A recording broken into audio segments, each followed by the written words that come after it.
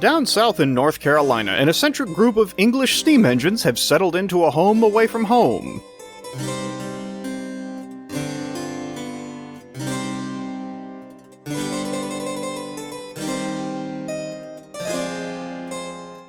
One of the smaller of these has already seen some limelight in her battle with the mountain. Now it's time to meet the rest of this motley crew.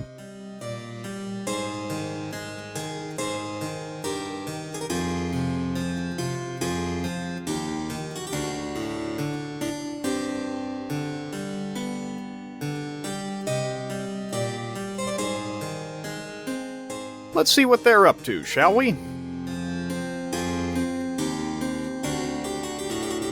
Here's the L1 tank engine heading for the roundhouse. Probably has hot axle boxes again.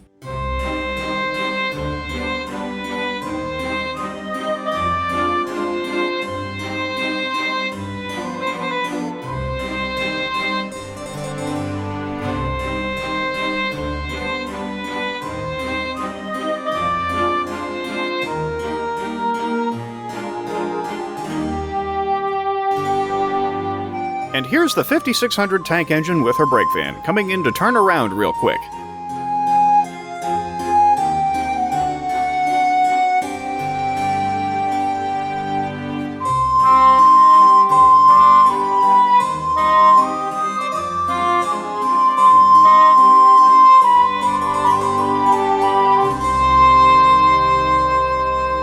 Yeah, just turning around real quick.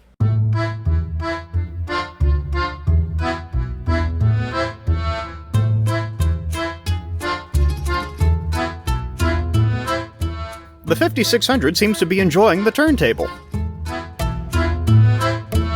Mallard seems to have gotten an argument with a Pennsylvania Railroad T1. I'm not quite sure what it's about, but it seems to be something about having duck for dinner. Here's the J50 tank engine. We're never quite sure what this screwball is up to, and there's a good chance he doesn't know what he's up to either.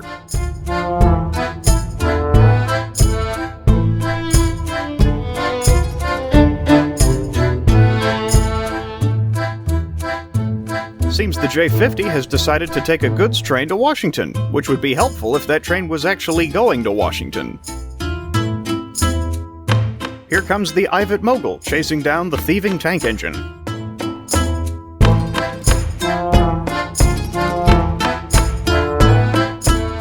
Flying Scotsman is here.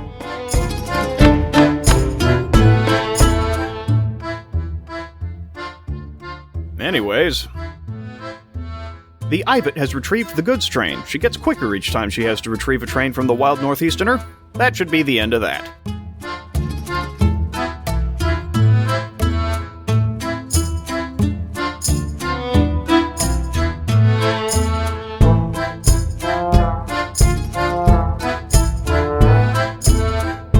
I may have spoken too soon.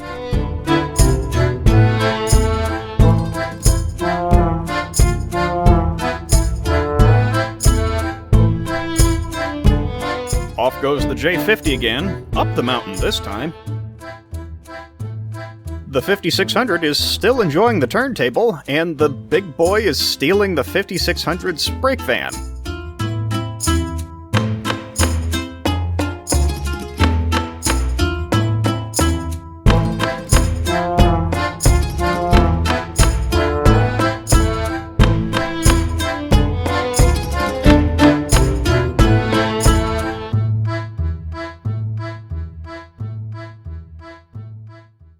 The J50 confidently marches towards nowhere in particular as he passes the Dash 9 of Shame. The J50 is now facing the steep grades of the Old Fort Loops.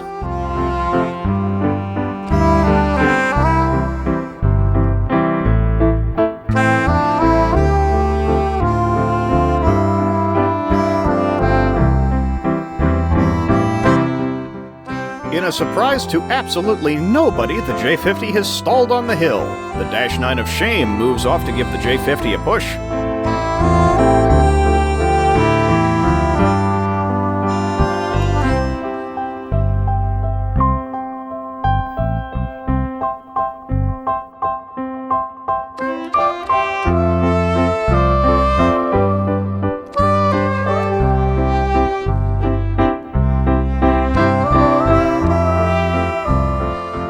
comes Lion, pulling a passenger train this time.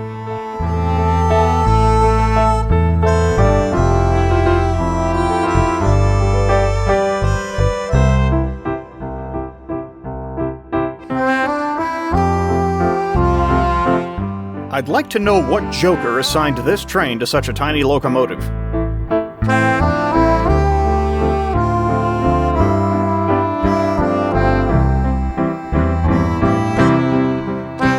The 5600 appears to be enjoying the turntable way too much, and the L1 is about ready to stage an intervention. The J50 appears to have dumped the goods train at Ridgecrest and disappeared, so the Ivatt is setting off to retrieve the train for the second time today.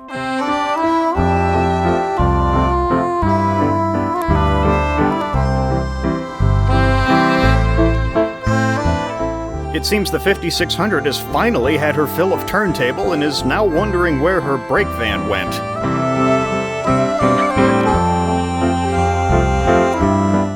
The 5600 sets off to find her brake van.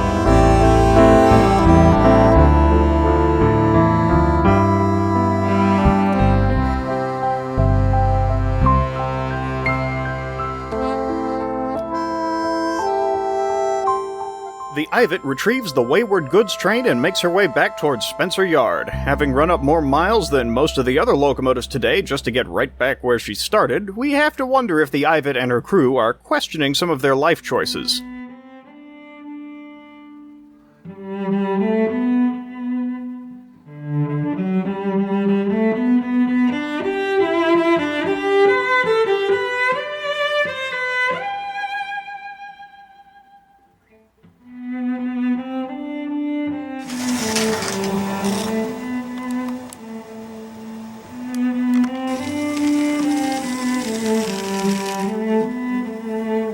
Oops.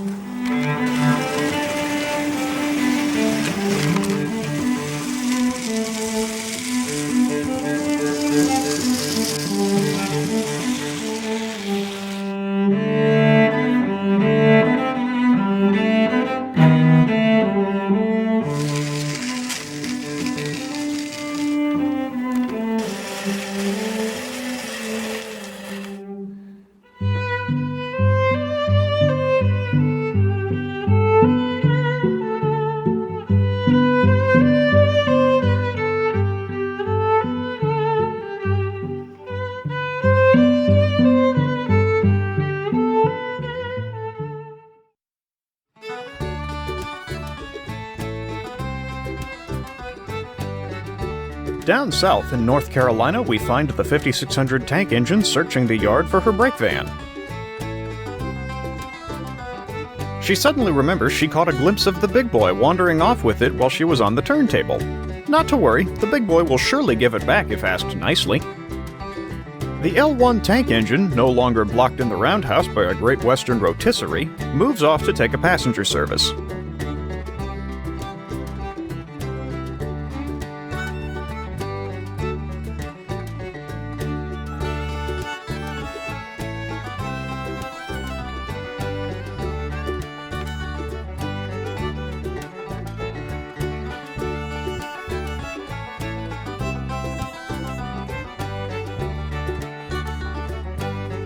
The J50 is arriving in the engine facility, this time with a pair of wagons he got from who knows where.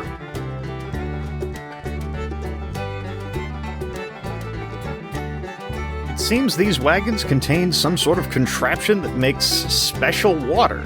Before we can get any clarification, the J50 leaves. The K4 rolls up next to Flying Scotsman and introduces himself as Scott's father.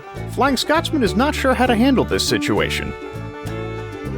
The yard goat enters the engine facility and finds the special water wagons. The yard goat quickly hides the two wagons in the roundhouse, as this is a dry county.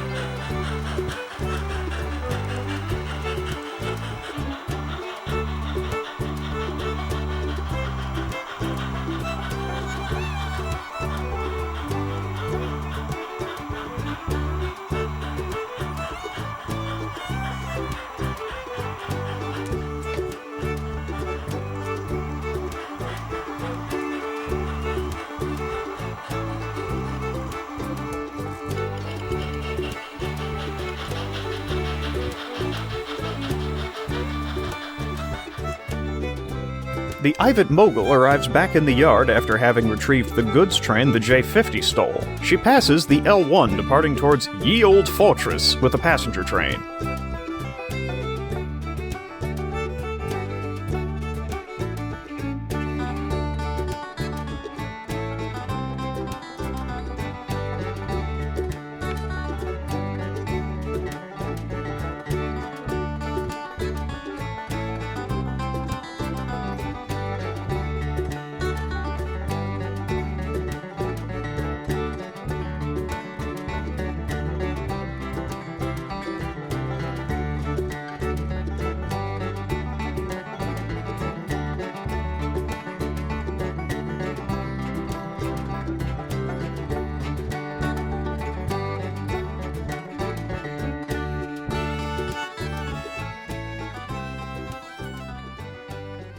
The Ivatt Mogul has dumped the goods train back in the yard and continues out the other end. I think she just wants to go somewhere else for a little while.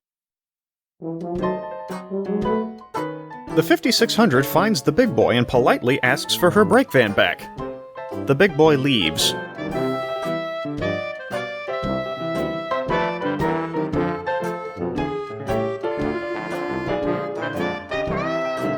Gadwall moves to the roundhouse for a little rest before taking her next train.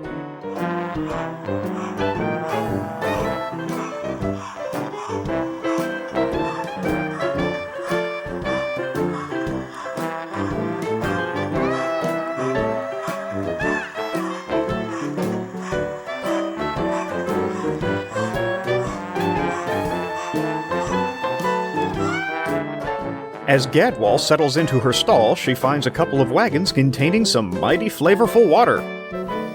Lion has volunteered to help the yard goat out with some switching, or shunting, depending on who around here you ask.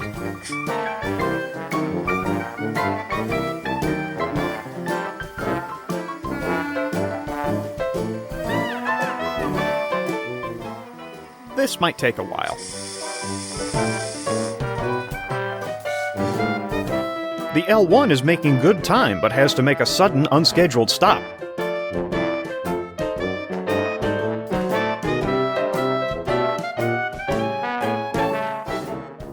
This truck driver seems to have no situational awareness whatsoever.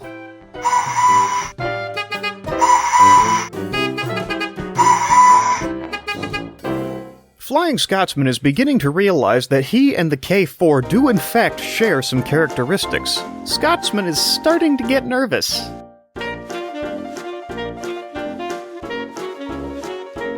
The 5600 has found the big boy again, and politely asks for her brake van back. The big boy leaves.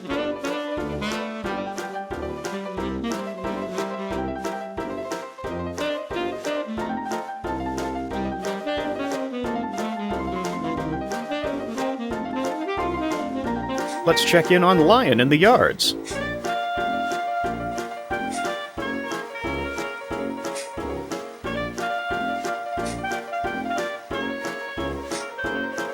Lion seems to have picked up the pace a little. Scotsman seems to have had enough of the conversation with the K4 and takes off.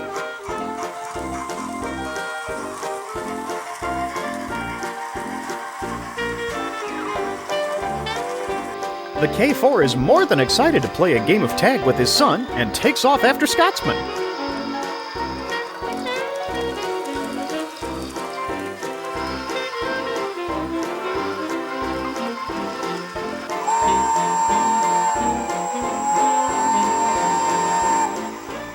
With an enthusiastic whistle, Gadwall leaves the roundhouse to couple up to her train.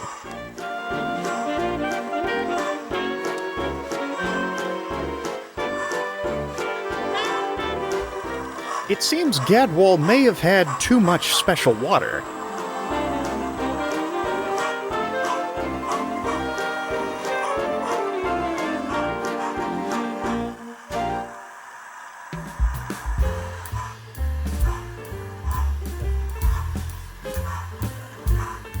Gadwall has backed right past her train and shows no signs of heading back to get it. She sure seems happy about it, though.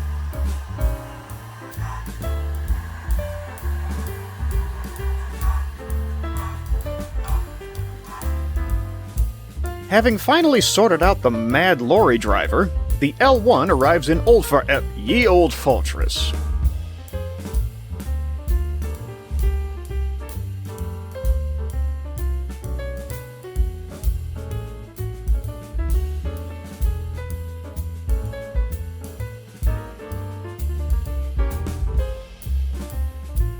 The L1 brings the train to a stop at the station, but there's a problem. The LNER teaks are designed for tall platforms, and the platforms here are at rail height. Ah, well, they'll figure something out. Anyone have a ladder by chance? Let's check back with Lion to see... Oh, wow.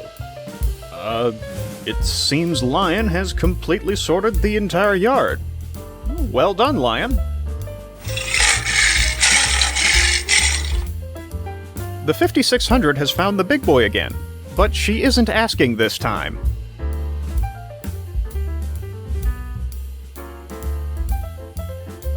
The Ivatt Mogul comes back into the yard only to find this standoff. She's not about to get involved and just takes cover in the roundhouse. The 5600 finally has her brake van back. But now the big boy has a gun.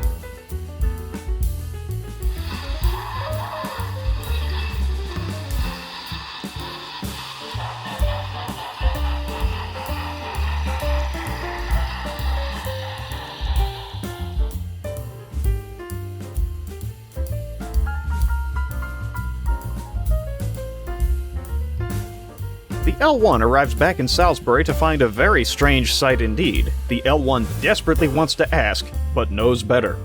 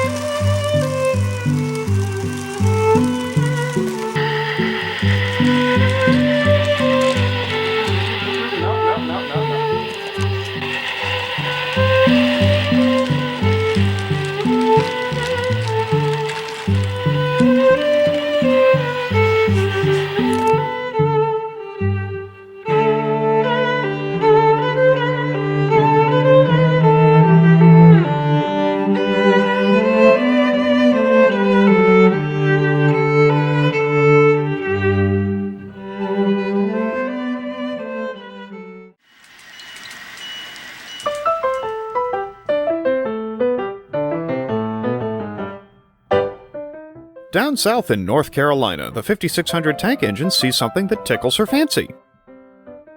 It looks like a bus, but is running on rails, and has a funny stick coming out the back. The 5600 has never seen anything like this before. The stick bus moves on down the road, and the 5600 follows. Well, better a curious Western machine doing this than spinning away on the turntable. Now if we could make this Western machine curious about something. This Castle class is named Ferry Battle, after a British bomber that didn't quite share in the successes of the Spitfire or Hurricane. A Southern Railway diesel passes by and asks Ferry Battle how many pixies he's beat up today. Not very friendly, but Ferry Battle knows that sticks and stones may where'd Battle go? The Ginty has been assigned to find Gadwall, who wandered off after filling up on special water. The 5600 continues to watch the stick bus at a distance as it comes to another stop. The Jinty backs past the 5600, asking why she's staring at a tram, or trolley as they call them around here. The trolley isn't sure what he did to earn all this attention, but whatever it is, he won't ever do it again.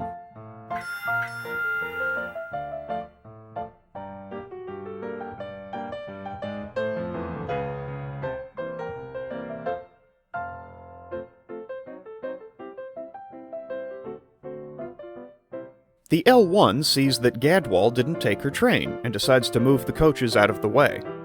Mallard has been assigned to take Gadwall's train in her place and leaves the sheds.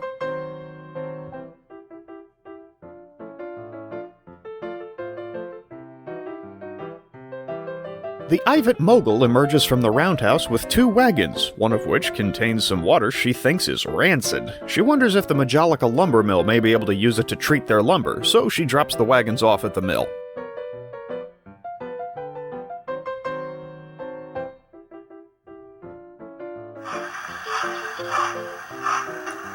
Mallard couples onto Gadwall's train, and so does the L1. Both engines try to pull away, but neither seems to be having much luck.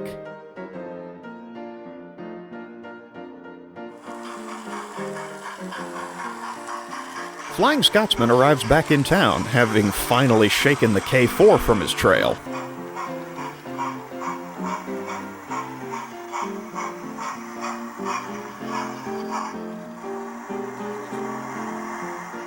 Ferry Battle is back with, I'm not sure what Battle is doing, and I think we're best not asking.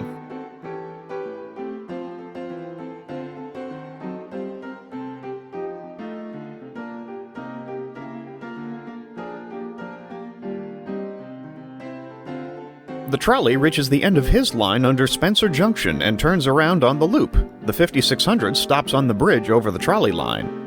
The 5600 has decided to name the trolley Spot. Spot is not amused. Spot carries on with his duties. The 5600 continues following Spot.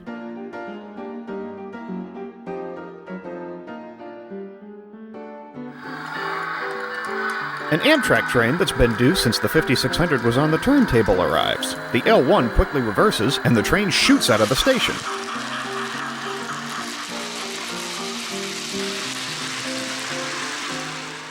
The L1 now realizes what's been happening, but isn't sure how to communicate it to the A4 pulling at the front of the train. You know, this is just like that story of The big boy arrives back in town, and so does the J50.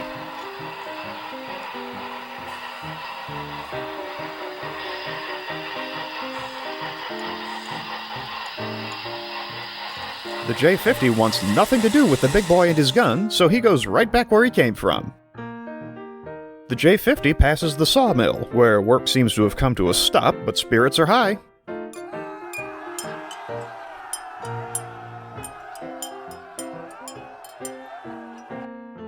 The Jinty has found Gadwall and is giving her a push back to the roundhouse.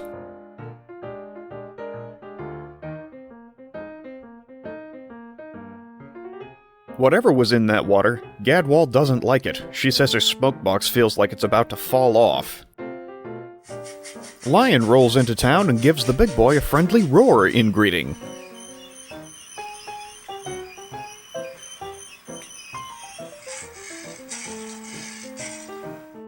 The big boy has a fear of both bugs and cats, so he runs away.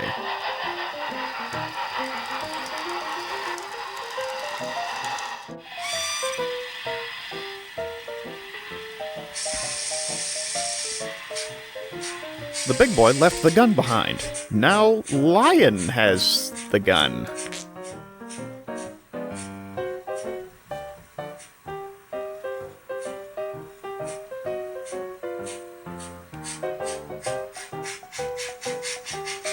Lion quickly grabs her new toy and takes it up the mountain.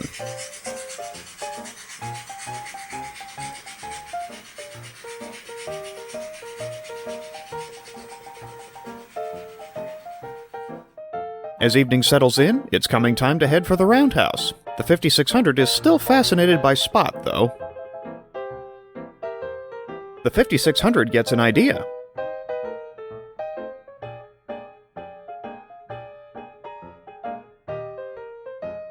The Ginty can't believe what she's seeing. She tells the 5600 that Spot needs electricity to breathe and to put him back. The Ginty gets Gadwall all neatly situated in the roundhouse for the night.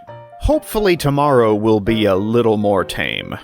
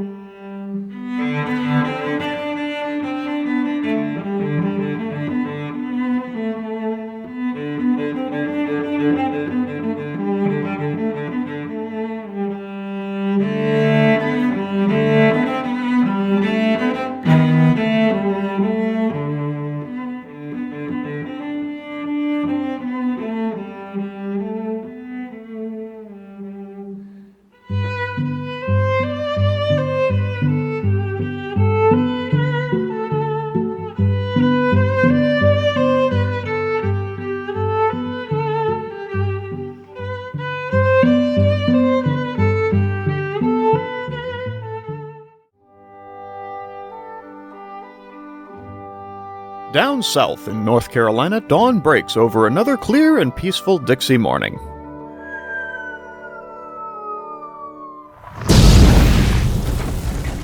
Well, mostly peaceful. Lion has gotten a little bit confused and is shelling what she thinks are Confederate positions. Unfortunately, those Confederate positions are just the roundhouse. The Ivatt Mogul leaves to straighten Lion out. Lion's aim is terrible, thankfully, but no one wants to deal with the paperwork for the noise complaints.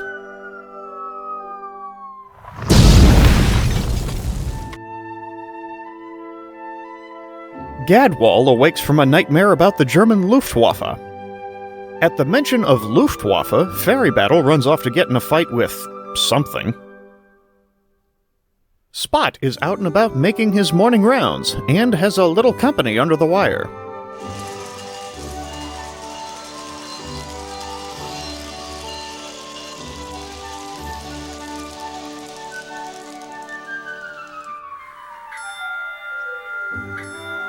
Spot isn't sure what to think about this.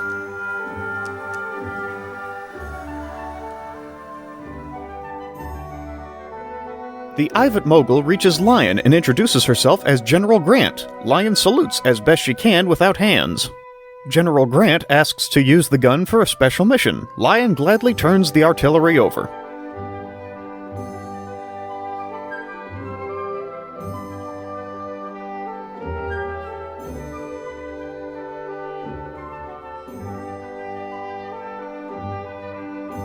Mr. Situational Awareness is back again, and in yet another unhelpful location.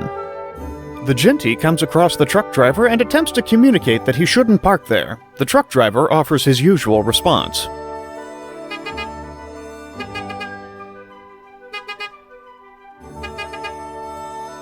The Ginty pushes the truck onto a siding where he shouldn't be a problem, much to the truck driver's chagrin.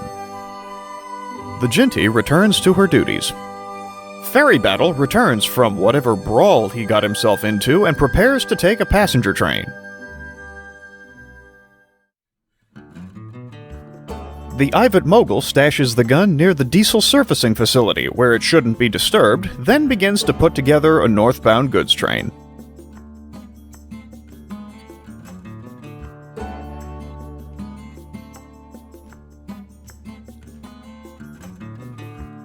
The J-50 comes back into town as the Ginty proceeds to Ye Old Fortress in preparation for banking duties.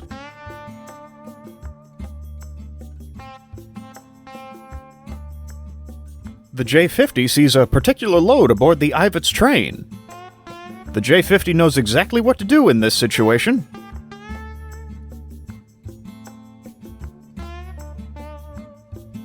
The J-50 has the gun.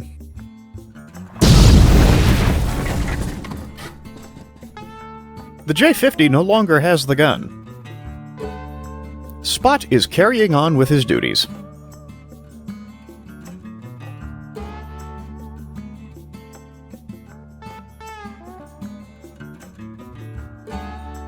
The truck driver has gotten out of the siding and is driving right down the trolley tracks.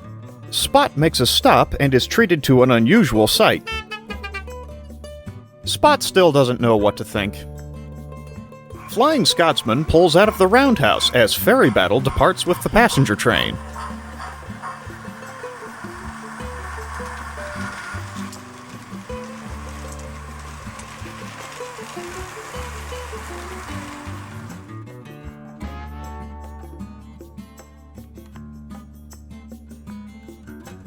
Scotsman isn't due for a train anytime soon, but seems to be going for the gun.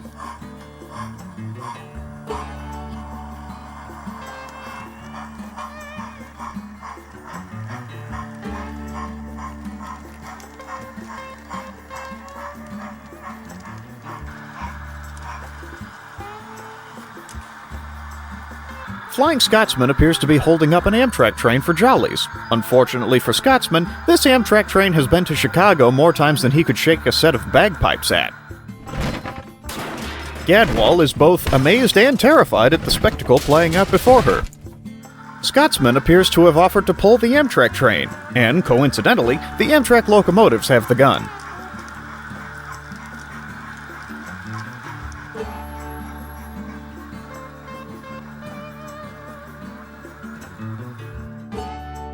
The 5600 is coming on duty. The Ivatt asks her to go get the strange water wagons from the sawmill. The 5600 agrees to do it, and decides to take a shortcut.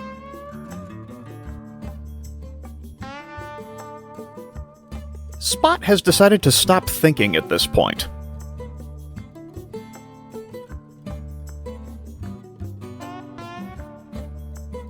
Ferry Battle arrives at Ye Old Fortress, but speeds right past his banker engine. He says he doesn't need it.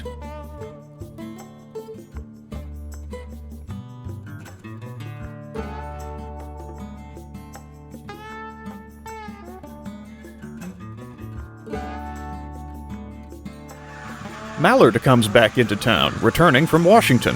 The T-1 arrives in town as well. The T-1 blows the doors off Sheriff Panko, who prepares to give chase. The T-1 asks how Mallard likes this for speed. Mallard is not in the mood to engage in this discussion right now. It is at this point that Sheriff Panko realizes he needs a locomotive if he's going to give chase. Ferry Battle has, unsurprisingly, stalled on the hill. The Ginty goes to give him a push, but takes her sweet time to get there.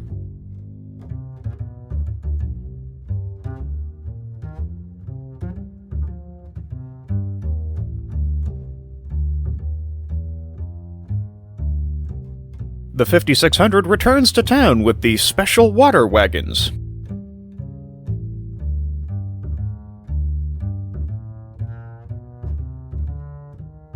The 5600 stashes the wagons next to the switch tower, where they will be no trouble at all. The Ivatt Mogul departs with the northbound goods train, quite happy to have some quiet time to herself out on the road.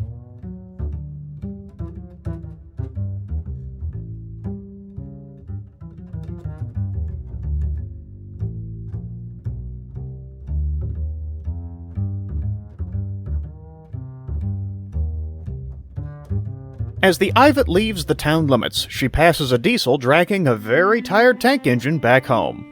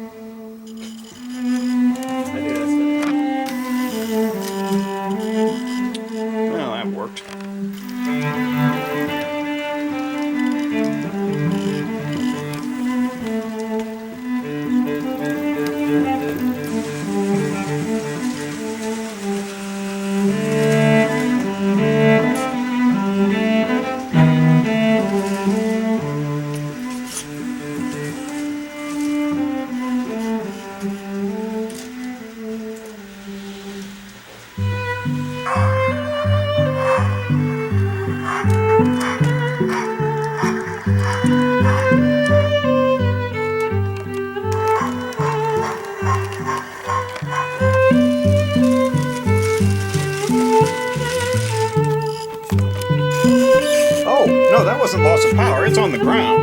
Oh.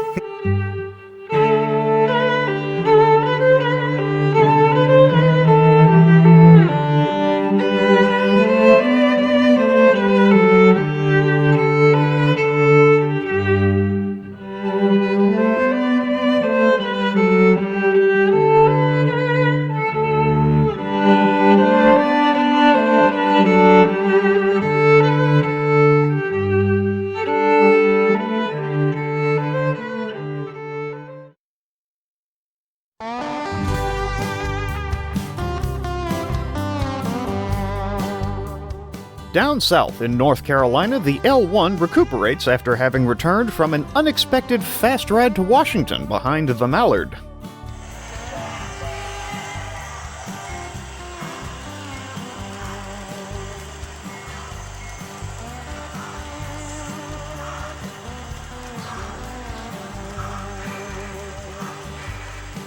Mallard returns to the roundhouse to find a tank engine that looks more green than usual. Mallard asks what's wrong, and the L1 proceeds to unload on Mallard for the crazy ride. The 5600 leaves town, partly because of a freight order, partly to avoid the fireworks. Sheriff Panko has a new ride, a B40-8 diesel locomotive, and is investigating reports of moonshine at the Majolica sawmill. The sheriff asks the 5600 if she knows anything about moonshine liquor in the area. The 5600 says she hasn't seen anyone attempting to lick the moonlight, but will be certain to report it if she does. The J50 returns from his unexpected flight to Atlanta, but is routed onto the wrong track in the station complex. The Amtrak train is running on time today. I wonder why. The J50 appears to be blocking the Amtrak train's path.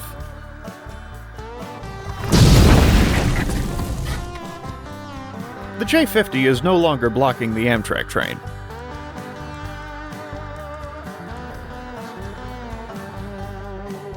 It's not like the switch tower operator to make mistakes like that. I wonder what's wrong with him.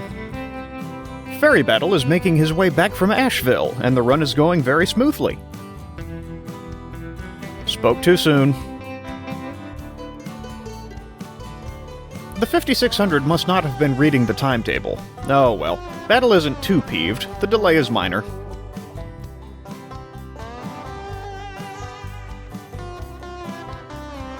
The 5600 proceeds down the Clinchfield Railroad to find her freight assignment. The Ginty is doing some shunting. Or, no, it's switching when the American freight cars are involved. Sheriff Panko arrives in Ye Olde Fortress behind his new assistant.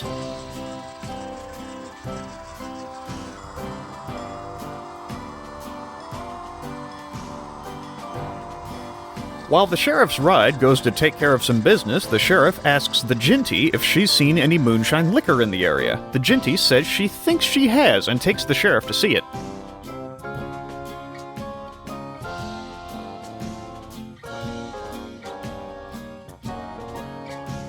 This is, in fact, not what the sheriff is after, but the sheriff isn't sure how to explain what this stuff is in terms a locomotive would understand.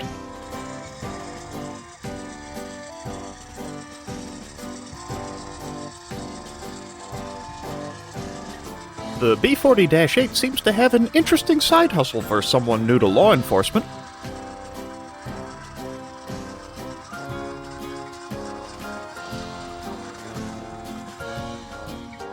The J50 returns from his second unscheduled flight to Atlanta, this time with a splitting headache.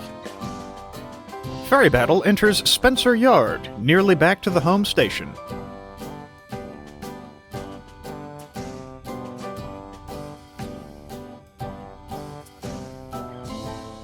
Ferry Battle is routed into the yard, which is not the station.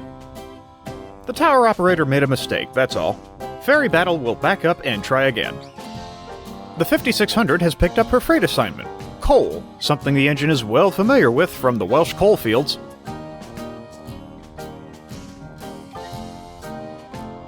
Ferry Battle takes another crack at the Spencer interlocking. So far, so good. Ferry Battle has been routed onto the trolley interchange, which is also not the station. Chadson, a trolley whose personality is even more over the top than his paint scheme, rolls up next to Ferry Battle and stares at him. Battle, in turn, stares at Chadson. Chadson asks if Ferry Battle is from around here. Battle replies that he was built on the 4th of July, has ranch dressing covered mac and cheese hamburgers for breakfast, and goes to sleep by counting how many fireworks he can fit in his firebox. Spot rolls by and tells Chadson to stop staring at the British engine. Chadson's only reply is to start playing Yankee Doodle on a phonograph as loudly as possible.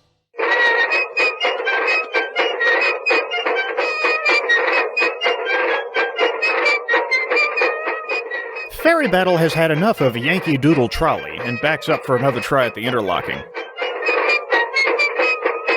Spot comes up behind Chadson. He tells him the red coat has gone away and to get moving.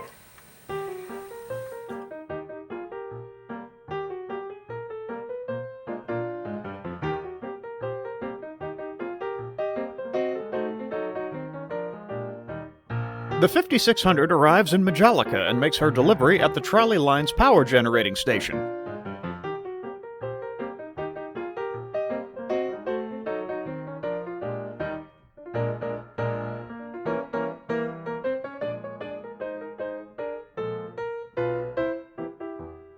The freight motor thanks the 5600 for breakfast.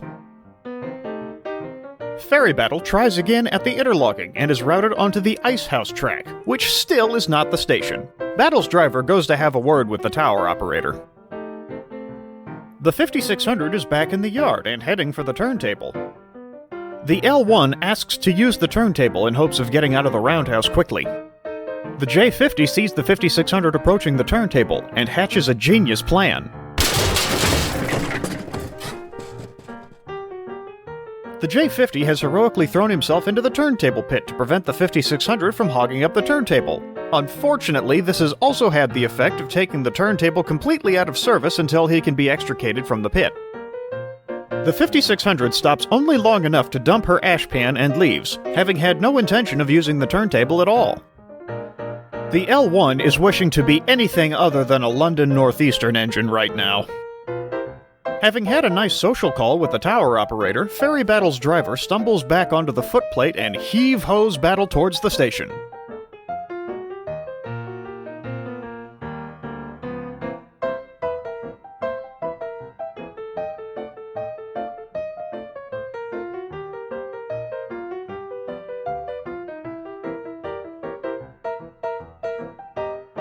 The driver's stop positions on the platform are very precise today. The yard goat retrieves the crane to pull the J50 out of the turntable pit.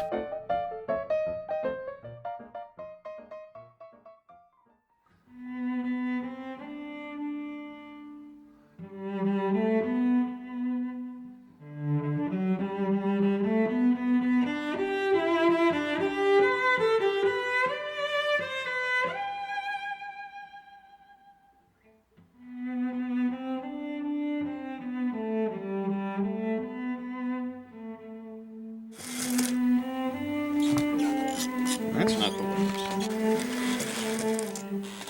Okay, now we really derailed. Come on. Okay, go on. You do have some power there, right? Yep. Perfect.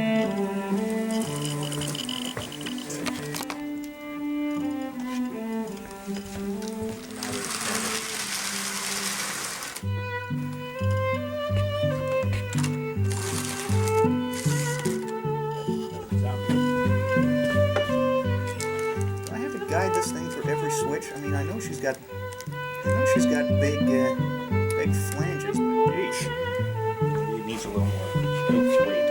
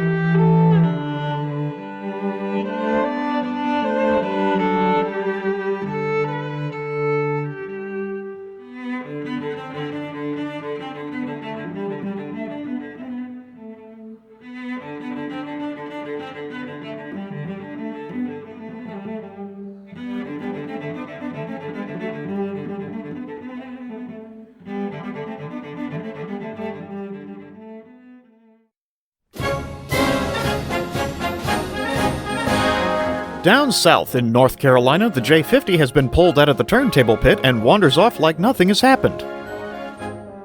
The Ivatt Mogul returns from her northbound run with a handful of wagons. The Ivatt either doesn't see the chaos unfolding or is just completely unfazed by it at this point. With the chaos tamped down for the moment, the yard goat takes the crane back to its siding.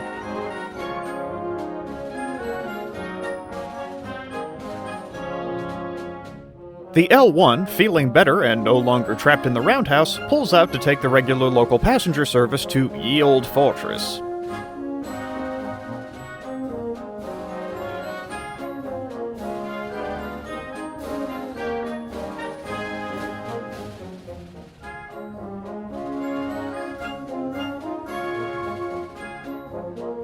As the L1 rolls out of the service area, ferry battle rockets in.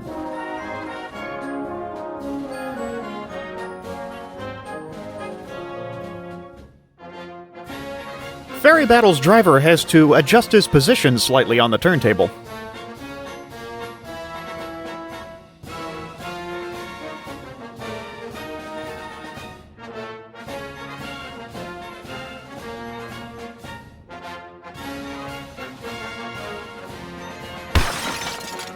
Battle is fully stopped in the roundhouse for a nice rest. The Ivatt Mogul is heading for the roundhouse.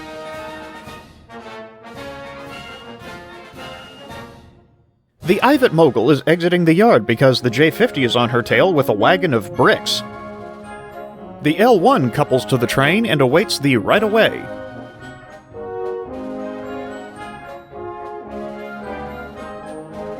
Chadson comes to a stop near the station and begins to tell the L1 what a wonderful thing freedom of speech is.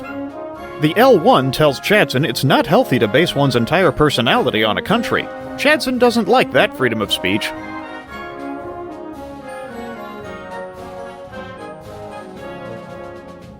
The J-50 has found some lumber to go with his bricks.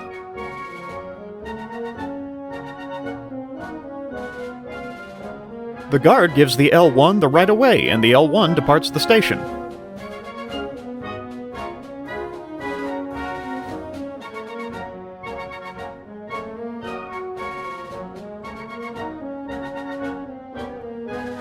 Chadson keeps an eye on the L1 from the interchange.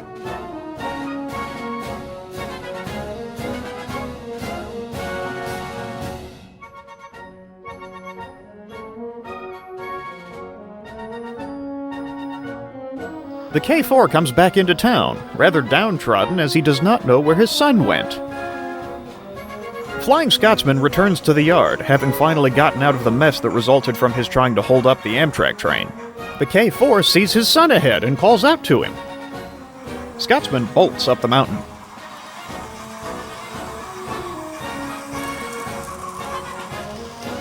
The K4 is happy to play another round of tag, but wishes his son would pick another game. Either way, the K4 won't let his son get away this time. The BR Standard 4MT 10-wheeler arrives in town with a passenger train that was supposed to be Scotsman's before he went gallivanting off with the Amtrak train. The 4MT was happy to fill in, however. You can always count on a BR Standard, unless its name is Britannia. The Standard 4 hands the passenger train over to Gadwall and makes his way towards the roundhouse. The Standard 4 spots the special water wagons by the switch tower and recognizes that they probably shouldn't be there. He grabs them and takes them back to the roundhouse for safekeeping.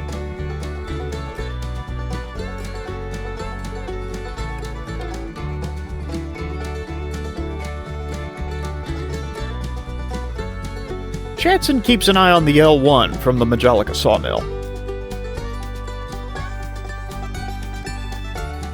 At Statesville, Sheriff Panko and his trusty Dash 8 wait in the siding for a red signal.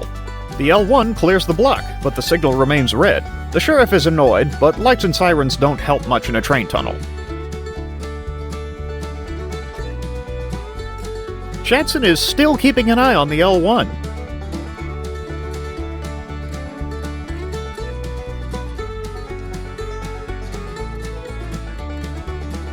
Scotsman and the K4 come flying through town.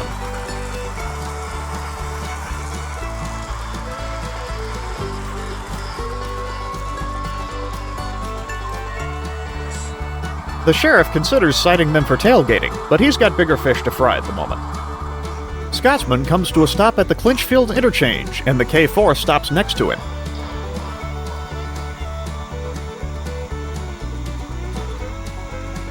Scotsman asks the K4 why he keeps claiming to be Scott's father. The K4 says that Sir Nigel Gresley, the man who designed Scotsman, visited the Pennsylvania Railroad before Scotsman was built and saw the K4 Pacific locomotives, which inspired him to build Scotsman's class, the A1 Pacific locomotives. Scotsman really doesn't know how to handle this situation. Sheriff Panko and the Dash 8 arrive in the yard and head to the switch tower, where there's a fresh report of moonshine. Nothing is immediately visible, so the sheriff decides to investigate. The Dash 8 moves off to do some investigating of his own. The J50 has built his own engine shed. Unfortunately, he picked a less than convenient location.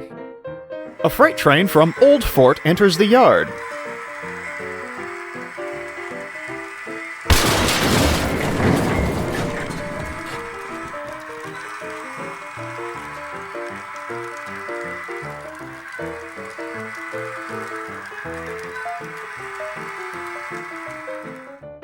The Ginty comes around the corner and wonders why there's a pile of rubble on the yard leads. Back to square one for the J50.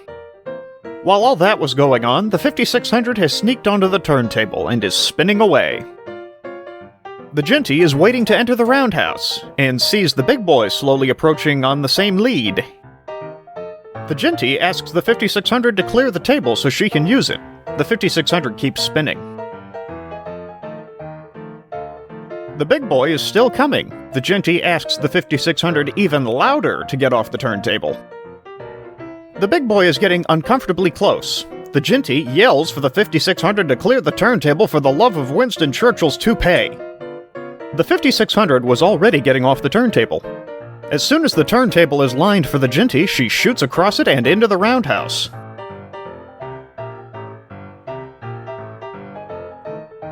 The big boy stops at the sand tower, tops off his sand domes, and leaves.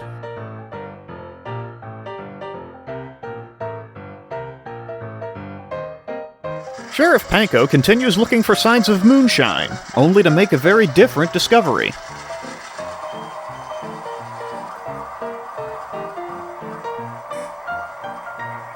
Sheriff Panko is not impressed with the Dash 8. He places the Dash 8 under arrest for driving under the influence and open container. The sheriff orders the Dash 8 to couple onto him and proceed to jail.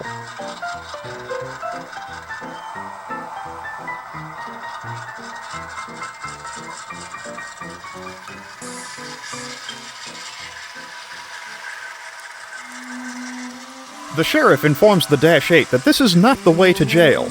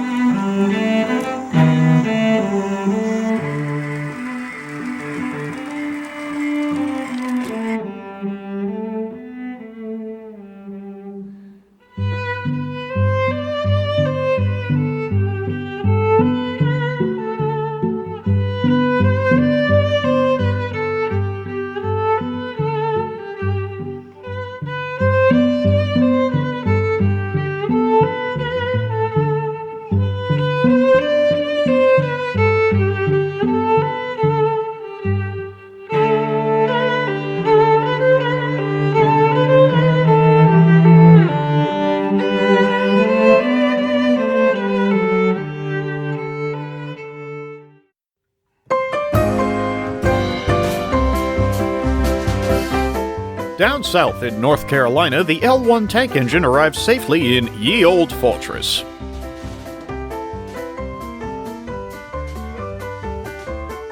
Despite there being no trolley tracks around, the L1 can't shake the feeling that somebody is watching.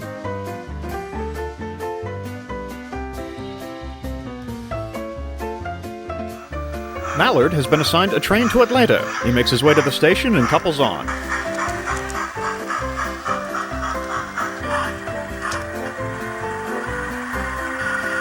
Mallard's best friend, the Pennsylvania Railroad T1, arrives with a northbound train. The T1 asks how the second fastest steam locomotive in the world is doing today.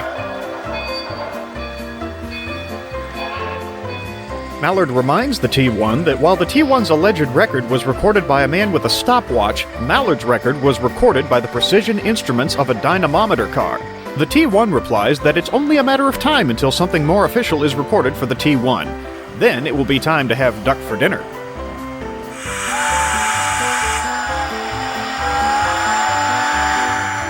Mallard is given the clearance to head south. He tries for a fast start, but that middle rod starts acting up again. It never was quite right after that record run.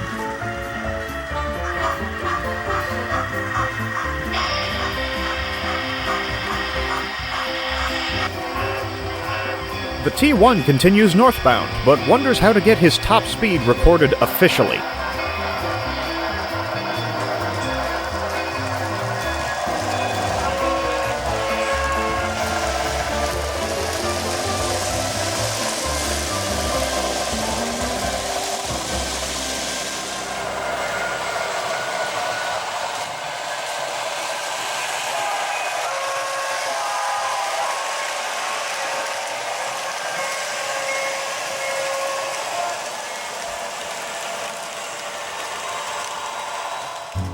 The standard 410-wheeler has been assigned a train for Washington. He leaves the roundhouse but forgets he still has something coupled onto his tender.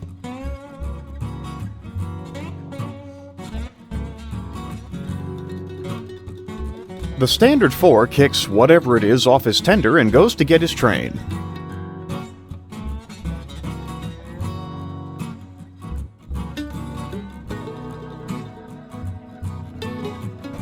Sheriff Panko arrives back in town and sees what he has long suspected was in the area, a Mogul moonshine still.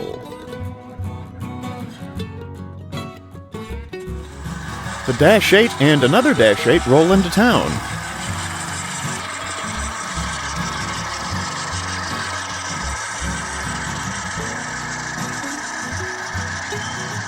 They see the sheriff is here, so they ditch the gun and make a break for it.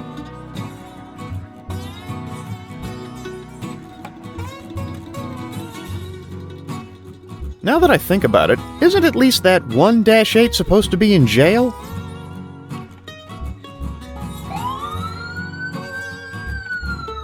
I guess so.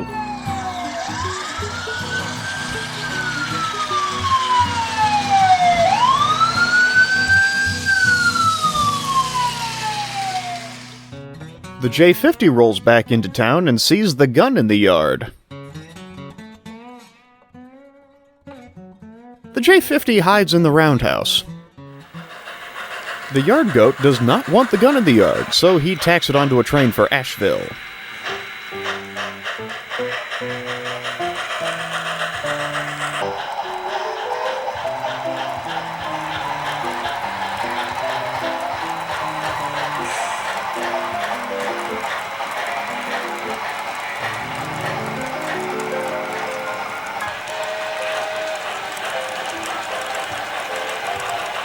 The yard goat finds the special water wagons on the turntable lead. He asks the 5600 to hide them before the sheriff comes back.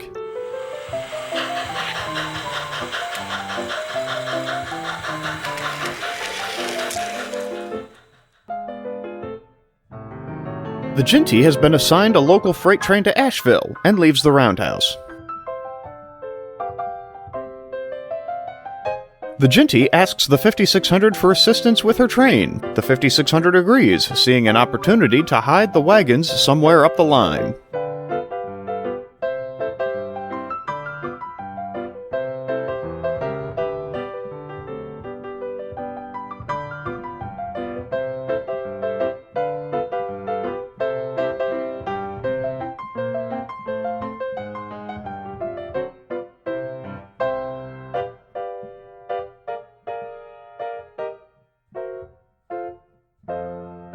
The L1 begins the return journey to Salisbury.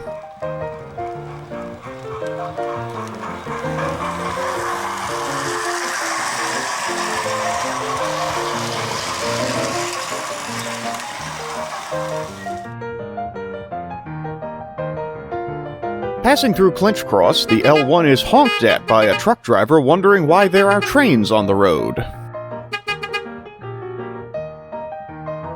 The most unusual freight train arrives in Statesville for a scheduled meet with the L1. The 5600 takes the opportunity to hide the special water wagons near a coal mine.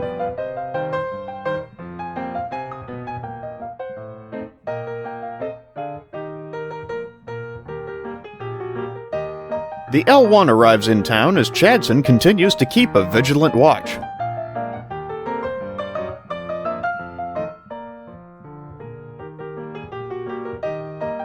The freight train departs town, and Chadson sees the gun.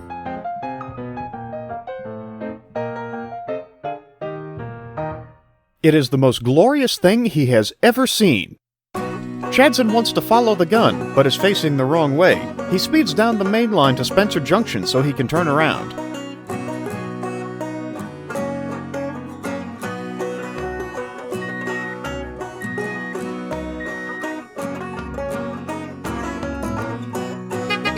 Chadson passes the truck driver and gets honked at because, well, no one's really sure, as trolleys use the roads too. Gadwall returns from Washington, and Sheriff Panko rolls back into town as well. The sheriff has caught the two escaped Dash 8s, but wants to follow up on the shine still. He instructs the NWSD 40 to leave him by the roundhouse and take the two scallywags back to jail.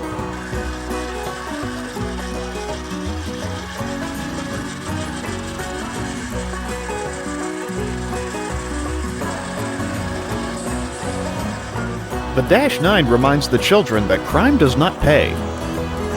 Gadwall returns to the roundhouse for a nice rest.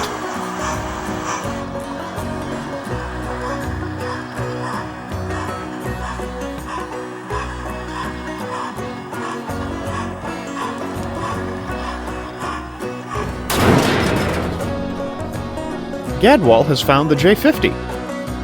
Chadson catches up with his newly beloved at Ye Old Fortress. The Ginty is surprised to see Chadson and asks how he is running without electricity from the overhead wires. Chadson asks, "What do you mean?" The Ginty isn't sure what to do about this. The 5600 goes to throw the blue-finned Chadson back into his electric pond. The Ginty asks how she will pull the whole train up the hill by herself. The 5600 replies that the Dash 8 of Shame will be happy to help. The Dash 8 of Shame asks how he can be of assistance. The Ginty remembers that the C-39 Dash 8s built for Norfolk Southern were built with the cab at the back. She asks the Dash 8 to back up. It turns out this Dash 8 was built for Conrail with the cab in the front. The Ginty clarifies that she would like a push up the mountain. The Dash 8 of Shame moves into position and gives a helping shove.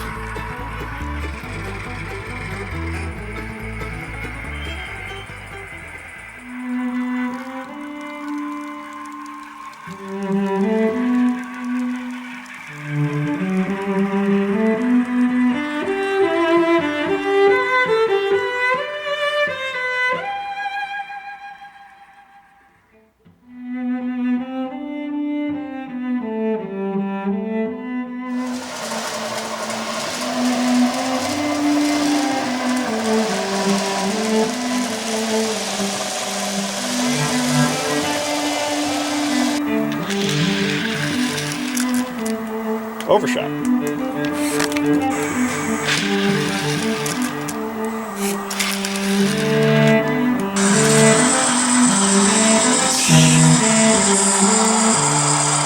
The railgun drifting. Womp womp womp womp.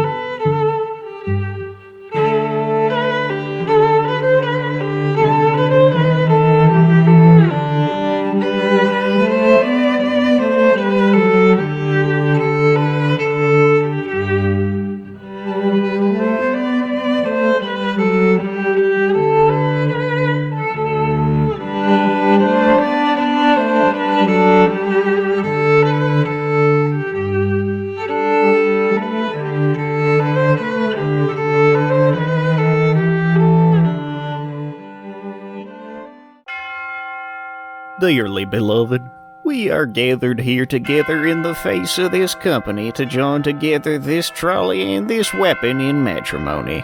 Love is what brings together public transit and common defense today. Do you, gun, take Chadson as your lawfully wedded trolley? And do you, Chadson, take this gun as your lawfully wedded artillery?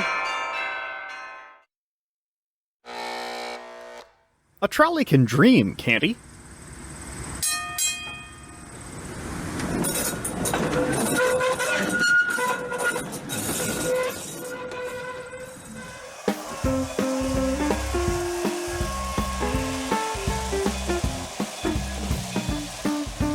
Down south in North Carolina, the T1 blitzes down the main line at a very high rate of knots.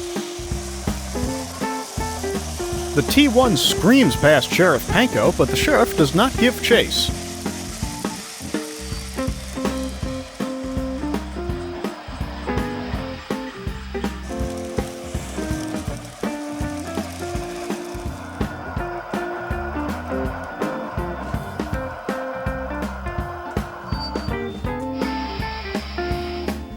The T1 asks the sheriff if he noticed how fast he was going. The sheriff says he saw it all right, but his deputy is away for the moment, and without a locomotive, he cannot give chase. The T1 offers to back up and come by again when the deputy is available. St. Lawrence School is undercover in the diesel facility, and no one suspects a thing. The freight motor has thrown a coal hopper from the interchange. Apparently, the coal mine delivered a load of rocks to his power plant, and he wants his real lunch delivered immediately. Having successfully put the two Dash 8s back in the lockup, the NWSD-40 returns to the sheriff.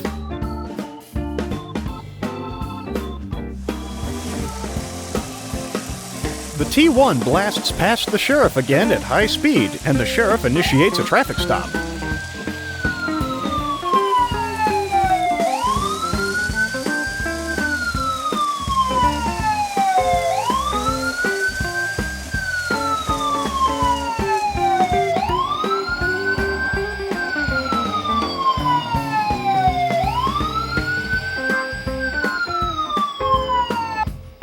The sheriff tells the T1 that he was clocked doing 116 miles per hour. The T1 tries to talk the recorded speed up a little, but the sheriff isn't interested in massaging the T1's ego or bragging rights.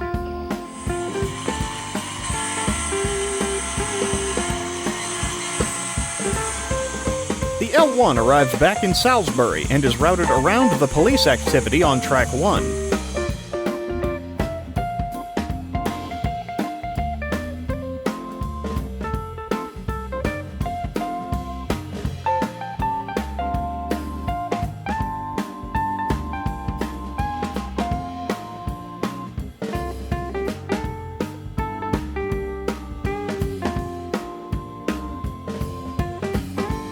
Chadson eyes the L1 from a distance again.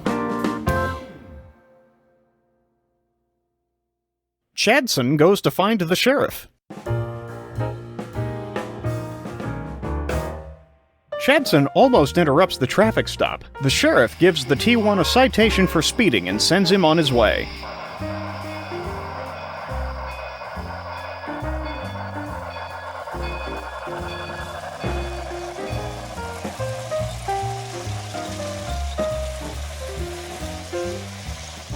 Chadson tells the sheriff that he wants to report a communist. The Dash 8 of Shame arrives at Spencer Junction with the gun in tow.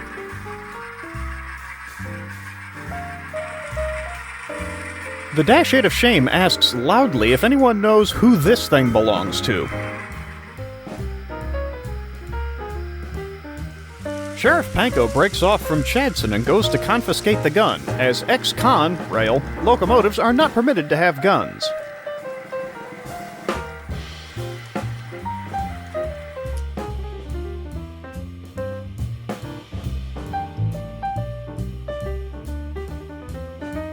The Ginty arrives in Asheville with the freight train and meets a former LMS Black 5 locomotive. The Ginty asks the Black 5 what she's doing in Asheville, to which the Black 5 replies, "Black 5s can go anywhere." Gadwall is getting ready to take a night train and exits the roundhouse to get on the ready track.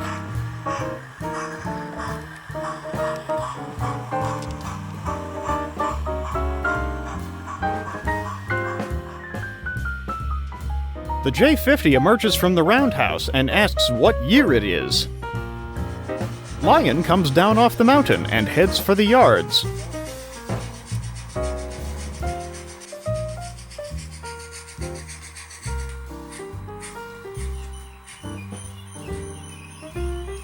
Lion asks if there are any freight trains that need to be taken. The GP40 replies that Lion is a little out of date to be pulling modern freight trains. Lion backs away without a word.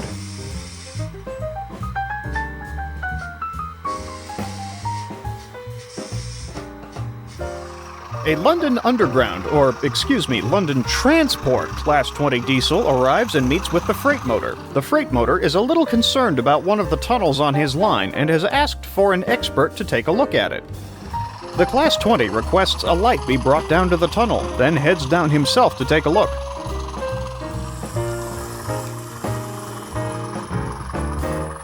The J-50 sees the diesel entering the tunnel and says one word: moles.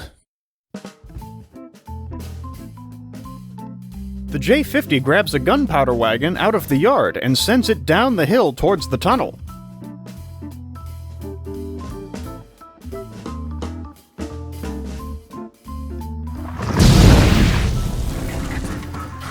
Mallard returns from Atlanta and wonders what that burning smell is.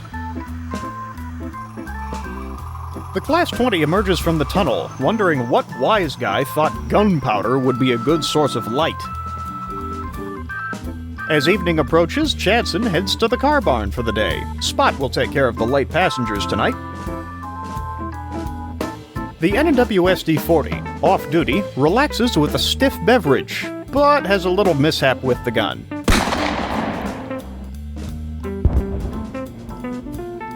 The sheriff cannot have off-duty deputies getting drunk and plunking craters into hillsides with firearms. The SD-40 is arrested for public intoxication, open container, and mishandling of a firearm.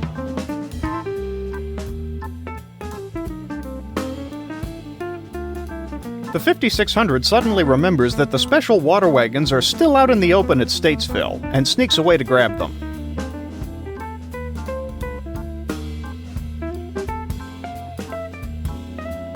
The 5600 arrives at the siding where she left the wagons, but they aren't there anymore.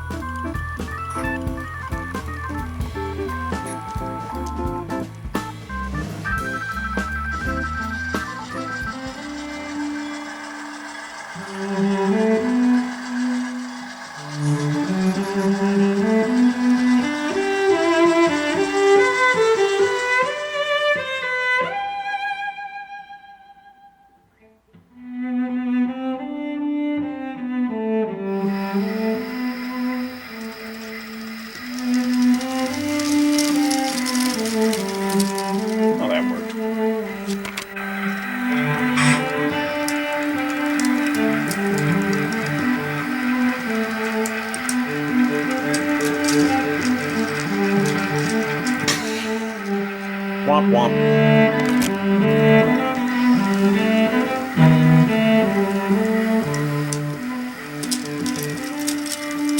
Or you can do the blooper.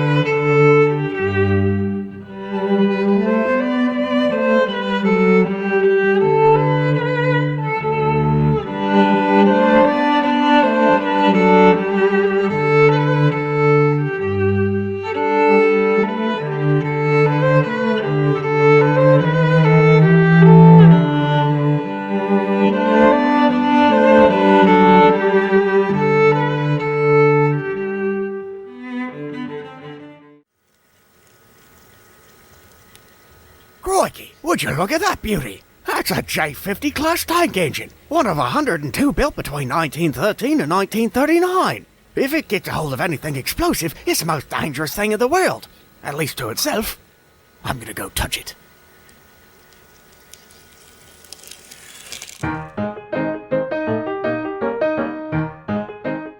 Down south in North Carolina, Chadson fills in for Spot taking the morning commuters. Spot took a very inebriated bunch of pool hall patrons home last night and is still getting cleaned out. Chadson takes the opportunity to liven up the commute with his phonograph.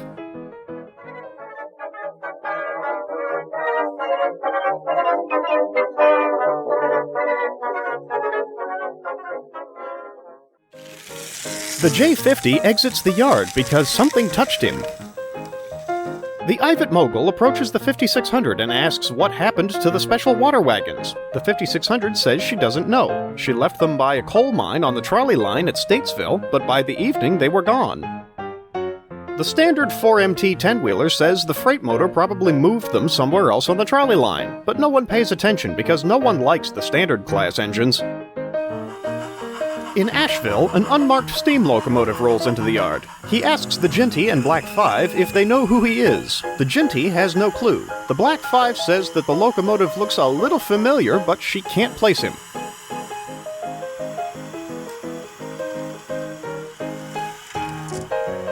The Ginty and the Black 5 couple onto a freight train bound for Spencer Yard and head eastbound.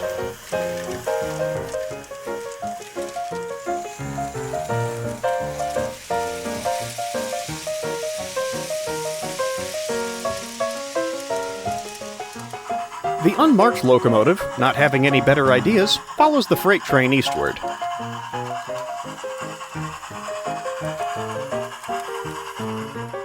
Ferry Battle has been brought out of the roundhouse and is being readied to take a train. Steve Irvan enters the engine facility and wants to poke the Castle class.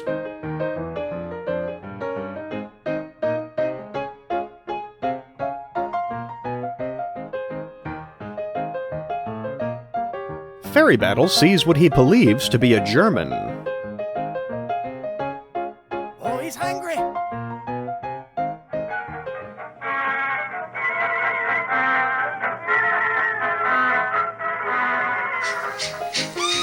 Lion arrives in town pulling some auto rack cars. Lion passes the GP40 and asks if this is up to date enough. The GP40 does not know what to make of this.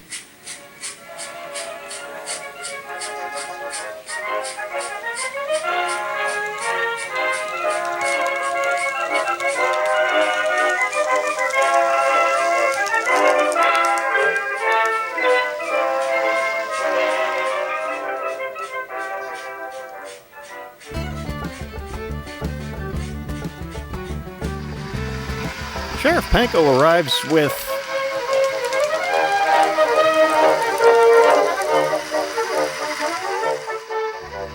Sheriff Panko arrives with yet another new assistant, a Pennsylvania Railroad F7 B unit.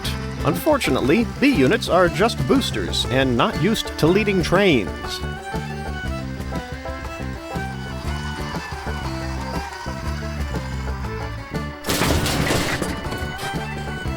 The B unit got confused and went down the wrong track, resulting in a minor collision with a cliff. The B unit has the hang of this now, though, and heads up the mountain as planned.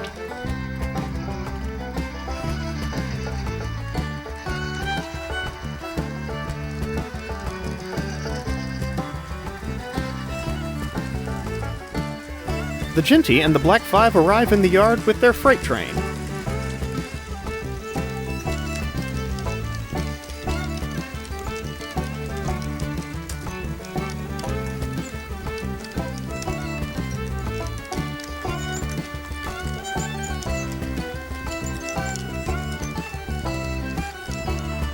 The unmarked steam engine also arrives.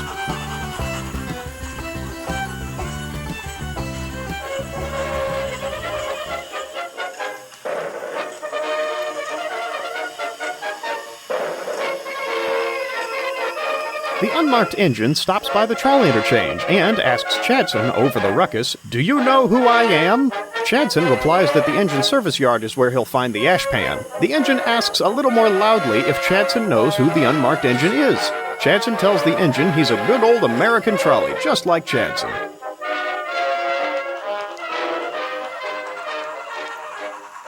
The steam engine follows his new friend down the trolley tracks.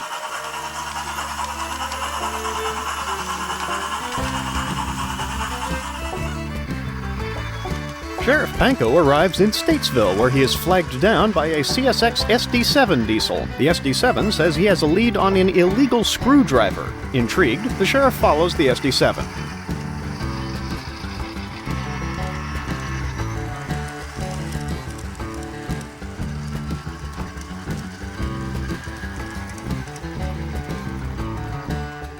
The Black Five settles down in the diesel yard for a nice rest, much to the chagrin of St. Lawrence, who is afraid the Black Five will blow his cover and tries to shoo her away. The unmarked locomotive is happily rolling down the trolley tracks, but has a little difficulty when he reaches the sharp turnaround loop by Salisbury Station. The locomotive is starting to wonder if the red, white, and blue trolley really knew what he was talking about. In Majolica, the B unit takes another wrong turn. Sheriff Panko asks if the B unit even has a license to lead a train. The B unit admits he doesn't. Sheriff Panko is about to make another arrest. A lawyer FP7 diesel from the law firm of Southern & Southern arrives and asks the sheriff if he checked out the B unit's credentials before bringing him on as a deputy. The sheriff admits he did not. The FP7 says in this case the fault is not the B units, but the sheriff's. The sheriff agrees to let the B unit go and finds another ride.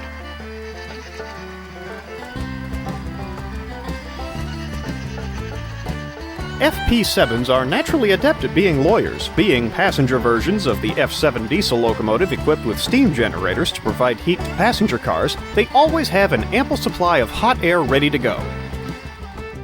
The SD7 brings the sheriff to the illegal screwdriver, which turns out to be nothing more than someone coupling an orange juice car to a pair of wine cars. The SD7 says a proper legal screwdriver is orange juice and vodka.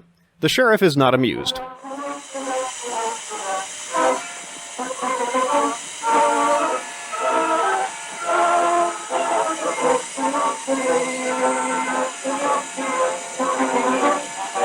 Spot, finally cleaned out and ready for service, comes online and tells Chadson to shut his phonograph off.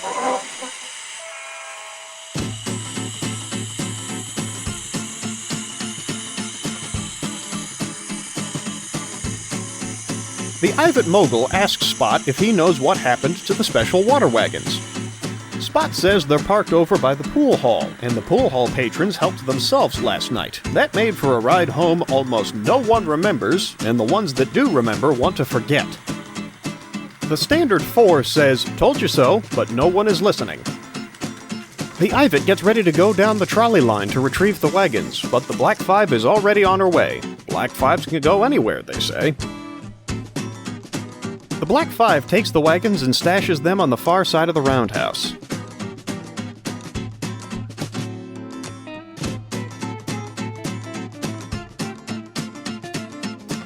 Lion passes through town again, this time with a load of containers. The Southern Pacific Jivo is genuinely concerned he's about to see an old locomotive disintegrate in front of him.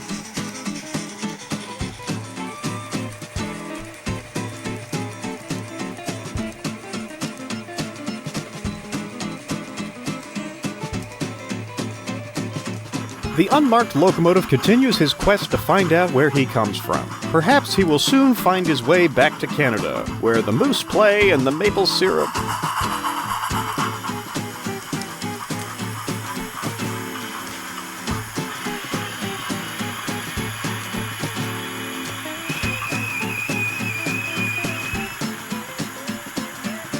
I said nothing.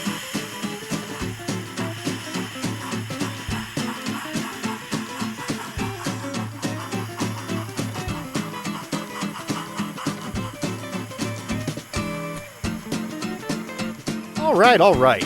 You're a Canadian, Harry. A Canadian Pacific D10 class locomotive, to be specific. The D10 is thrilled to be Canadian, but terrified to realize he's holding a gun. The D10 knows what his first act as a Canadian must be, to find that which all Canadians hold sacred.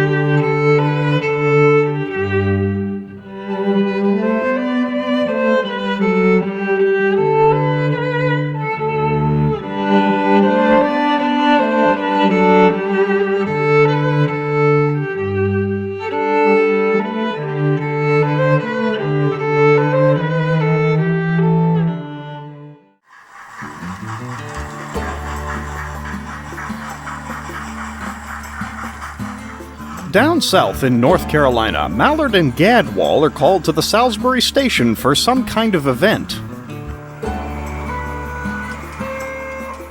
A strange turbine-powered tilting train emerges from the tunnel to Atlanta and parks between the two steamers. A man in a suit stands up and starts talking about strange places to put hot dogs. He is escorted out by security, and a smartly dressed lady begins to speak about progress in rail transportation and food synthesizers. It seems this tilting train is being trialed on the run from Washington to Atlanta, which has been Mallard and Gadwall's primary run up until now. The two A4s aren't thrilled. A freight train arrives in Spencer Yard behind a Great Western Dean Goods locomotive that seems to be ready for any weather. One has to wonder what sort of forward visibility the locomotive has.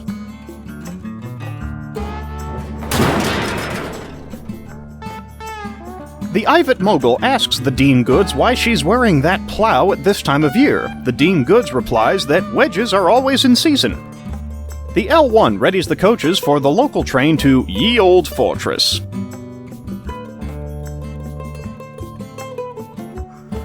Mallard grabs the coaches and tells the L1 that he will take the train.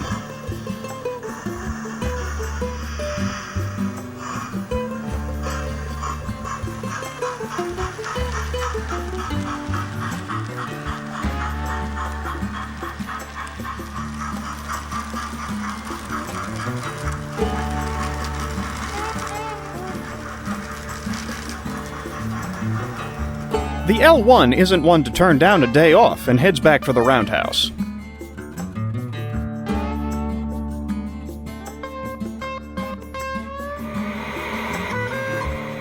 The tilting train departs for its inaugural run to Washington.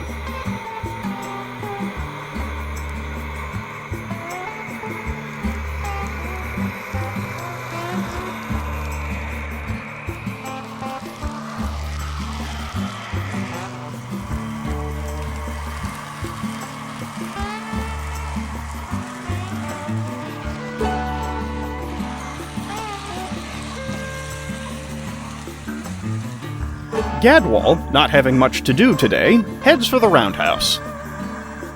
Gadwall spots the special water wagons and decides to give their flavorful contents another try. The 5600 goes to attend to some goods duties.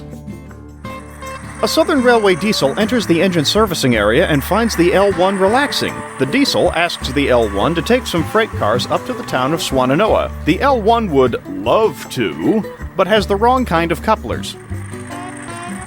The diesel backs off for a moment before returning with a special wagon equipped with both types of coupling. So much for a day off.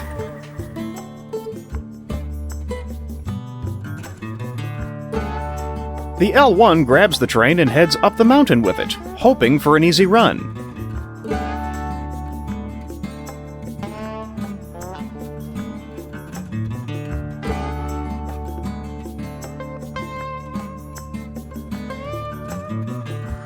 Mallard arrives in Ye Olde Fortress, and the station staff go to get the ladders out. No problems so far with the train.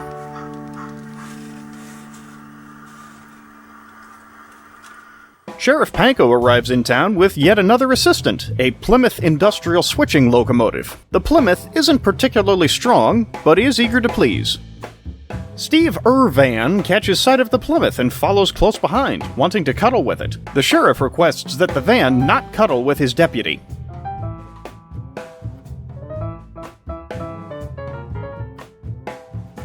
The Plymouth turns around on the Y, trying to get away, but Steve Irvan follows right along. The sheriff finds himself in the middle of the slowest chase he's ever seen.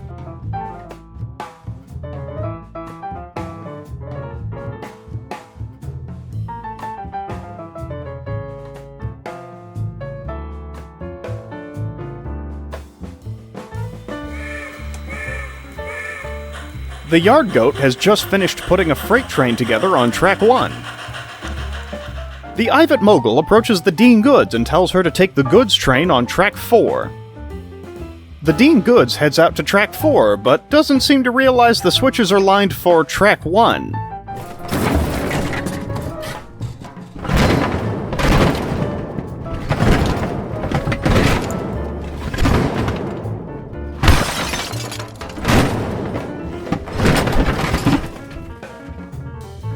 The Dean Goods has plowed right through the entire train on track 1. The yard goat goes to get the crane.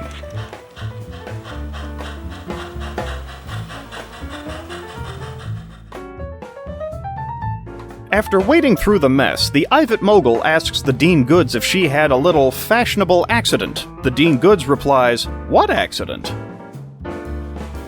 Any hope the Ivatt Mogul had for getting some normal help around here has been thoroughly dashed.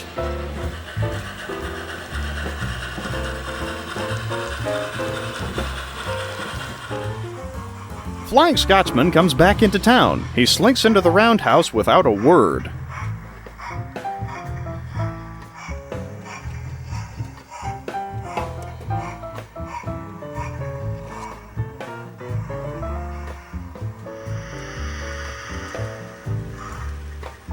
Mallard departs Ye Olde Fortress for Salisbury as the L1 arrives.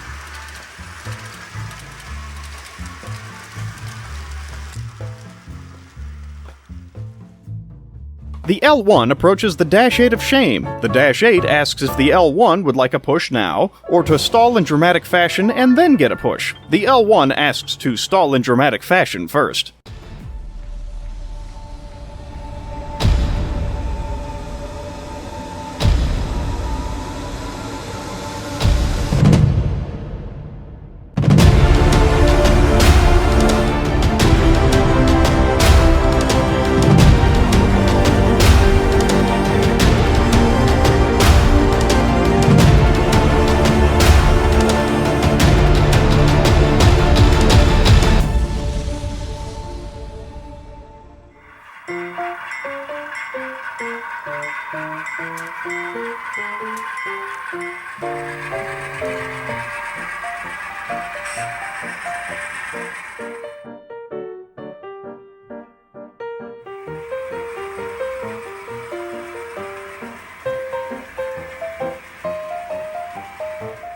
With a clear track ahead, the Dean Goods departs southbound.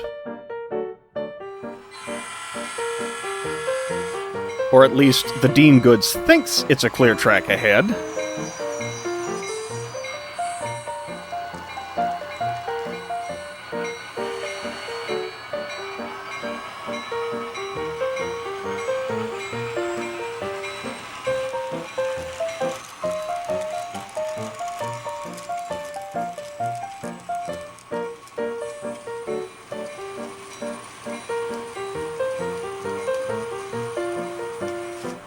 Mallard comes rolling back into Salisbury, having had no trouble with the passenger run. The standard 410-wheeler returns to the roundhouse after completing a short run of his own.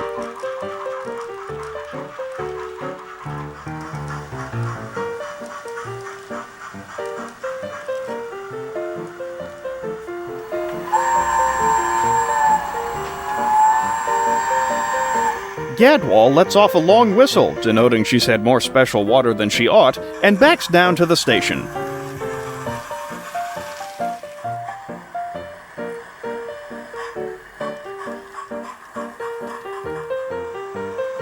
Gadwall has coupled onto the back of Mallard's train.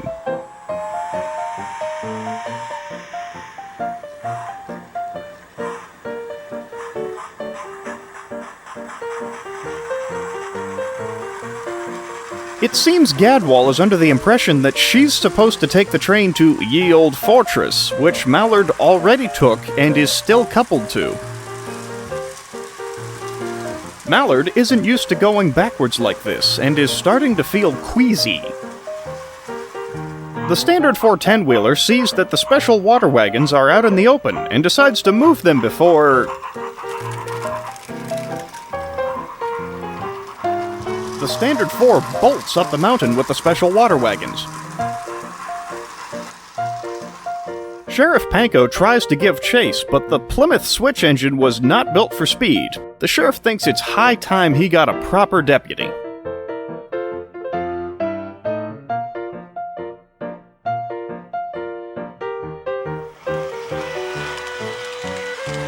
The tilting train returns from Washington in record time and comes to a stop at the Salisbury Station.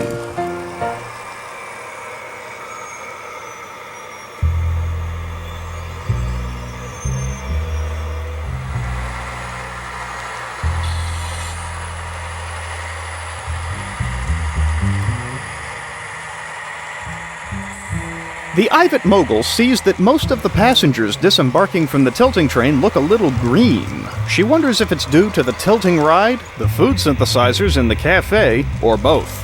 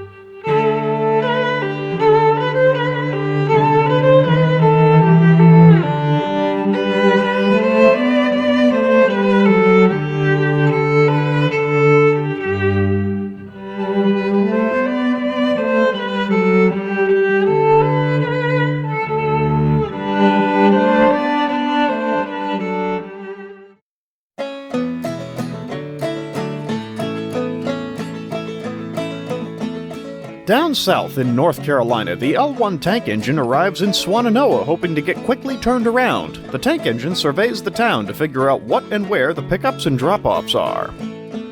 One of the pickups on the waybill doesn't make sense. A DB flat car? Gadwall, still quite inebriated, thunders into Ye Olde Fortress with a seasick Mallard still coupled to the train.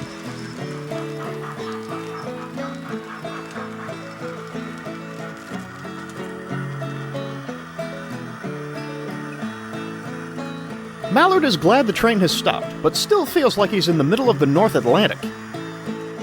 The standard 410-wheeler arrives in Ye Old Fortress with the special water wagons after a very close call with Sheriff Panko. He parks the wagons and goes to clear out a spot in an industrial siding to hide them. Mallard has found what he thinks is the solution to his ill feelings.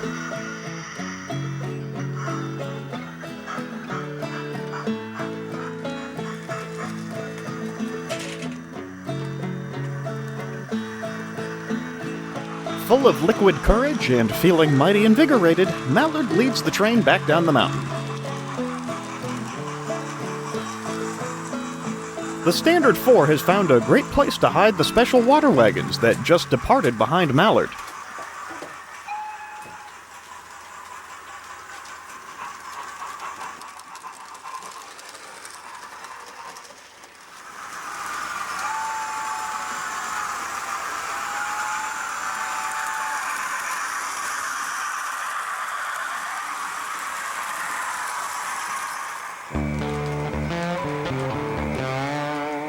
The tilting train arrives in Salisbury on a northbound run and is met by an ambulance. A bit of bad luck, but an ill passenger can happen aboard any train. It certainly couldn't have anything to do with the synthesized kumquat stew in the cafe today.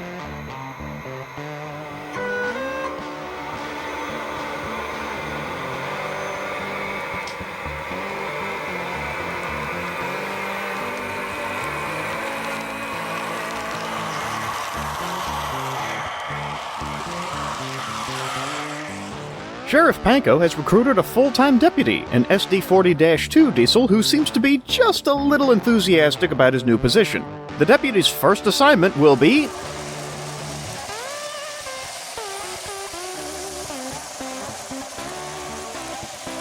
to deal with a speeder.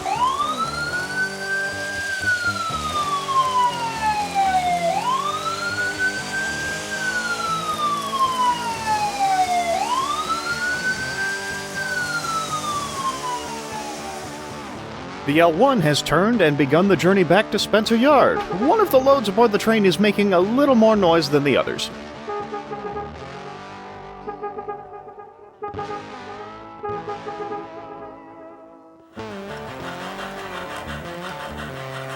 As the yard goat continues to straighten out the yard, the Ivatt Mogul has an assignment for the Black Five, but isn't sure where Miss Go Anywhere is right now. The Black Five has stepped outside and is watching the park life on the rail trail pass by. Black Fives can go... you get the idea. Confident he scared the German back to Berlin, Ferry Battle returns to the roundhouse. Ferry Battle remembers the whole reason he left the roundhouse in the first place was to take a train that should have left hours ago. Ferry Battle rushes the coaches to the station, hoping to get everyone on board before...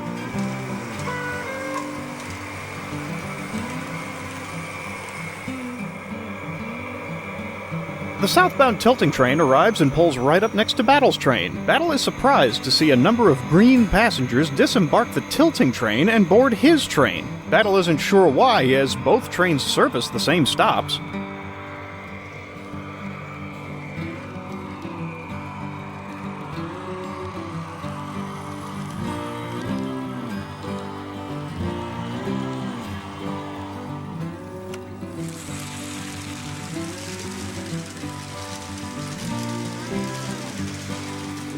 The L1 is making decent time back to Spencer, even with the minor annoyance coming from behind.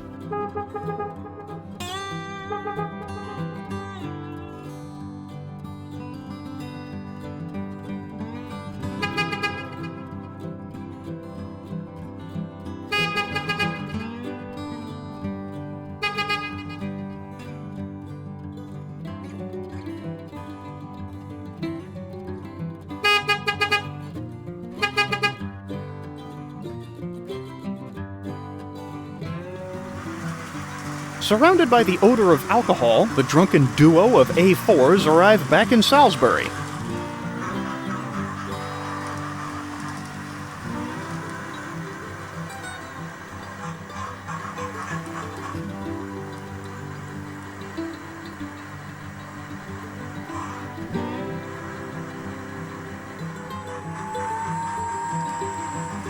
Gadwall uncouples from the train and goes right back up the mountain. Why? No one knows at this point.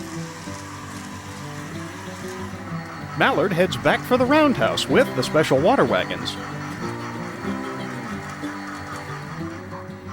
The Standard 4 finally catches up to Mallard.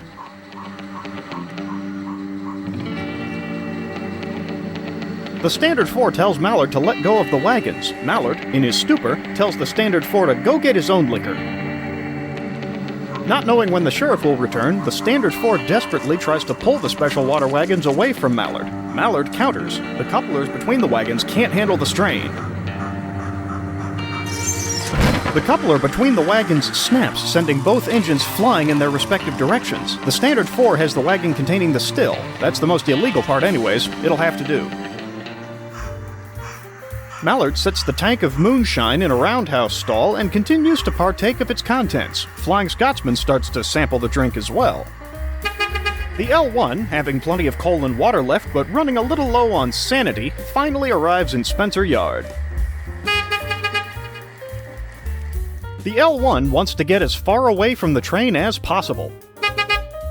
Having issued the T1 another citation, Sheriff Panko arrives in the engine servicing area and sees the tank wagon he believes contains illegal moonshine.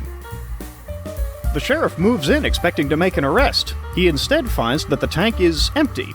He has no probable cause, so he can't do anything. The sheriff is befuddled. The T1 blasts through town again. The sheriff is getting sick of this and considers handing the speeding problem over to the state troopers.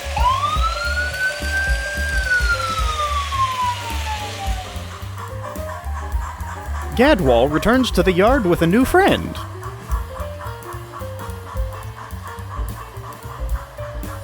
Mallard, Gadwall, and Flying Scotsman were all designed by Sir Nigel Gresley. As such, the K4 considers all three of them to be his children. The K4 is shocked to find his children drunk in the middle of the day and calls an immediate meeting of Alcoholic Locomotives Anonymous in the yard.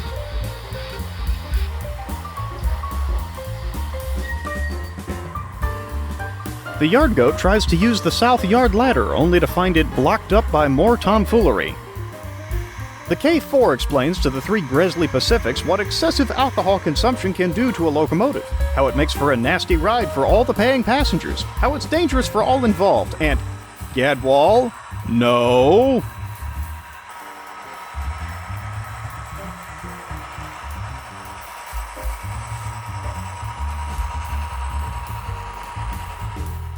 The L1, still hearing echoes of truck horns, slowly heads for the roundhouse. The J50 rolls up, says meep meep, and scurries away. The L1 just wants to talk to the J50.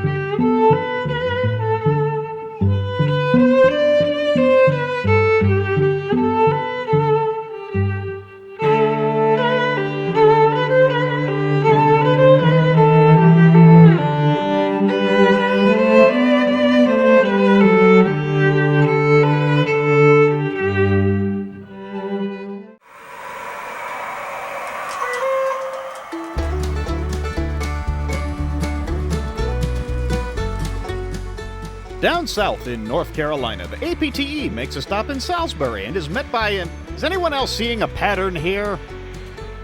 The L1 calmly returns to the roundhouse, having just had a little chat with the J50.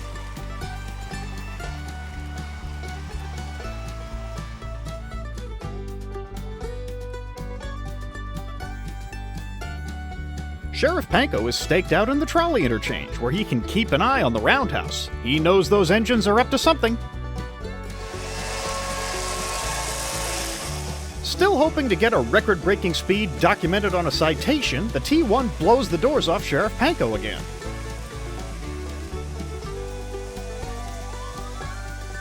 The sheriff isn't concerned, however, as he has some help from the state troopers.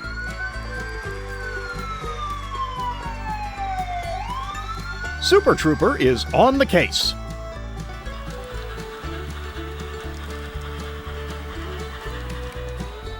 The yard goat enters the engine facility and asks if anyone knows what happened to the J-50.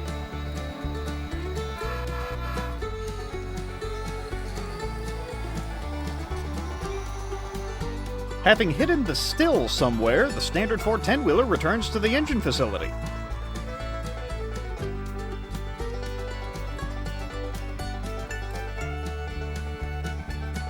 Mallard and Gadwall, both recovering from their earlier escapades with the special water, are trying to sleep it off with little success. Flying Scotsman, on the other hand, requests that the Standard 4 take the tank and refill it.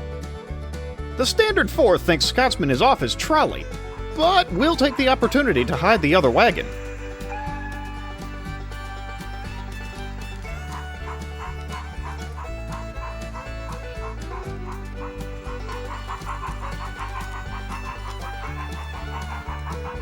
Sheriff Panko sees that the Moonshine tank is on the move and prepares to tail the Standard 4 to the location of the still. Chadson rolls by the engine facility and loudly proclaims that he has not had a Brit on top of him since 1776.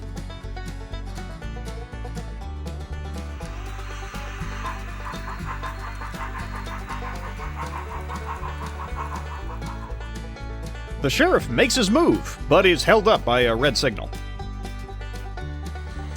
Lion emerges from a tunnel hauling some modern coal cars. This shouldn't take long. After all, how many of these could Lion be pulling anyways?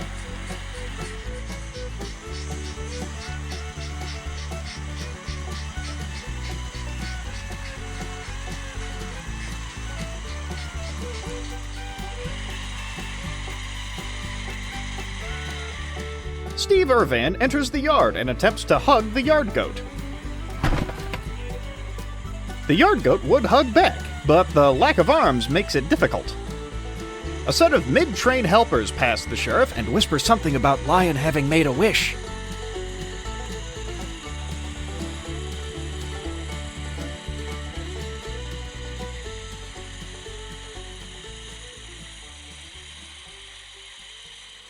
The Black Five returns to the yard, having had her fill of watching the park life.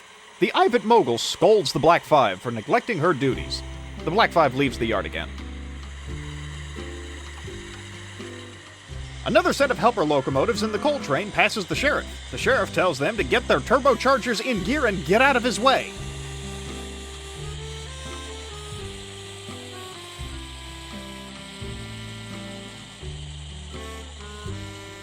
The yard goat has agreed to let Steve Irvan ride along for the switching work. It's a slightly heavier load, but the yard goat doesn't mind the company.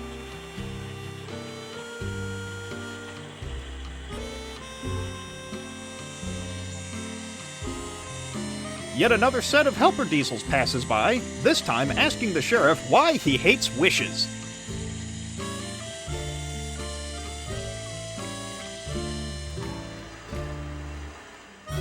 The Black Five has gone into the station office to file a complaint against the Ivatt Mogul. At least once she figures out how to use a typewriter. The last set of helper diesels passes Sheriff Panko. The crew on board displays their #1 favorite finger to the sheriff because he hates elderly children and their wishes.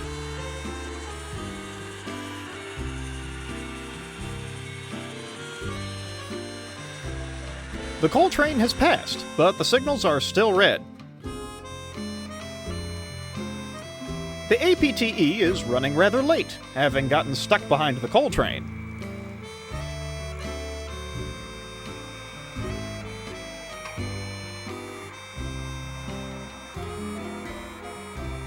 The APTE stops at the Salisbury station. The passengers look a lot less green this time, and some are actually complimenting the ride. With a clear signal at last, the sheriff and his deputy race up the mountain to try to see where the Standard 4 is going to put the moonshine tank.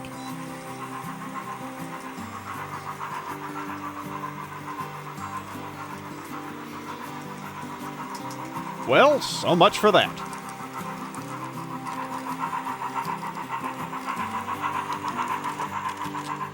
The L1 has been asked to put the J50 back in the roundhouse so that he can be steamed back up, but the J50 isn't cooperating. This is the most awkward turntable ride the L1 has ever been on. A Dash 8 arrives in the yard with the gun, but sees the sheriff. The Dash 8 dumps the gun and runs, as ex-con locomotives are not allowed to have such items. In this case, this locomotive never worked for Conrail. He qualified for this distinction the hard way. The deputy and sheriff see the suspicious activity and race into action. First, they must secure the gun. The deputy seems to be coming in a little hot.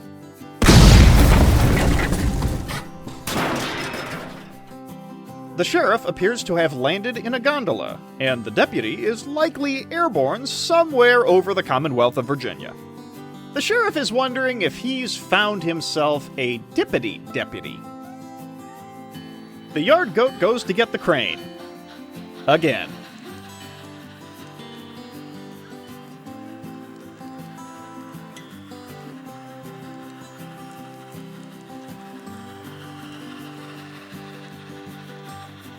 The J50 is almost back in full steam.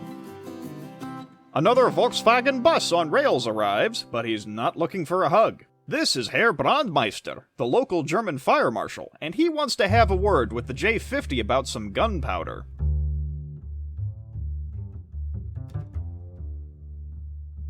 The J50 blitzes out of the engine facility.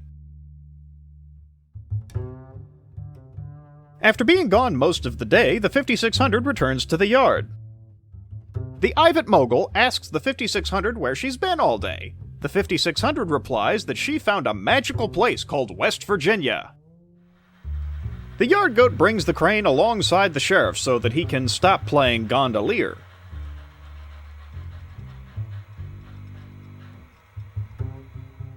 The deputy has found his way back from Virginia, or wherever he took his flight to. Dippity stops next to the sheriff and nonchalantly asks how he's doing. The sheriff does not want to talk about it right now. As the sun sets, the locomotives all head into the roundhouse for the night. The 5600 has gotten on the turntable first and is getting in her nightly 250 good luck spins, much to the chagrin of the L1.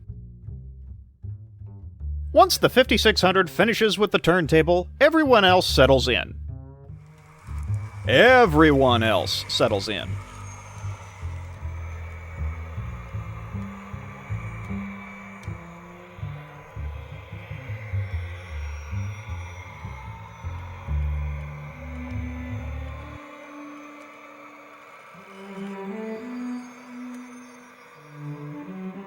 The L1 is starting to wonder if the 5600's turntable antics are really that bad.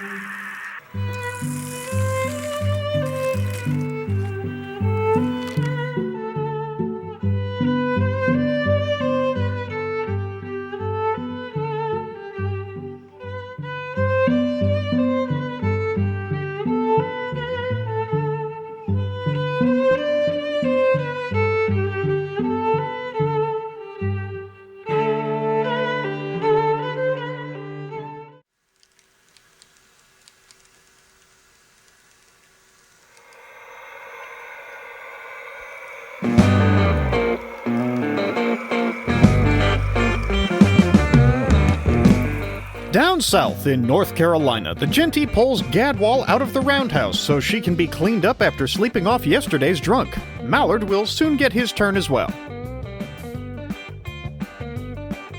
The Standard Four notices that Flying Scotsman is not in the roundhouse anymore. The Standard Four can't figure where Scotsman might have wandered off to.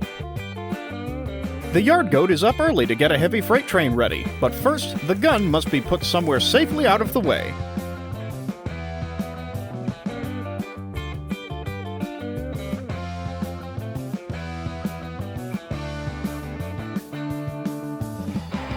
The big boy is up and about early as well, ready to take the heavy freight train. The big boy leaves his caboose where the yard goat can easily get it.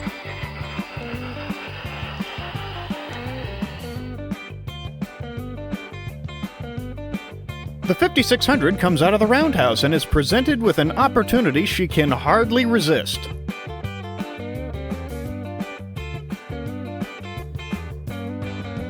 The cheeky little taffy tank has stolen the big boy's caboose.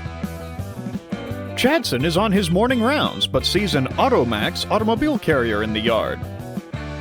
Chadson knows what those cars are for and won't let the communists get away with it.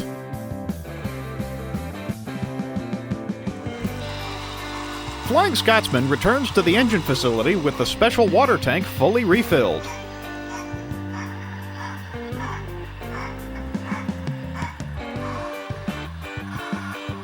The Standard Four wonders how Flying Scotsman found where the still was hidden, and wonders who else might know of its location.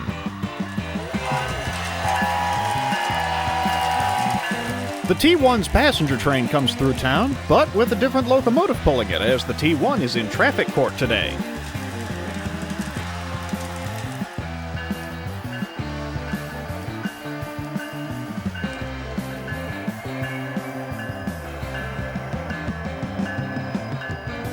Filling in for the T1 is the Ace of Disgrace, an SD70 ACE-type locomotive which has suffered the undignified fate of being painted into the livery of a railroad that, in 1970, became the largest corporate bankruptcy in American history at the time. The sheriff enters the yard and pokes around a little.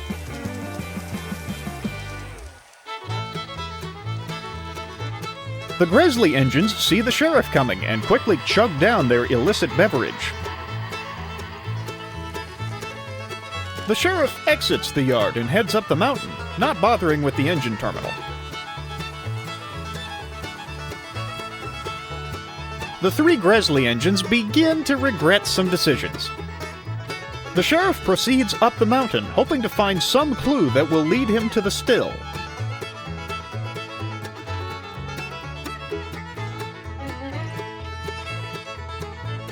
Ferry Battle rolls into Salisbury Station. Battle has just finished an overnight run and is looking forward to a nice rest. A German locomotive passes through town.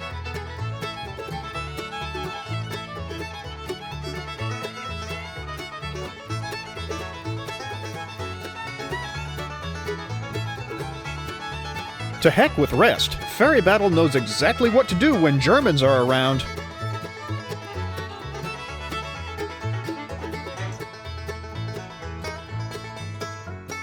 Ferry Battle has the... Never mind. Scotsman returns to his spot in the roundhouse, having drunk his share of the special water, but feeling no ill effects. Yet. Mallard and Gadwall are asked if either one will volunteer to take a passenger train out for some executives so they can compare the ride quality between the A4s and the APTE. Neither Mallard nor Gadwall know if the other is sober enough to be trusted. The yard goat isn't sure where the big boy's caboose went. The yard goat asks the yard goat where... Wait a minute. If you're you and you're you, then who's who? Gadwall brings the coaches into Salisbury Station to prepare for the comparison run. Meanwhile, Mallard cannot understand why it's taking so long to couple up to the coaches.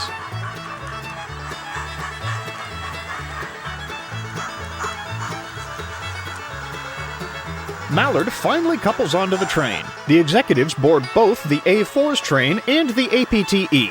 Both trains are instructed to run northbound side by side. The final right away is given, and both trains start out of the station.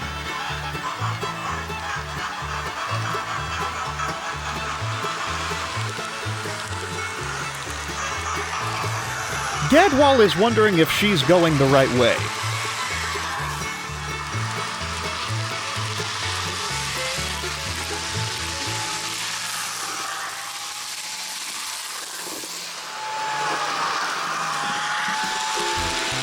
Mallard wishes the APTE would stop speeding up and slowing down so much.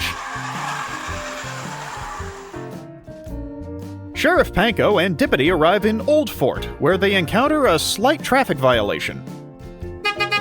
The truck driver honks at the sheriff, and the sheriff yelps his siren, both intending for the other to move.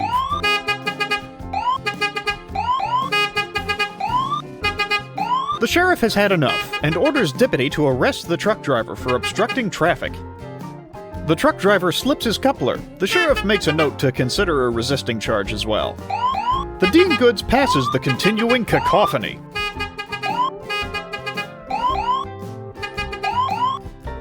The Ivatt Mogul is being readied to take the local passenger train to Ye Old Fortress because the L1 claims to have hot axle bearings, which is strange for a locomotive that has sat idle for the past 12 hours.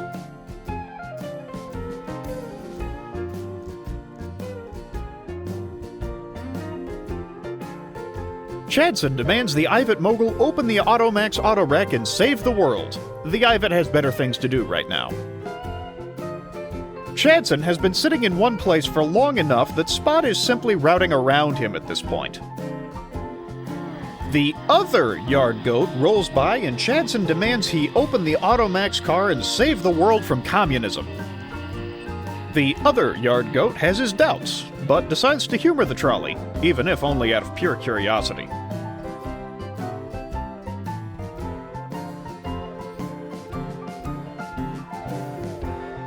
The other yard goat opens the Automax, only to find nothing inside but a bunch of Cybertrucks hiding from the rain, which are not communists. Chadson is undeterred. The communists must have simply changed disguises. The Dean Goods arrives in Spencer Yard with her freight train.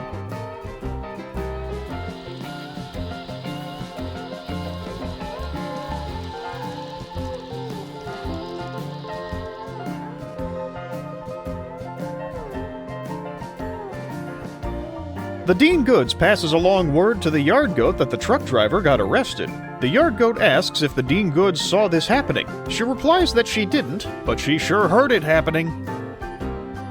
The Ivatt Mogul departs for Ye Old Fortress as the big boy couples onto the heavy freight train.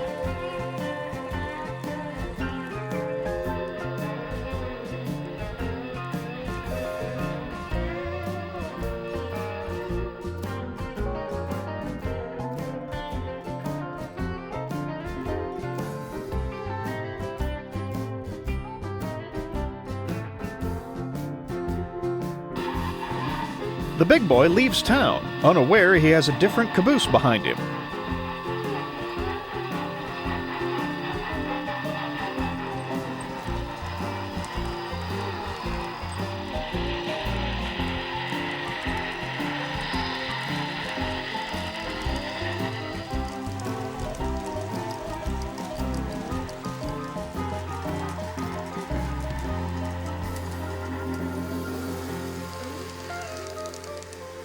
With the heavy freight train on its way, the other yard goat takes a breather. Chadson demands information that could lead to the communist spy. The other yard goat decides to take his break somewhere else. Chadson says not to trust anyone. The spy could be Chadson, or the other yard goat, or even that boxcar over there.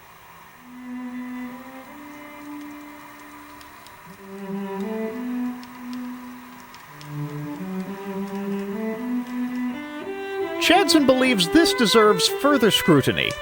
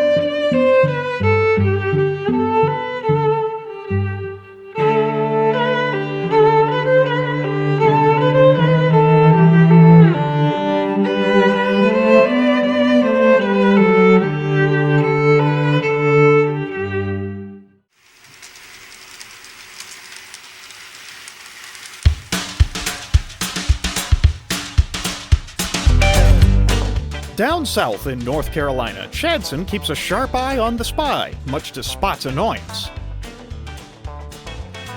Chadson tries to warn the yard goat about the spy. The yard goat doesn't seem interested. One of the diesels, awoken by Ferry Battle's mishap, moves the gun into the yard so he can get some sleep. This diverts Chadson's attention.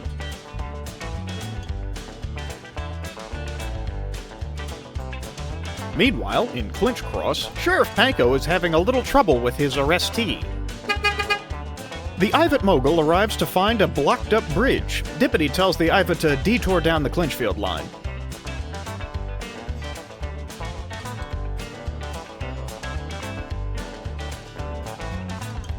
The J-50, having finally lost the German fire marshal, sits down in the diesel yard just to be sure he's alone. Mallard and Gadwall stumble back into Spencer, but seem to have left their running companion behind.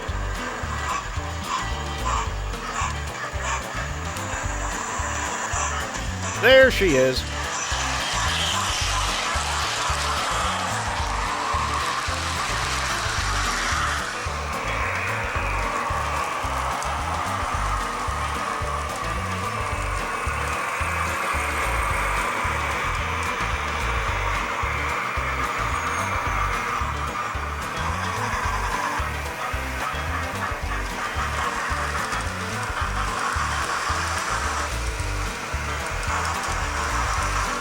The A4s wonder when the station platform moved.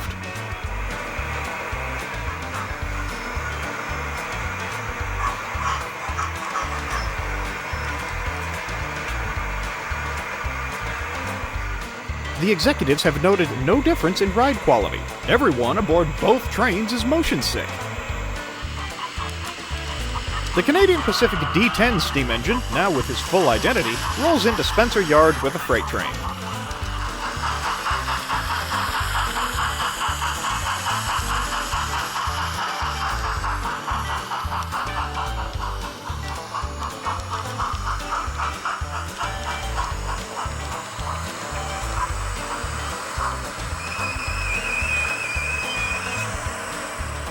The D10 stops just a hair too soon. Another Canadian Pacific locomotive, an H-1A class Hudson, rolls into town. The J-50 wonders out loud why they let a giant Oreo donut pull a passenger train, then takes cover. The tracks through the station are all blocked up by the APTE and A4s, so the Oreo donut takes a shortcut through the yard.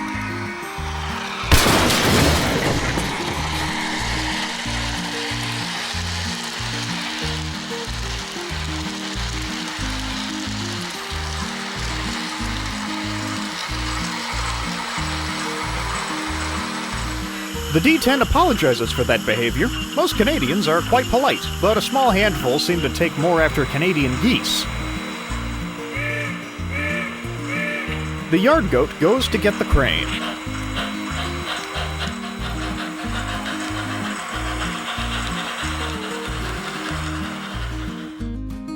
The Ginty has found Ferry Battle's tender and is returning it to the shops.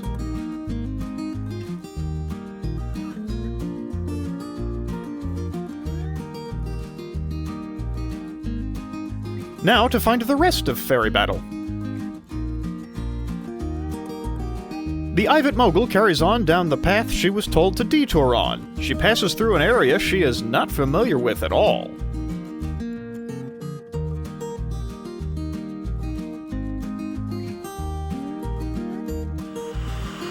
The yard goat arrives at the siding where the crane is kept.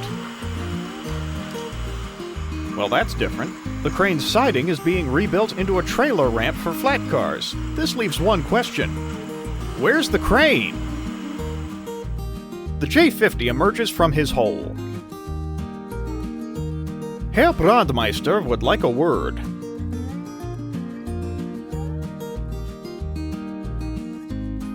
Back at the roundhouse, the two drunken A4s tried to get to the turntable, but missed and ended up in the ash loading track. The roundhouse foreman is happy to let them sleep it off in there. The yard goat comes to the engine facility to ask if anyone knows where the crane is, but instead finds the crane. No No problem. The yard goat just needs to bring the crane out onto the turntable and spin it free.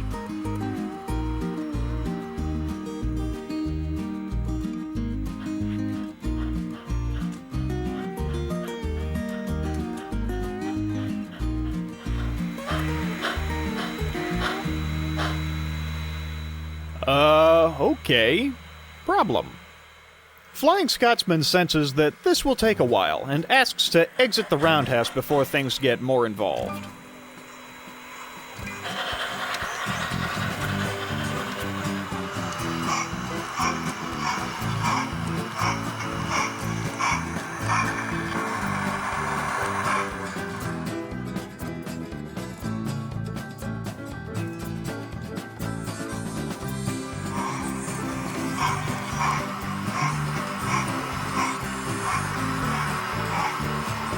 The L1 gets ready for quite a show.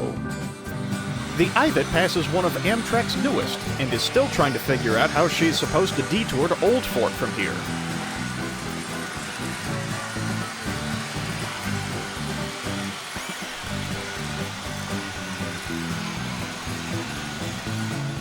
The Plymouth comes to the engine facility to see what's going on.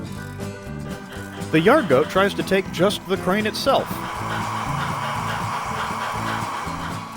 So close. Maybe if the yard goat can get in next to the crane, she can push it out with a pole. She tries to clear out the snowplows next to the crane.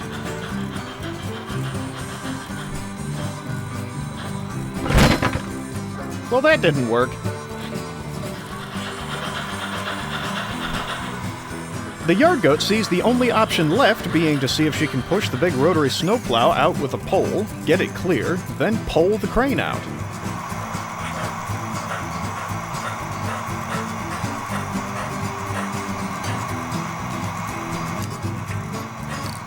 This is going to take a few tries.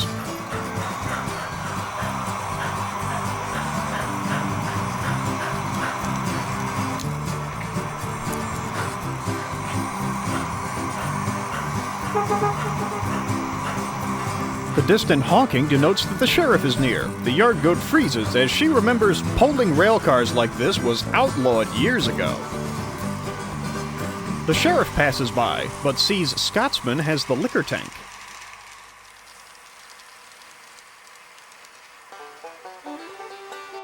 The sheriff investigates, but finds the tank is empty again. The sheriff heads off to put the truck in jail. One more pole push and the rotary is on the turntable.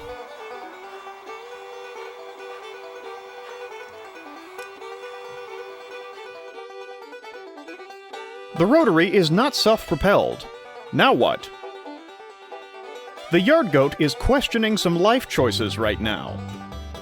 As a local engine tries to reunite Amtrak's newest with a chunk of train he left behind, the Ivatt carries on.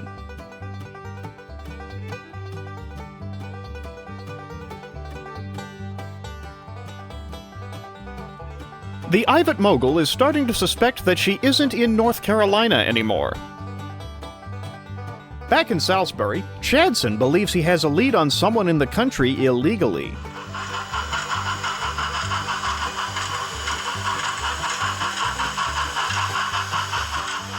Chadson stops the D-10 and demands to know why he's in the country without proper papers. The D-10 is confused and shows Chadson his passport. Chadson doesn't seem to buy it and demands to know why there are so many Canadian steam locomotives in American railroad museums. The D-10 does not know what this trolley is on about. Chadson goes on about how Canadian steam engines are trying to take over, about how Canada hogs their side of Niagara Falls, how beavers were an invention of the Shawnee tribe, how real maple syrup comes from Vermont, how hockey is nothing but angry men on knife shoes fighting over an Oreo, and... Chadson senses that there is something big behind him. After some creative uses of chains and the pole, the yard goat finally has the rotary back in its spot. But what now? The Plymouth asks the yard goat if she would like a hand. The yard goat says, "Be my guest."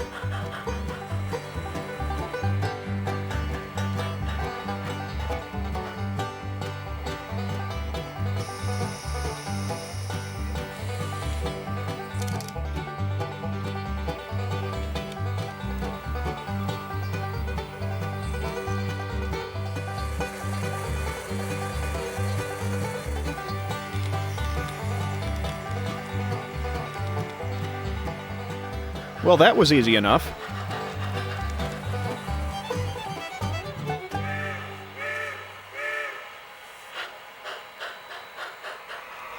The Nacionales de Mexico diesel locomotive departs with a train heading south of the border.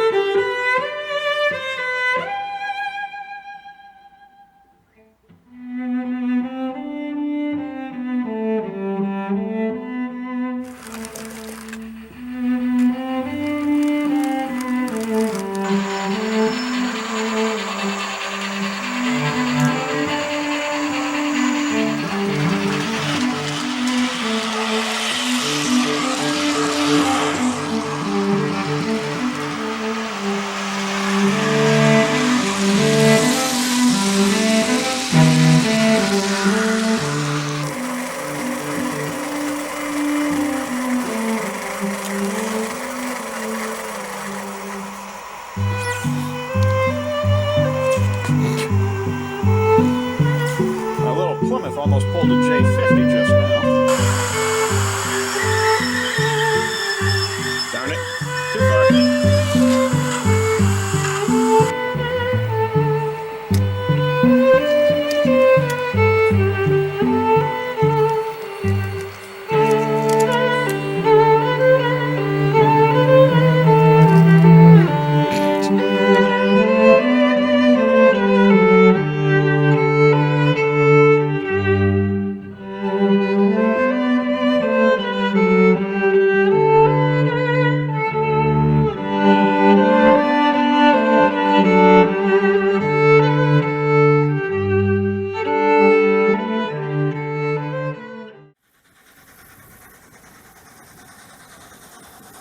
Back in the hills of somewhere, the Ivatt Mogul plods along, trying to figure out where she is supposed to pick back up on the line to Ye Old Fortress.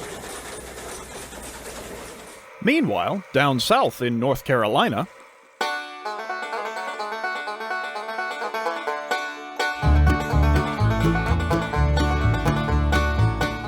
the Ginty has found the rest of Ferry Battle and returns him to the shops.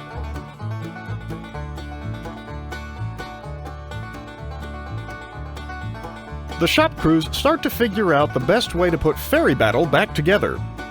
The yard goat has finally fixed the fallout from the unexpected express train detour. Now to take the crane to the other end of the yard to sort out a fashionable accident.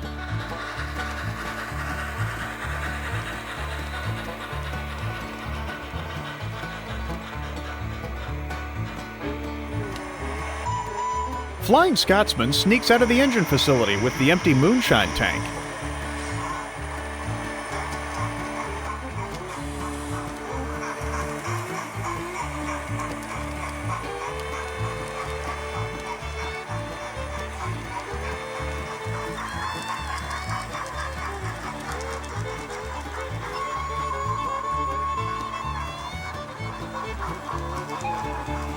The standard 410-wheeler sees Scotsman heading up the mountain and knows exactly what Flying Scotsman is up to. The standard 4 is going to put a stop to this nonsense.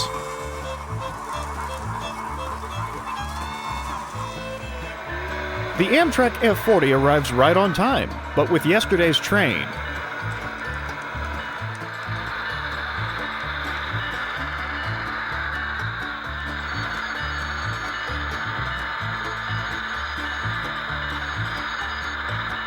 the APTE tilting train hasn't met the F40 before and asks if the Amtrak engine needs any advice on how to be an intercity passenger train. The Amtrak F40 is quite offended and departs in a huff. The APTE follows along anyways.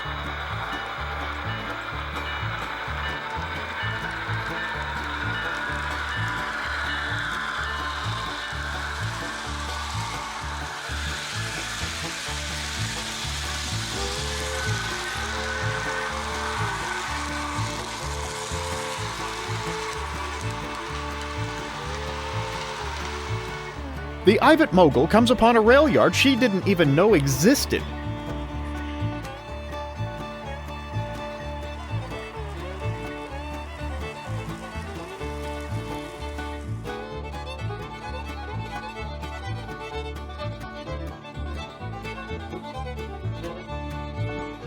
She pulls into an engine facility to ask for directions.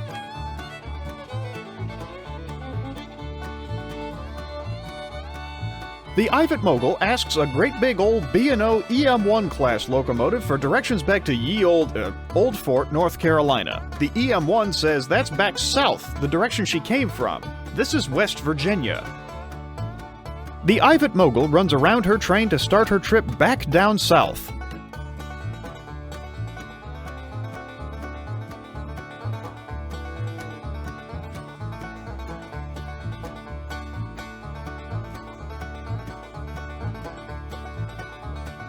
One thing is for certain, the Ivatt Mogul is never doing the L1 a favor again.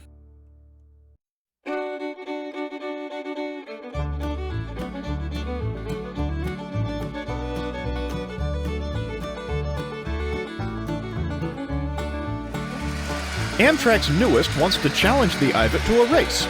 She is not in the mood.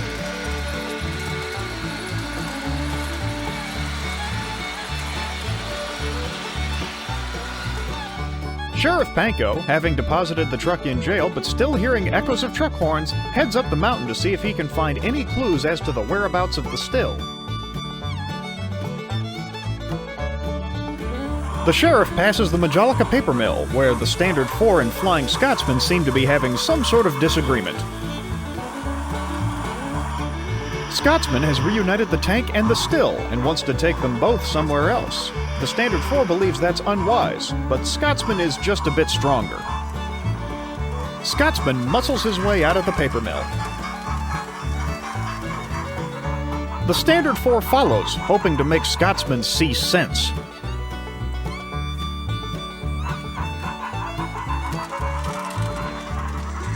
Sheriff Panko's former helper, a couple similar diesels, and the truck come sneaking into Spencer Yard.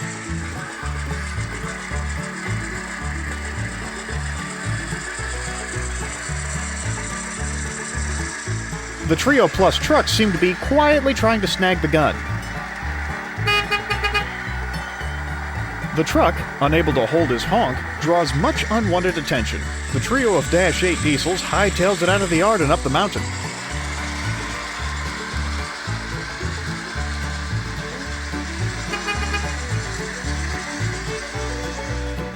Steve Irvan follows along, wanting to poke the Dash 8s. Ferry Battle desperately wants to have a go at the tiny German bus, but is still in two pieces. Amtrak's newest seems to have had a minor mishap. The Ivatt Mogul just wants to get back across the state line before anything else happens. Flying Scotsman is sitting contentedly at Clinch Cross. The Standard 4 catches up and asks to have the special water wagons so they can be stashed away safely. Flying Scotsman says the Standard 4 is just jealous he can't hold his drink as well as Scotsman can. The Standard 4 tells Scotsman that being coupled to those wagons would make him more interesting to the police than a mobile donut truck would be right about now.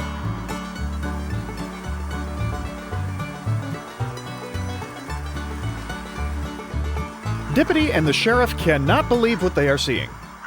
The Standard 4 tells Scotsman that if he really was the first locomotive to reach 100 miles per hour, he should really consider doing that again right about now.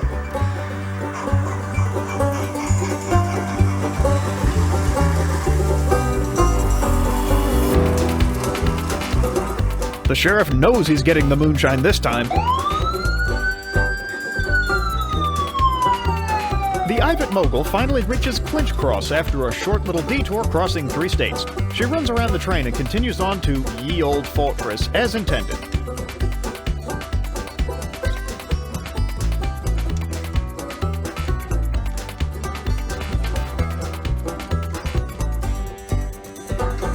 Flying Scotsman flies into Statesville and the Standard 4 follows. Both are diverted onto the siding. The sheriff is not far behind.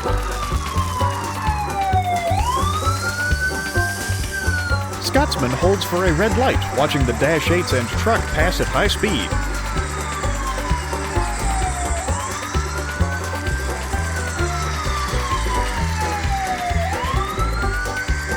The Southern Pacific Dash 8 yells an expletive as he realizes he's passing the sheriff, but is considerate enough to cover it over with his horn.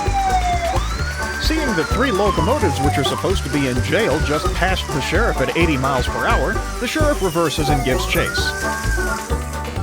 The yard goat watches as a blur screams past, rolls away up the mountain, and rolls back down again.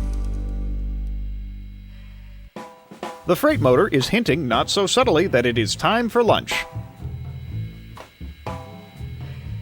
The yard goat requests that someone go feed the trolleys before they get everyone blown up.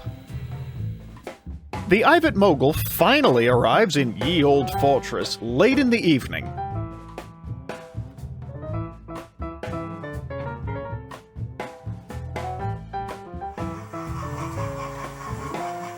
Flying Scotsman returns to the engine facility as if nothing has happened.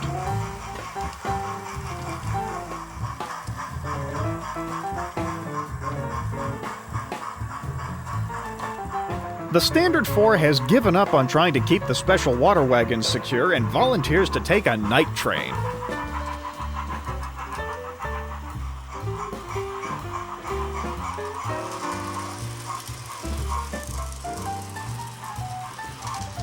Flying Scotsman rolls into the roundhouse with both special water wagons.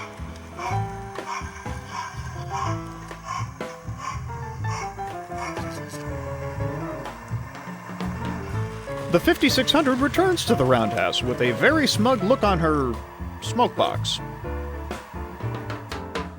As the sun sets, the locomotives make their way to the roundhouse.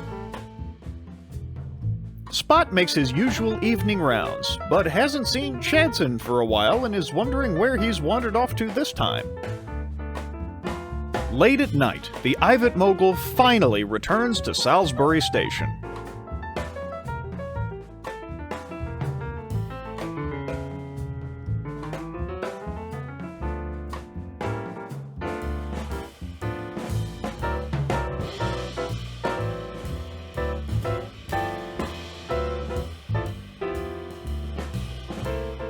The Ivatt Mogul finally rolls up to the roundhouse a little after midnight.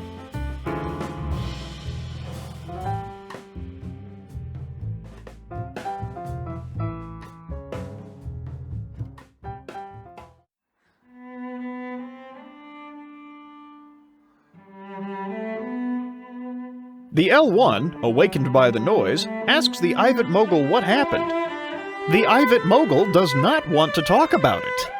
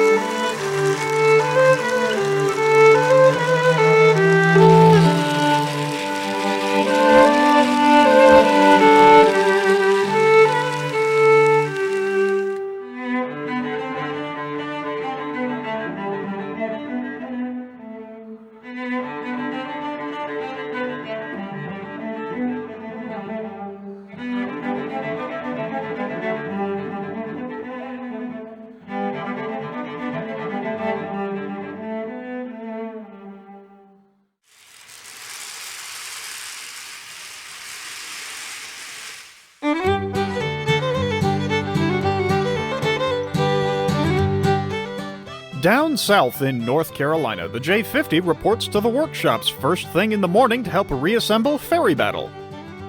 Lion announces she has been invited to Pennsylvania to take part in some sort of fair or historical event and leaves immediately.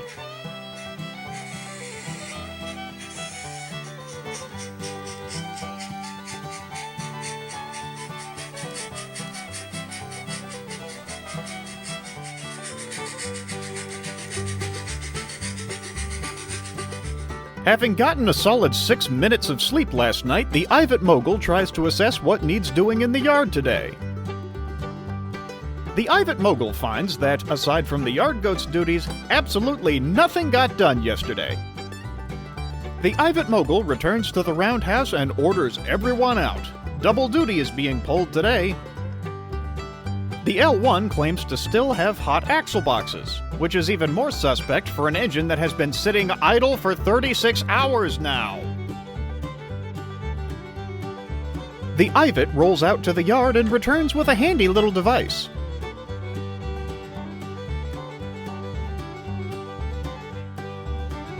The L1 has decided that the axle box issue is not that big of a deal. A Pennsylvania Railroad M1B arrives with a train from the Keystone State.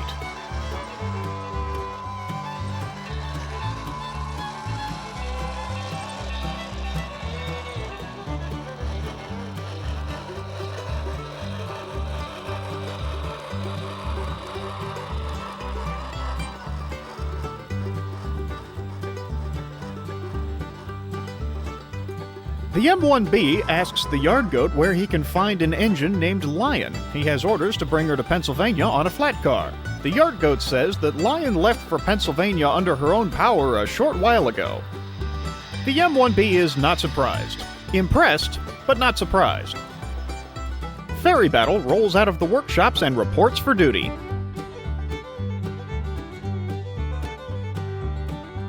The Ivatt Mogul suggests Battle double-check that he's been assembled correctly before entering service. Battle instead volunteers for banking duties, and hightails it up to ye old fortress. The L1 has been assigned to the local passenger service to ye old fortress, and is not going to complain.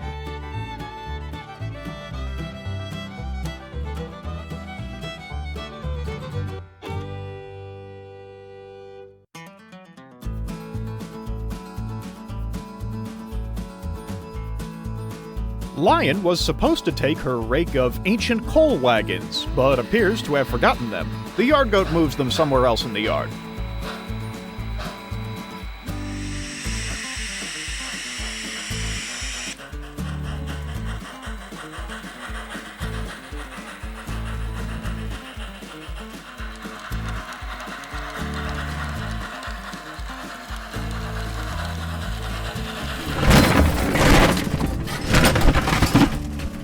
That went well.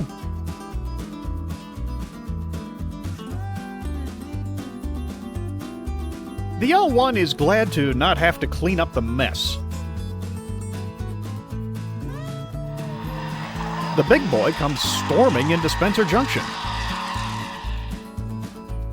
Spot is letting some passengers off as the big boy rolls up and demands to know where his caboose went. Spot says the 5600 took it to Atlanta. The big boy thunders off to Atlanta. He'll deal with the 5600 later.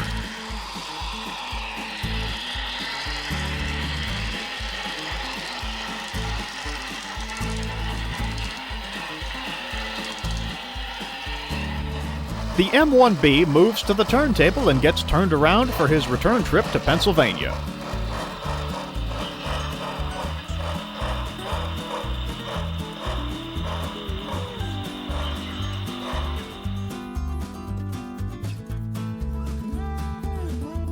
With Lion's ancient wagons back on the rails, the yard goat enlists the help of someone who should know this kind of wagon a little better.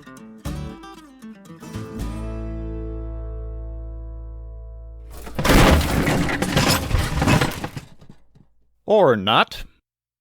The yard goat says to just throw the wagons in a gondola at this point.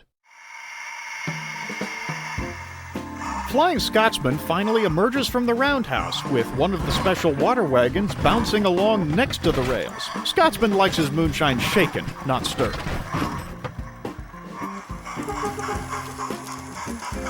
The distant truck horn suggests the sheriff is near.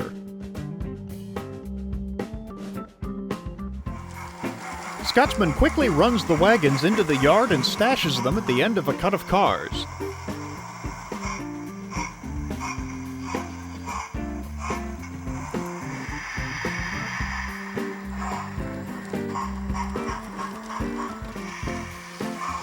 It turns out tender engines do shunt, especially when facing the possibility of arrest. The big boy arrives in Atlanta and finds the local switch engine. He asks if there is a yellow caboose in the yard somewhere. The Atlanta switch engine goes to look.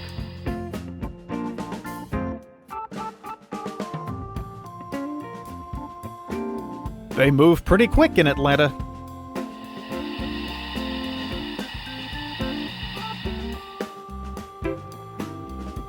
After a considerable amount of time, the switch engine returns with a caboose, which is not the one the big boy is looking for. The switch engine takes it back and tries to find another one.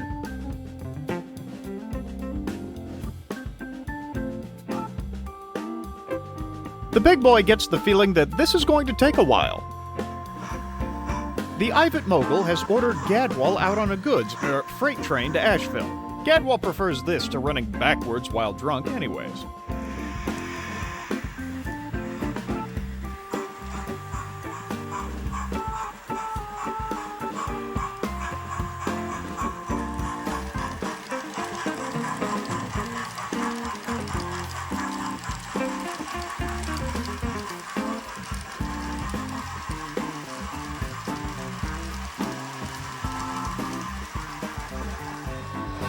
The yard goat has assembled a cut of cars going to Pennsylvania and points north. The M1B couples on and heads home.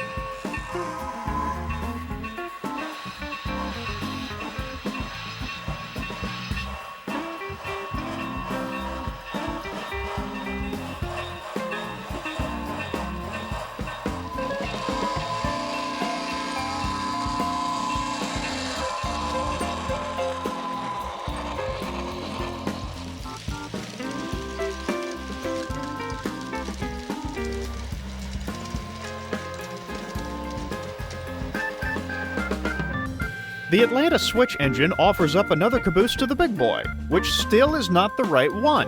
The switch engine is out of cabooses and says the caboose the big boy is looking for must have gone north to Potomac Yard in Alexandria, Virginia.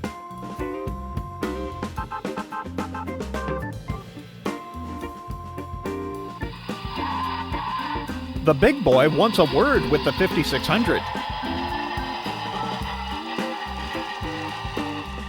The J50 is frantically running up and down the yard tracks looking for the special water wagons.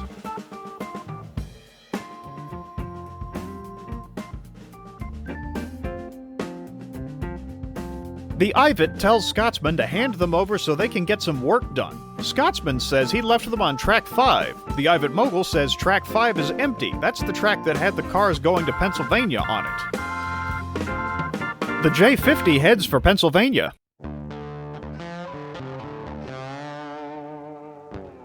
The 5600 suggests that someone should probably try to catch up with the M1B or at least follow him to Pennsylvania and retrieve the wagons. The Ivatt Mogul has no intention of leaving the yard today, but instructs Mallard and Scotsman to go to Pennsylvania and retrieve the wagons, quietly. Gadwall arrives in Ye Olde Fortress and passes the L1 with a local passenger train at its destination.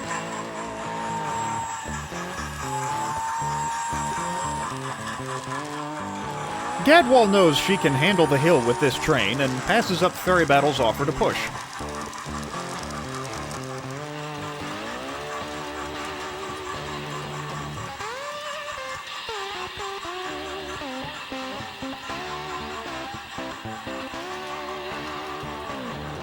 Ferry Battle follows along and tries to push anyways.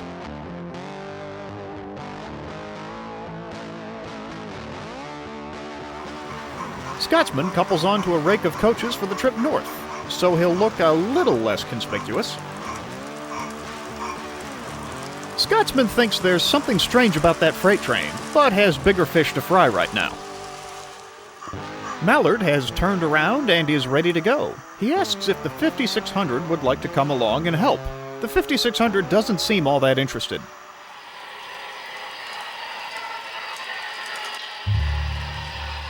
The big boy comes into the yard demanding to know where the 5600 is.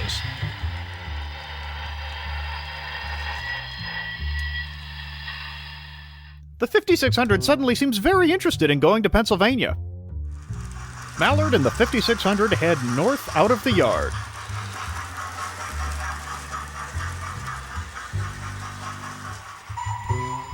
Flying Scotsman follows Mallard and the 5600 as the whole crew makes their way north to Pennsylvania.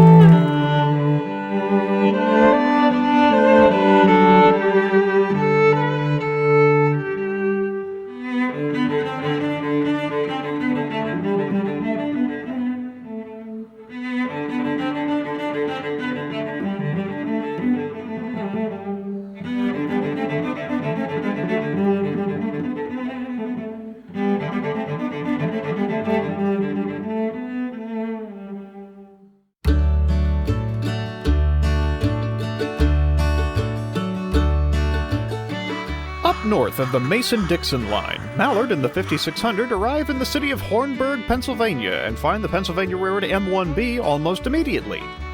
Mallard asks the M1B where his train went, as it had a couple wagons on it that weren't supposed to come up here. The big Penzie engine says that the train has already been taken by the local switch engine, and the wagons could be anywhere by now.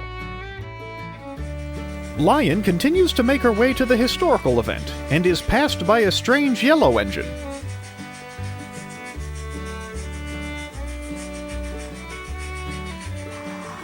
Flying Scotsman, still getting used to actually pulling a train for a change, finally arrives in Hornburg.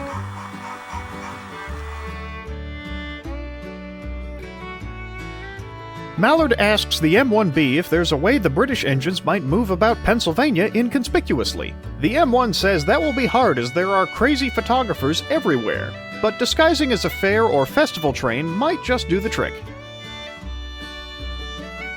The 5600 explores the industrial tracks of Hornburg, hoping to find the special water wagons. There are only sausage casings. Mallard and Scotsman form a plan as the 5600 explores elsewhere. The 5600 sees a turntable and tries to resist, with little success. The 5600 can't seem to figure out how to work the turntable as Scotsman and Mallard depart disguised as an event train ride, green engine up front and an engine turning green on the rear.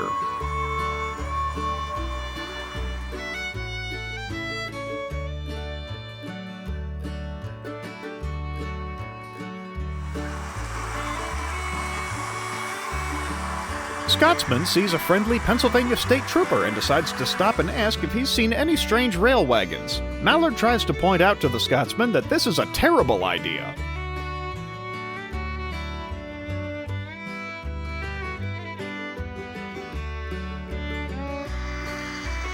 Flying Scotsman asks the Pennsylvania state trooper if he's seen any worn-looking railway wagons, one with 3 X's painted on the side, that have absolutely nothing to do with moonshine.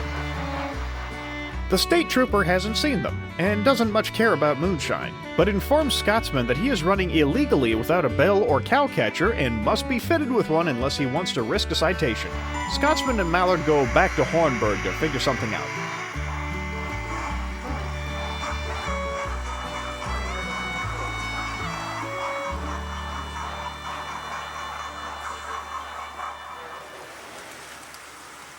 The 5600 finds a narrow-gauge engine and asks if he knows anything about moonshine. The narrow-gauge engine says nothing and scurries for the hills as fast as his little wheels will allow.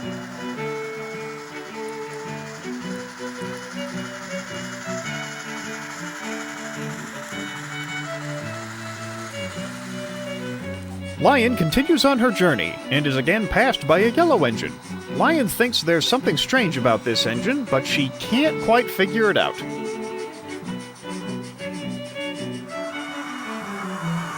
Scotsman does not like going backwards. Mallard reminds Scotsman that talking to the state trooper was his idea. The 5600 comes to a station and looks in the window to see if the wagons are in there, only to realize that this is a silly thing to do. Wagons wouldn't be in a station. Wagons are afraid of stations. Scotsman and Mallard arrive back in Hornburg and try to figure out how to fit Scotsman with the necessary safety devices.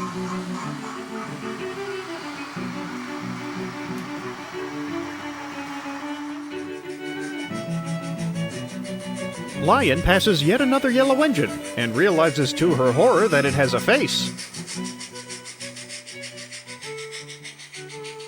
With a few borrowed parts, Flying Scotsman and Mallard attempt once again to search along the main line. The J-50, having been running around loose and unattended in Pennsylvania for some time now, scurries up a coal mine branch line.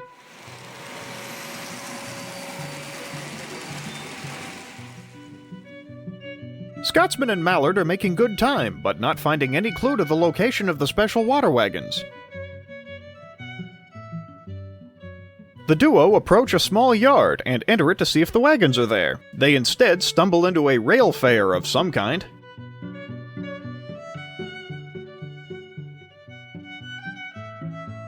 Someone claiming to be the organizer of the fair seems relieved that the train for the 20-minute rides up the branch line is finally here. Mallard and Scotsman play along, figuring it will be a good excuse for them to search the branch line. Mallard and Scotsman get a pile of passengers aboard and head down the branch.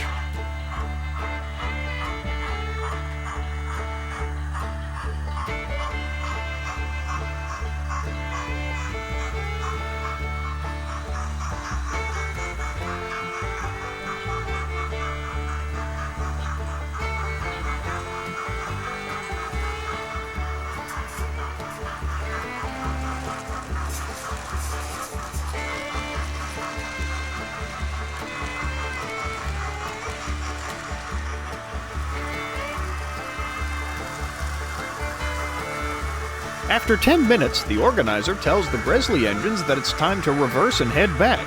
This is going to be a bit of a hindrance to the pair's exploration.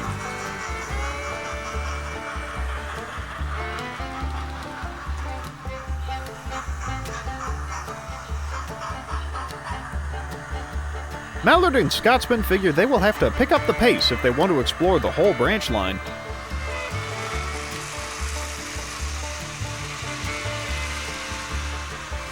Hey, it's not the first time a Pennsylvania Fair train ride broke 50 miles per hour. The 5600 sneaks through the fair and up the branch line, meeting the train ride halfway up the branch.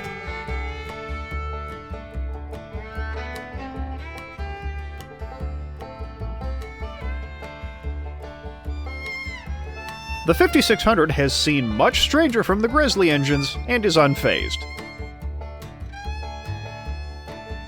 The 5600 decides to check a coal mine spur track.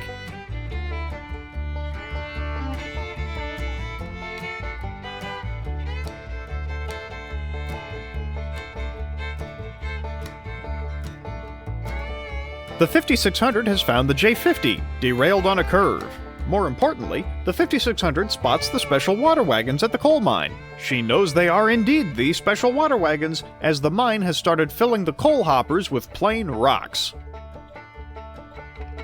Passing the Grizzly engines on the train ride again, the 5600 tells Mallard and Scotsman they can go now. She has the wagons.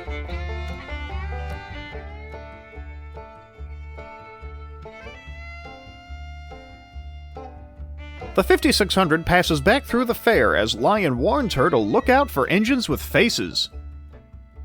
The 5600 has bigger problems to deal with right now. Sheriff Panko is ready to wrap this case up, but is reminded by the Pennsylvania State Trooper that he is out of his jurisdiction and does not have the power to detain or arrest in Pennsylvania. The sheriff backs off and the State Trooper tells the 5600 she is free to go. The British locos have a long journey home ahead of them.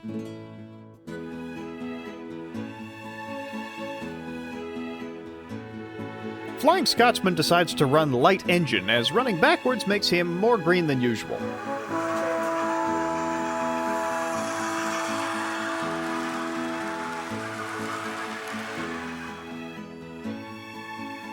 Back in Hornburg, Flying Scotsman pauses to return the cowcatcher, bell, and whistle he borrowed.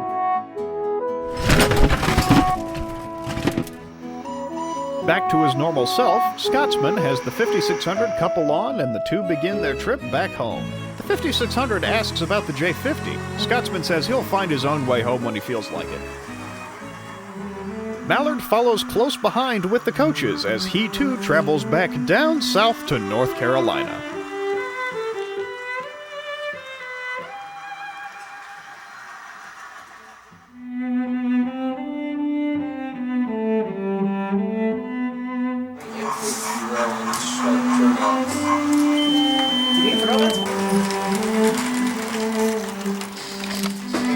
Or they might derail in there.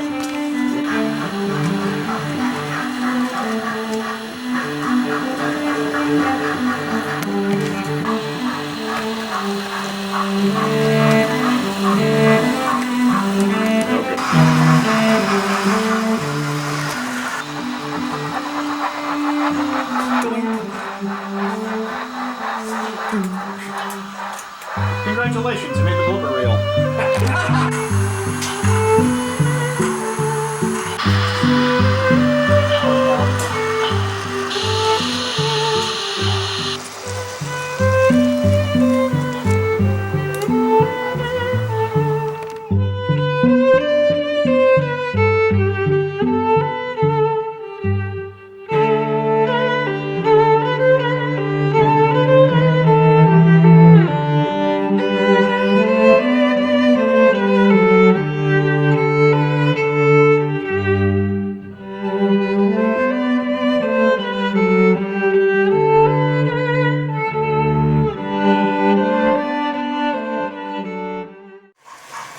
Just after crossing the Potomac River on their trip home, the 5600 hits the brakes and asks Flying Scotsman to stop. Scotsman wonders why there is a sudden need to halt.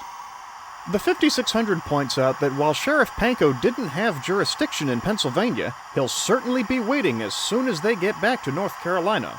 Also, the big boy will... Mallard asks that Scotsman and the 5600 warn him before they stop, and also slow down. Long runs are hard on that bad middle rod bearing. The 5600 has an idea.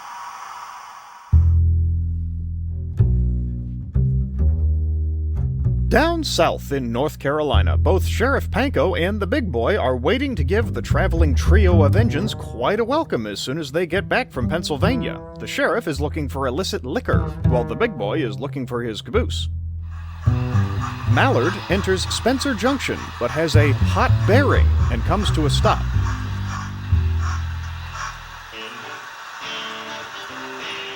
The 5600 slips through the junction and up the mountain. Flying Scotsman follows suit with the special water wagons. The big boy makes his move. With the easy path up the mountain blocked, the big boy pulls ahead and follows the 5600 up the mountain, backwards. This feels weird for the big engine. With the bearing issue fixed, Mallard moves out of the way. The sheriff follows behind the big boy a few moments later. The sheriff is getting sick of the chase, but Deputy is having a swell time. Spot is really starting to get sick of Chadson's game of hide and seek. The L1 returns to Salisbury with the local passenger train.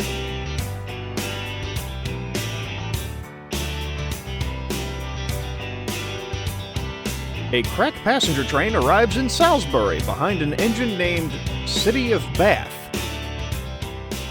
City of Bath demands directions to the Cornish Riviera. The L1 isn't sure how to answer that question, as one cannot get from North Carolina to Cornwall by rail. City of Bath says this is no time for jokes. The Cornish Riviera Limited must get through. City of Bath goes to find someone else to ask for directions. The yard goat is working through the daily list of trains to build when yet another British locomotive rolls up and yells something about directions to Corn. The yard goat tells the British engine there should be some past Ridgecrest, near Rattlesnake Mountain. City of Bath speeds off up the mountain.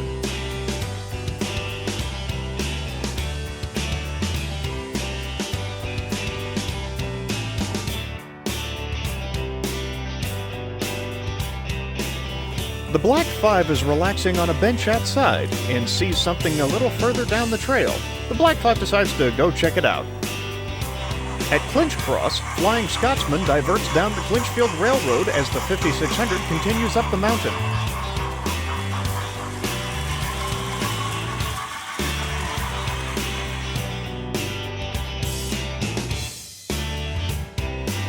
The big boy is not used to running backwards and is being cautious, much to the frustration of Deputy and the sheriff.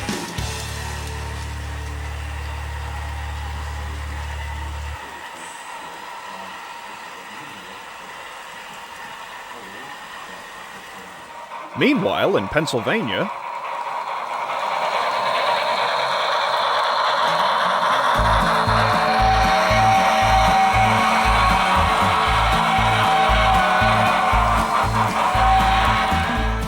the 5600 speeds through Ye Old Fortress and calls to the Jinty, requesting a switch be thrown once she's through.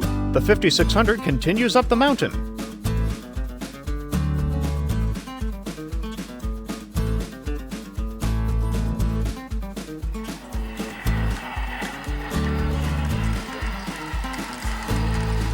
The big boy backs through town but is routed onto an industrial siding. The big boy decides to sit still for a bit and rethink this plan. Sheriff Panko asks the Jinty if she's seen Flying Scotsman. The Jinty hasn't seen Scotsman in a couple days. Flying Scotsman emerges from the Clinchfield Railroad interchange and heads for Salisbury. Scotsman sees a Great Western City-class locomotive go thumping past and wonders why the record-stealing interloper is in the area. The Black 5 has gone further down the trail and finds a nice big caboose on display. The Black 5 wonders what else there might be in the big wide world. The 5600 enters Asheville and passes Gadwall. Nothing is said, but Gadwall just knows the 5600 has gotten into some sort of trouble. Ferry Battle is also in Asheville, still back to front, and can't seem to understand why he can't couple to a train.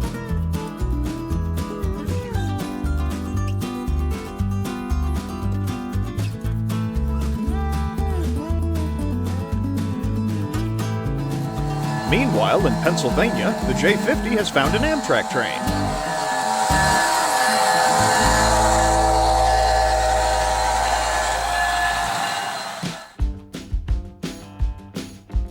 City of Bath storms through Ye Old Fortress. The Dash 9 of Shame's California cousin is filling in today. He asks City of Bath if he would like a righteous push. City of Bath replies that there is no need, good sir.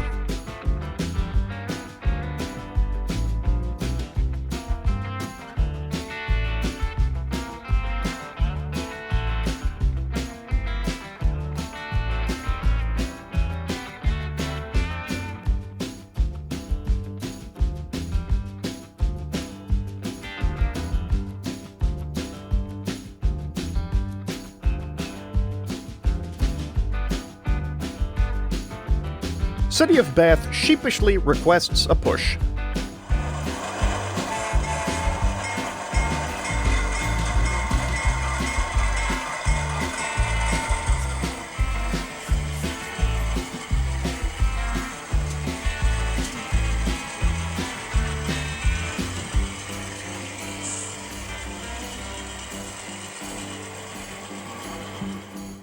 Sheriff Panko and Deputy begin to head back for Salisbury, but see the back of the escaped SP-8 protruding from behind some freight cars.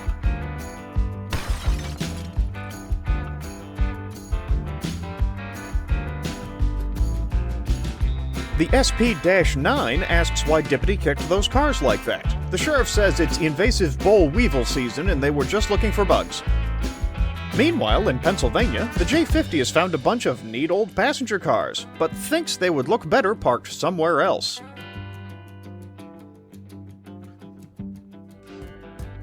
City of Bath arrives at Rattlesnake Mountain, but sees no sign of the Cornish Riviera.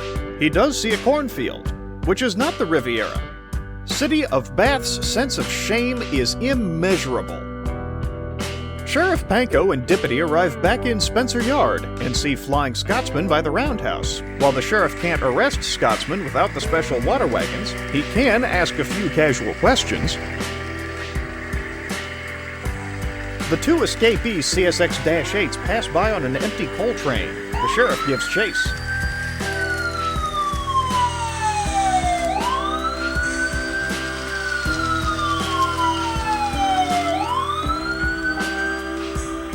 The CSX AC-44 diesels ask the sheriff what the trouble is. The sheriff says they have a taillight out. Just a warning.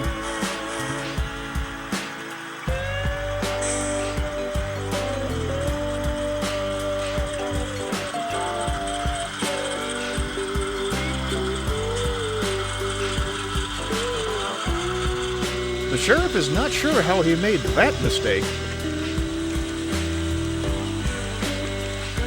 With the sun setting, the engines head to the roundhouse for the night.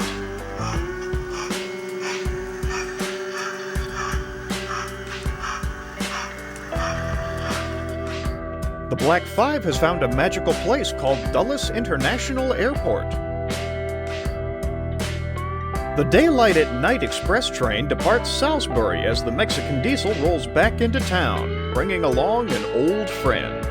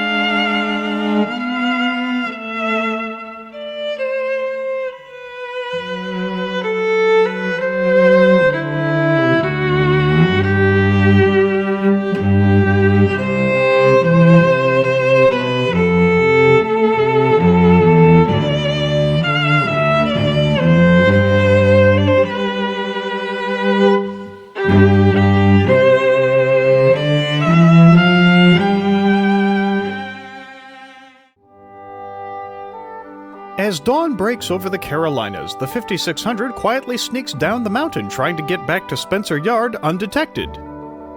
Unfortunately, the 5600 is detected.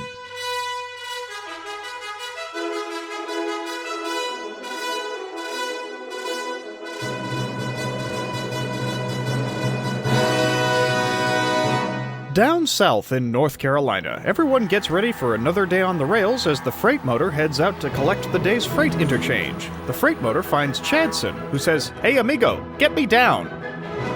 Having returned the loudmouth trolley to his natural habitat, the Mexican Diesel collects the Automax automobile car he will take back with him. The Diesel couples to the car with a bang, knocking some of the cargo loose. The Mexican Diesel retrieves his caboose and heads south. The Cybertruck is confused. The Black 5 has arrived at London Victoria Station after landing at Gatwick Airport and is figuring out her next connection. The standard 410-wheeler rolls into the engine facility after a long round trip and finds Scotsman. The standard 4 asks Scotsman what he did with the special water wagons. Scotsman says not to worry about it. The H-1A Hudson arrives in Salisbury with a passenger train as Chadson re-enters service. Chadson rolls up next to the H-1A and asks when they started allowing Tim Hortons products to pull passenger trains. The Hudson says nothing, but is quietly plotting to show Chadson just who is the donut in this situation.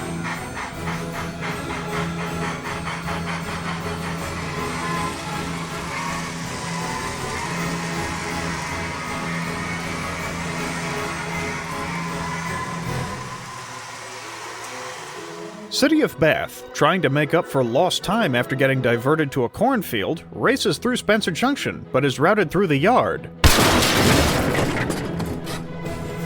City of Bath has derailed on the switches after entering the yard way too fast.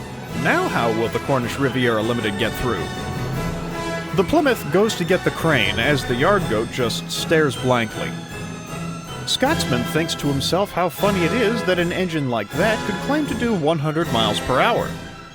The L1 backs down to the coaches for the local passenger train. The engine hopes to get out of town before any more stupidity rains down from above. A arrives in Salisbury.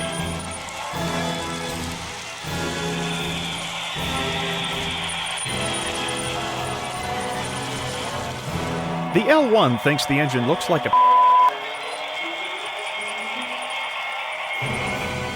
The 5600 rolls into Spencer Junction with a friend following close behind at high speed.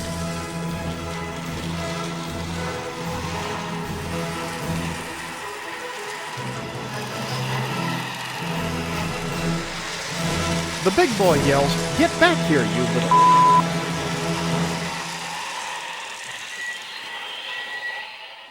The asks the L1. The L1 says there probably aren't many of those in Atlanta, but she's welcome to look. The L1 also glares angrily at the narrator for, "Hey, this wasn't my idea. Ask a certain museum in Virginia." The departs.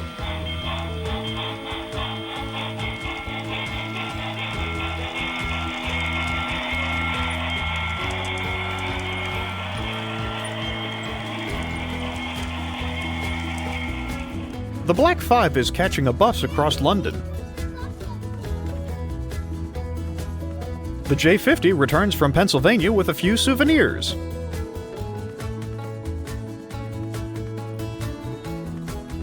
The J50 enters the yard but sees the sheriff and heads out the other end, declaring that the sheriff cannot have the J50's kumquats.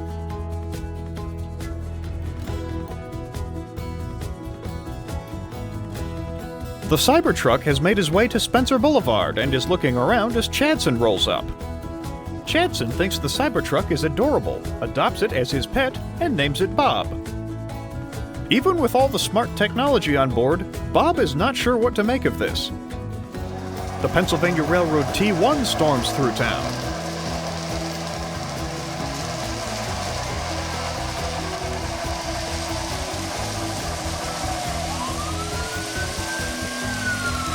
So does Super Trooper.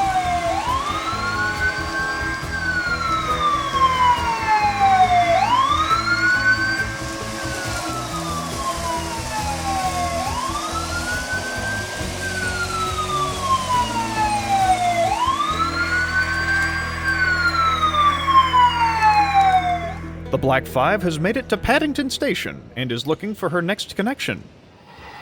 As the big boy enters Atlanta, he has lost sight of the 5600 and begins to look for her.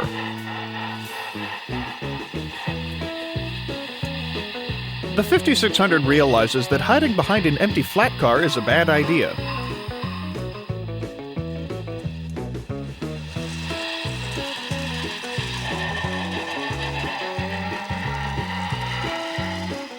A northbound passenger train arrives in Salisbury with a Princess-class Pacific-type locomotive on the front. The engine is named Princess Arthur of Connaught. Princess Arthur is handing the train off to the Standard 4 and heads to the engine facility for a little rest. City of Bath has been re-railed, but sustained some damage in the accident and will have to stay in Spencer for some repair work. City of Bath wonders how the Limited will get through now. City of Bath sees Princess Arthur, and knows Princess Arthur once pulled the Cornish Riviera Express as part of a locomotive exchange program. City of Bath calls out to Princess Arthur, pleading for her to see the Limited through. Princess Arthur is apt to try, but knows there is no way to get to the Riviera from America by rail. The Ivatt Mogul suggests Princess Arthur try West Virginia. They seem to have a little bit of everything out there. Princess Arthur is up for a little adventure. She couples to the train and heads for West Virginia.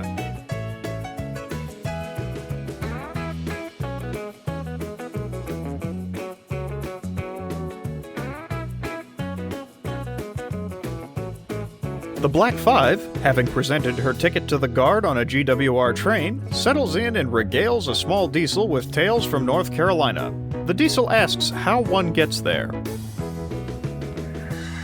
The sheriff is still staked out on the south side of Spencer Yard, but he starts seeing Dash 8s everywhere.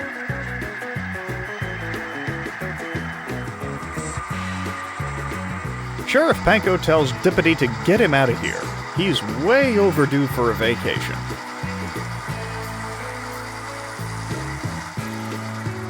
The Dash 8s don't know what to make of this. The H-1A Hudson returns to Salisbury, but not with a passenger train. The Hudson has a special delivery for the trolley line.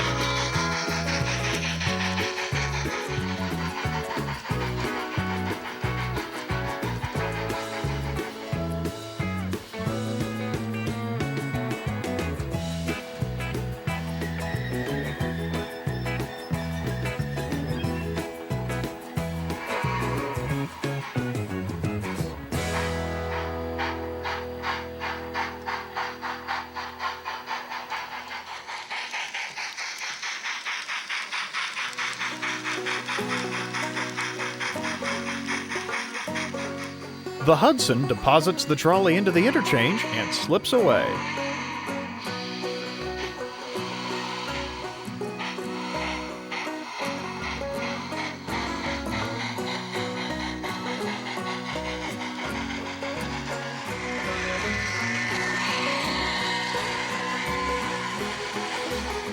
Spot sees a new friend at the interchange. Spot introduces himself.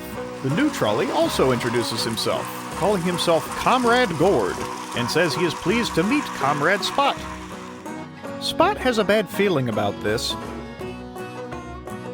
The 5600 passes back through town, northbound, still with an angry Goliath behind her.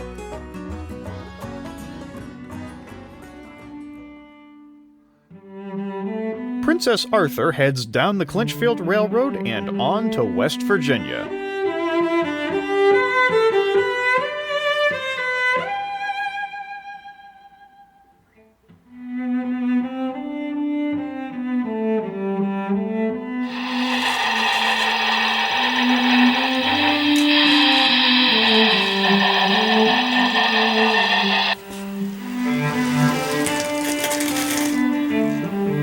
Wonderful.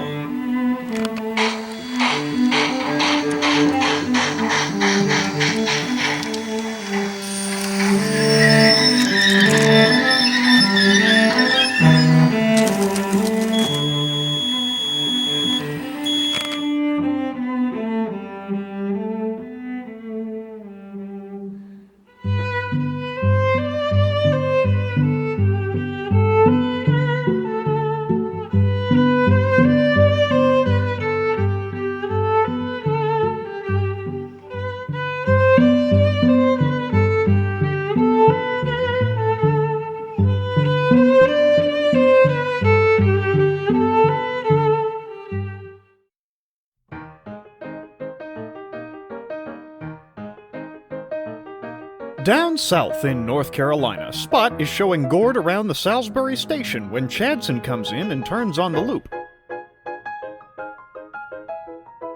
Chadson dice "Hola, amigo," and introduces himself to Gord, who replies, "Pleased to meet you, comrade." Comrade? Spot runs for cover.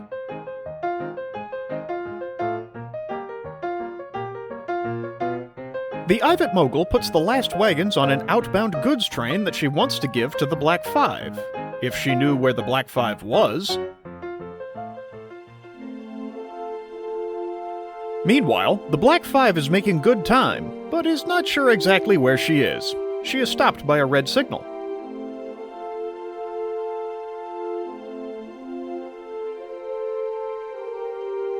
Now the Black Five knows where she is. The old Class 50 steam loco asks the Black Five if she has seen any Swedes. The Black Five has not. The Class 50 mutters something about meatball camouflage and goes on his way. A diesel rail car approaches and asks the Black Five if she's seen a Class 50 steam loco. Grandpa is off his meds again. The Black Five says the Class 50 went that way. The rail car gives chase and advises the Black Five not to have meatballs for lunch today.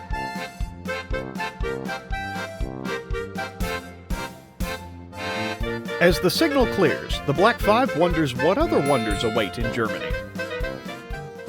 Meanwhile, Princess Arthur arrives in West Virginia and introduces herself to a passing Norfolk & Western SD9 diesel. The SD9 asks what kind of name is Princess Arthur. Princess Arthur explains that in 1913, Lady Alexandra Duff married Prince Arthur of Connaught, thus becoming Princess Arthur of Connaught. The SD9 will take her word for it. Princess Arthur tells the SD9 that she is looking for something that could be remotely called a Cornish Riviera, so she can honestly tell a screwball of a locomotive that his train has gotten through. The SD9 can't think of anything fitting that description round these parts, but someone further up the line might have an idea. Princess Arthur thanks the SD9 for the advice, and both trains carry on.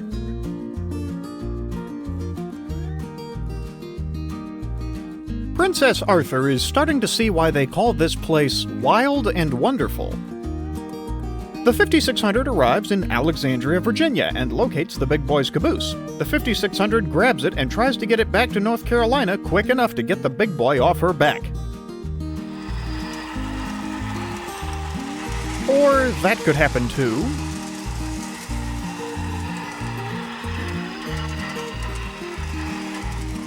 Flying Scotsman slips away up the mountain as the Pennsylvania Railroad T1 arrives looking for Mallard. The T1 shows Mallard a citation he received for going 123 miles per hour. Mallard says, "That's cute, but the record is 126. The Ginty brings the two halves of Ferry Battle back to the workshops and strongly advises the shop foreman not to take mechanical advice from the J50 before seeing if the Ivatt needs anything.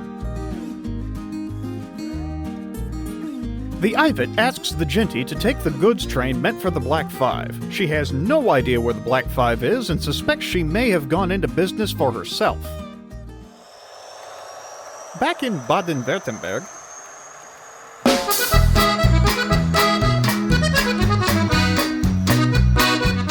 the Black Five continues to make her way through Germany. She comes across a CSX Gevo diesel. The Gevo asks the Black Five if she wants an authentic American hot dog full of all kinds of things the German Federal Ministry of Food and Agriculture has banned. The Black Five politely declines and goes on her way. Some heavier armament is being loaded onto flat cars as Grandpa is putting up more of a fight than expected, and can't seem to tell who are and aren't Swedes. The Black Five decides to pop next door into another country. One thing is for certain, though, the Black Five does think it's nice here. Princess Arthur continues through West Virginia and passes a seemingly confused diesel passenger rail car. Princess Arthur figures it would be better to find someone a little less confused to ask for directions. Flying Scotsman has retrieved the special water wagons from their hiding place and slips them into the roundhouse. The Ivatt Mogul remarks that if Flying Scotsman can't leave the special water alone for a day, he may be turning into Flying Tosspot. Flying Scotsman does not like the words appearing on the screen. Dippity comes into town. With the sheriff on vacation, Dippity is left to his own devices for enforcing the law, and sees his first lawbreaker.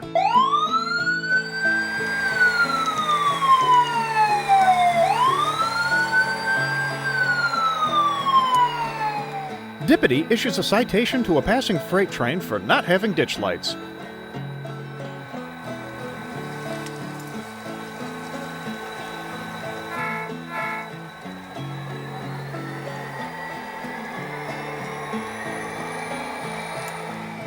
Princess Arthur carries on and passes an Amtrak engine switching a coal mine. There has to be someone in West Virginia with their head screwed on straight, but she hasn't found them yet. Granted, from what she's seen, North Carolina isn't much better. Dippity pulls another train over.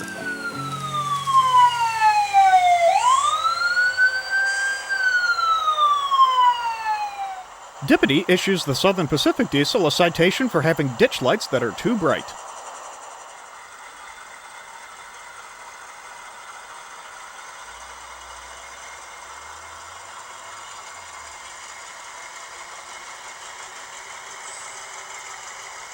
Dippity prepares another citation for littering.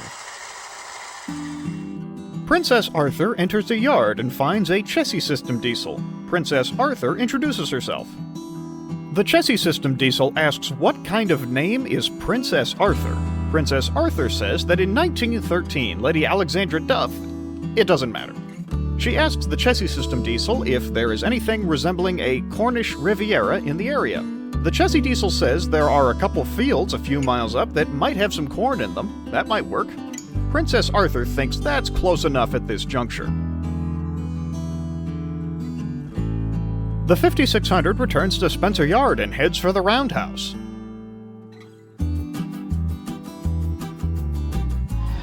The big boy is close behind.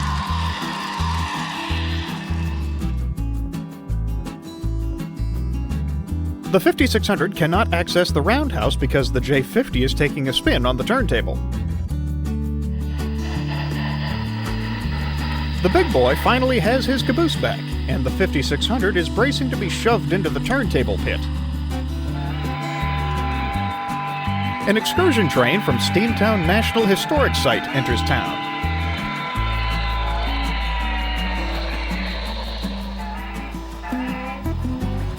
The big boy drops the 5600 and keeps an eye on the train from Steamtown.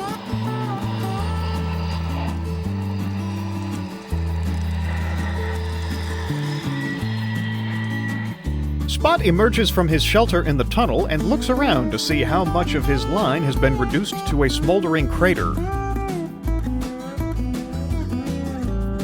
Spot sees Gord making his rounds.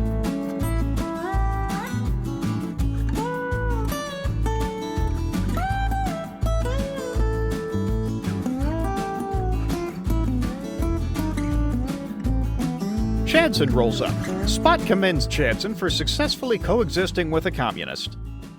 Chadson asks Spot what he's talking about. That's not a communist. Princess Arthur arrives at the farm fields the chassis system diesel pointed her to. Unfortunately, they are hay fields, not cornfields. Close enough for Princess Arthur, seeing as no one is riding the silly train anyways.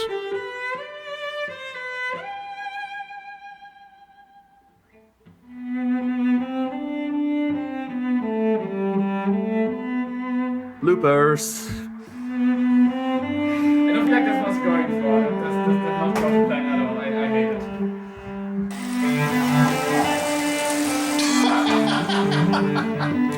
It's missing something.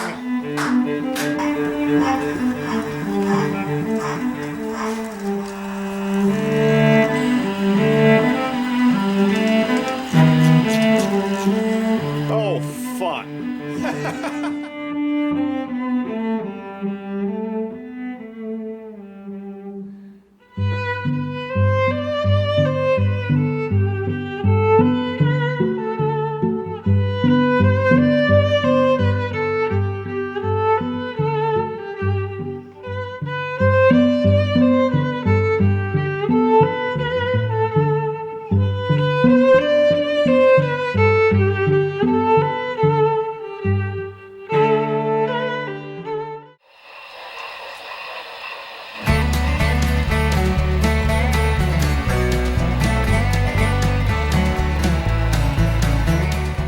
Down south in North Carolina, the Diesels from Steamtown run around to take their excursion train on a side trip up the mountain while the Reading T1 goes to get serviced. Both of them are moving under the watchful eye of a curious behemoth. The Steamtown Diesels depart with their side trip to ye old, Old Fort.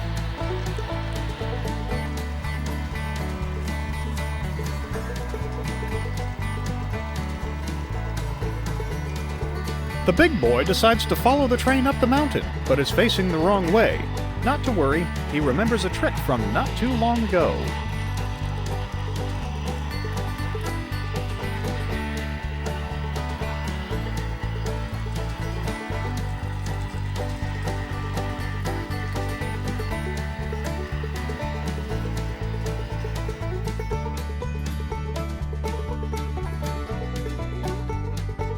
The L1 gets back into town and offloads the local passengers. The J50 claims to have been given a special passenger assignment and needs the coaches. The L1 doesn't care and tells the J50 to take him. The L1 says, "Ouch." The J50 heads up the mountain with his passenger special. The APTE makes her scheduled stop in Salisbury and is met by yet another ambulance, apparently this time due to an error in the food synthesizer programming producing muskrat pies instead of mincemeat pies. The Black 5 is aboard a Swiss train passing Rhine Falls, but realizes as she's taking in the view that she should probably hold on as the train takes this curve.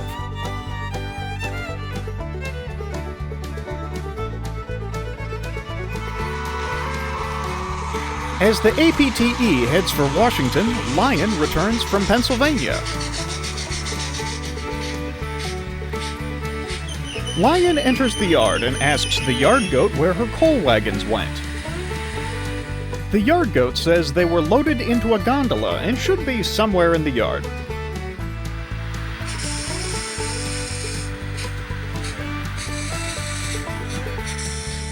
Lion looks through the yard for the wagons.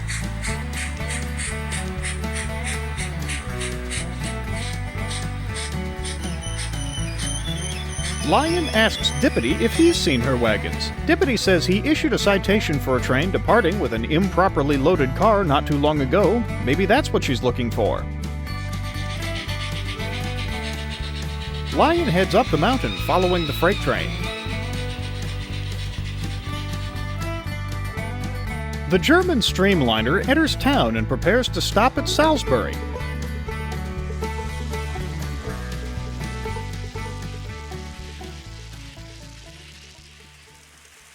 Dippity sees something on the German's train that should not be there.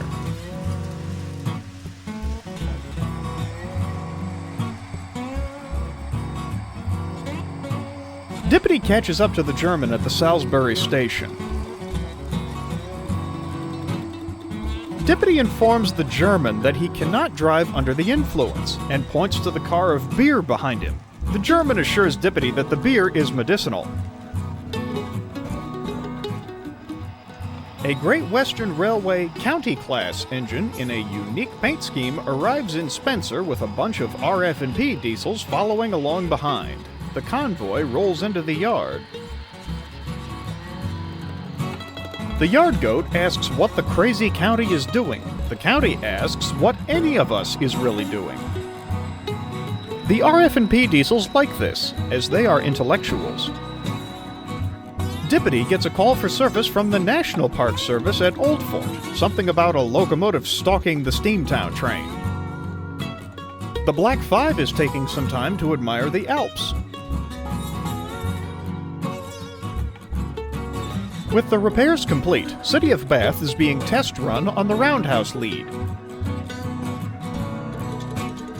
Princess Arthur returns from West Virginia with the Cornish Riviera Limited. Unfortunately, the sprigs of hay sticking out of the coach doors belies exactly what sort of destination Princess Arthur brought the train to. City of Bath returns to the roundhouse to sulk. In ye Old Fort, Dippity is trying to sort out the mess as the big boy accuses the Steamtown Diesels of holding his sister hostage, while the Steamtown Diesels accuse the big boy of threatening federal employees. The J-50 passes through town with his passenger special and warns that the creamsicle is coming. Lion rolls up amid the altercation and demands to know who took her coal wagons. In the confusion, Dippity accuses the Steamtown Diesels of stealing Lion's wagons. Turned and serviced, the Reading T1 backs through the yard and to the Salisbury Station. The T1 sees the crazy county and says, "I knew one of your kind who was painted in Reading colors, and I hope I never see that thing again." The Black Five prepares to sample some Swiss cuisine. The J-50 shakes, rattles, and rolls into Salisbury.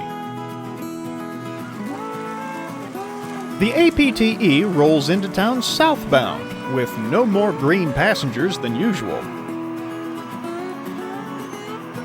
Quite a few passengers disembark the J-50's train and board the APTE to finish their travels.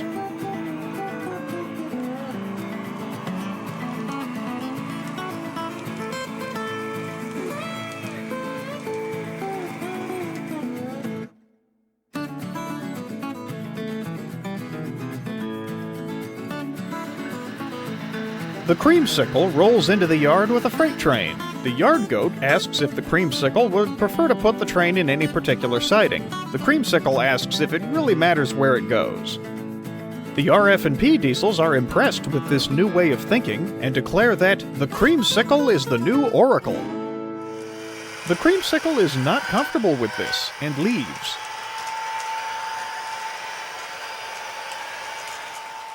The herd of RF&P diesels follows the oracle on his quest for knowledge.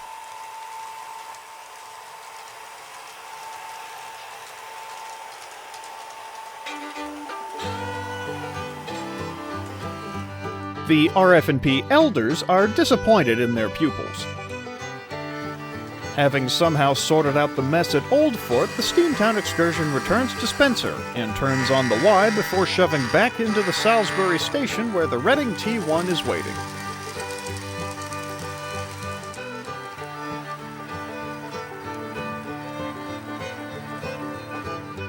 The big boy waits in a nearby tunnel. With the whole train back together, the Reading T1 leads the Steamtown excursion back north to Scranton, Pennsylvania.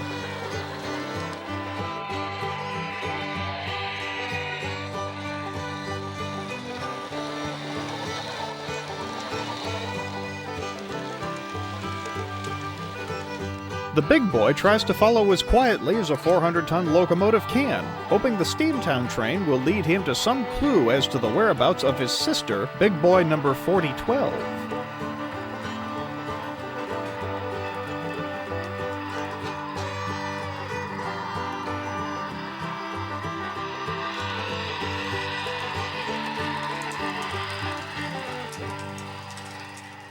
The Black Five has found yet another magical place, Zurich International Airport.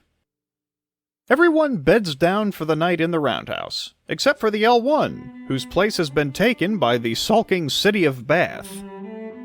The 5600 remarks how tonight will be just like a camping trip. The L1 does concede that roasting the taffy tank over a fire does sound like an enjoyable activity right about now.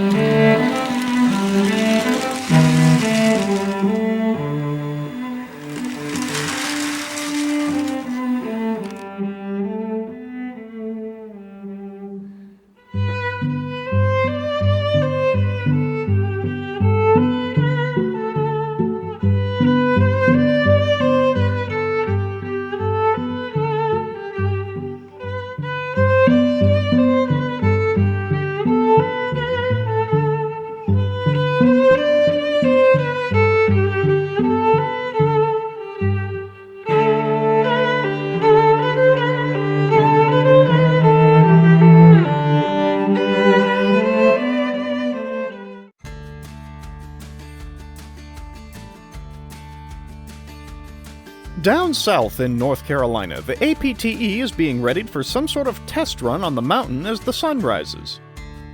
Princess Arthur and the Standard 4 are asked to fill in for the APTE's usual service today. Gadwall asks Mallard why they were not asked to fill in. Spot begins his morning rounds as Gord speaks of the wonders of a classless system in which no one is powerful, all needs are met, and everyone works for the collective. Chadson laughs. Clearly, this is not a communist. Chadson begins his rounds and finds Bob laying on his back. Chadson says, "Aw, Bob wants a belly rub." Ferry Battle has been reassembled correctly at last and has found the German's beer wagon, which was set out to comply with Dippity's orders. The German arrives in Salisbury and yells, "Put effect von meinem Bier!" Ferry Battle takes off, with a slightly redder than usual German logo on his tail.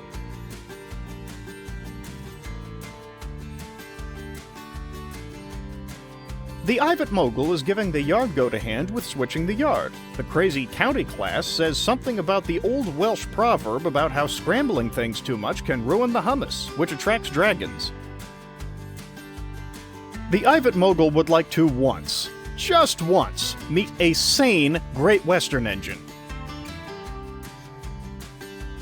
A Great Western Hall-class locomotive named Skiddy Hall arrives with a goods train and asks the Ivatt Mogul which track the train should be left on. The Ivatt Mogul says to leave it on track 3.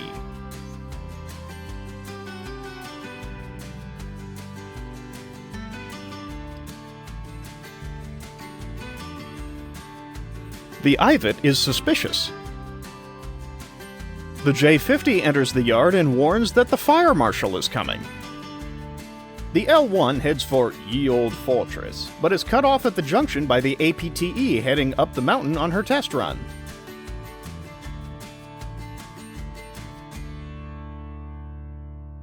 Annoying as it is, the APTE runs a little faster, so the L1 expects no further delays.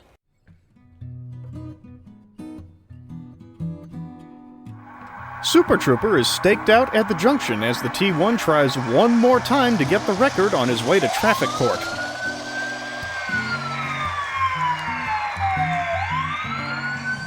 Super Trooper is going to be very interested in telling the judge about this.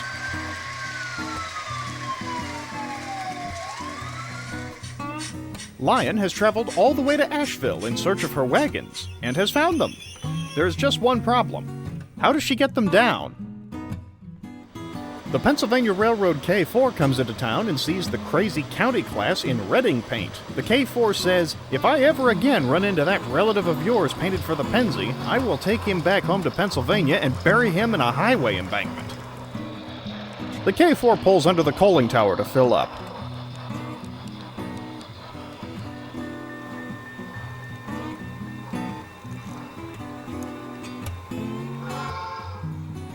Mallard says, "Pennsylvania. That would be a good place to bury an engine under a highway." The K4 asks how Mallard would know.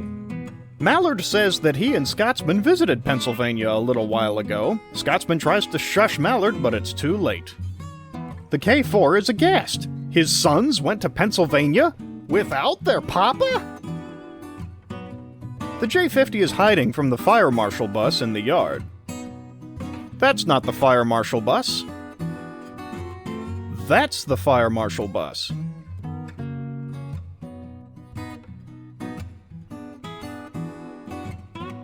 The L1 arrives in Clinch Cross, but is routed into a siding.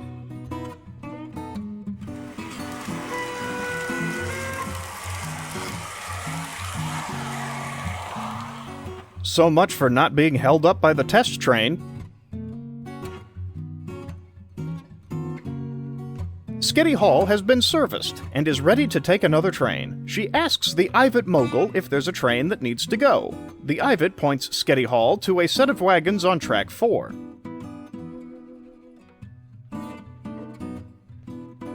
The Ivatt is still suspicious. The small diesel, accompanied by Steve Irvan, finally arrives in Salisbury. The small diesel rolls up to the yard goat and asks, "Are you the yard goat?" The yard goat says yes. The small diesel is mesmerized. Dippity is making his rounds when he is flagged down by the CSX SD7, who claims to have found a clue, a sausage casing boxcar. Dippity doesn't get it. The SD7 asks how Dippity ever got into law enforcement without ever having read Sherlock Holmes and the Case of the Suspicious Sausage. The small diesel is mesmerized by the turntable. Sketty Hall departs with a southbound goods train.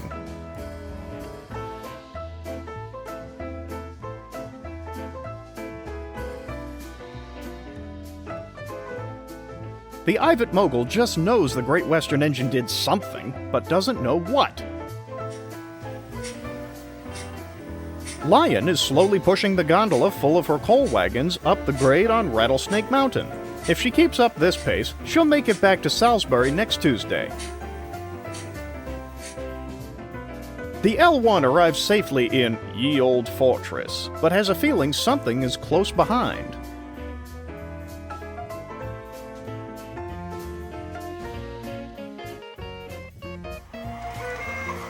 The APTE zips through town and up the loops.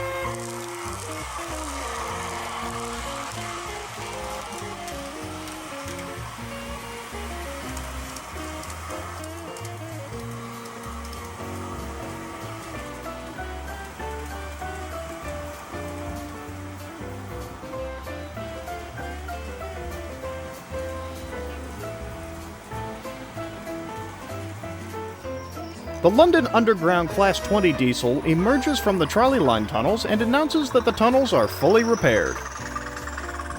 Spot wonders how no one collided with that diesel while the tunnels remained in use all this time. The Class 20 sees that the small diesel has a London Metropolitan wagon that has been missing for quite a while. The Class 20 demands the return of the wagon. The small diesel takes off running.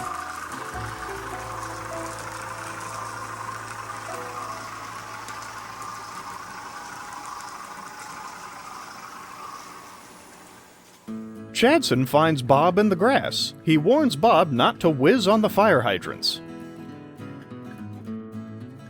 The J50 comes back into Salisbury. Herr Brandmeister wants a word with the J50, who is heading back up the mountain.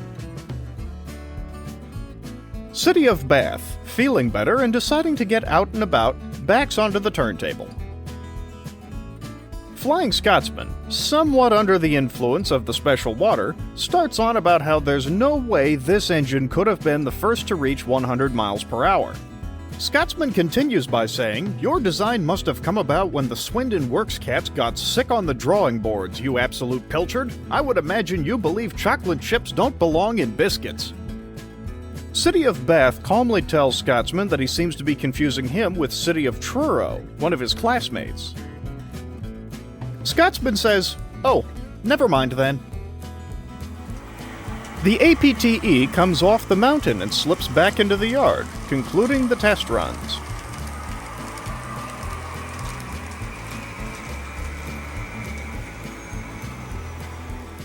The L1 follows behind, hoping that the game of red light, green light is finally over.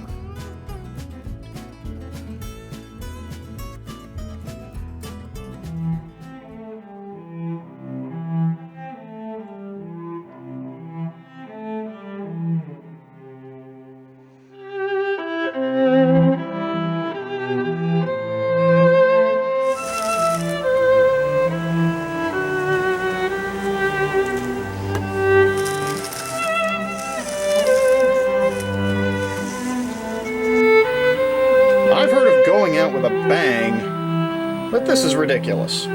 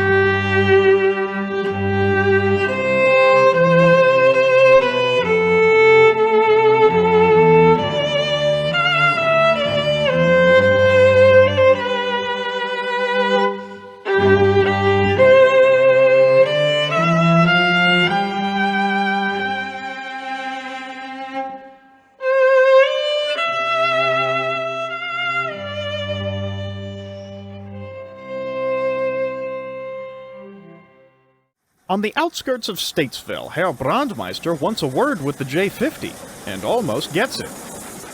Such is the way things happen down south in North Carolina.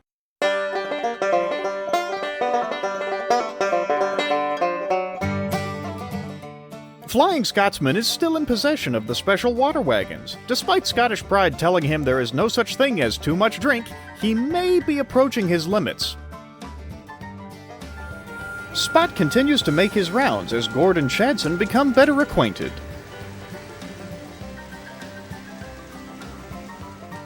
Gord says that trolley fares are a tool of oppression against the proletariat, and that the only way he can atone for his sin of participating in the system is by humbly becoming chairman of the party after the revolution. Chadson laughs. Clearly, this is not a communist.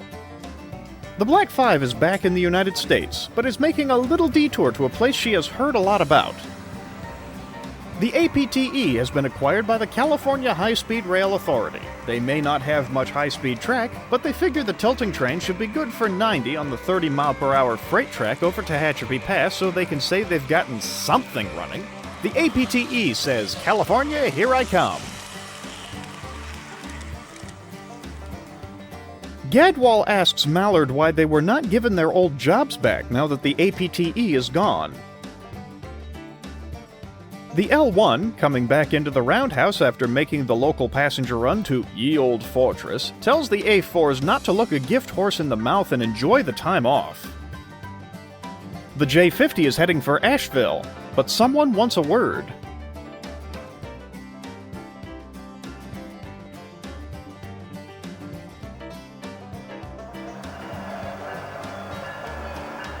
The T1 comes back through town behind his new court-ordered escort. The T1 must be escorted until he learns what speed limits are. The Ace of Disgrace is happy to oblige, however. The T1 is embarrassed to no end that he's been paired with an engine painted for Penn Central, a company that resulted from his railroad, the Pennsylvania, merging with rival New York Central, creating one railroad that collapsed into a bankruptcy so severe it took an act of Congress to sort it out. The T1 wonders if he has a case for cruel and unusual punishment.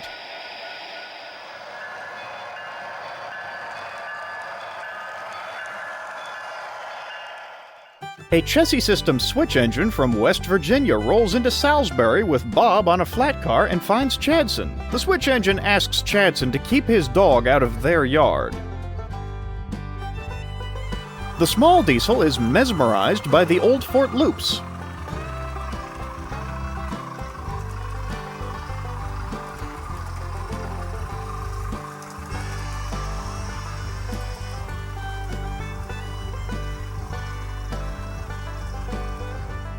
Gadwall has a plan. If she and Mallard prove they can match the performance of the other passenger trains, they might get their jobs back.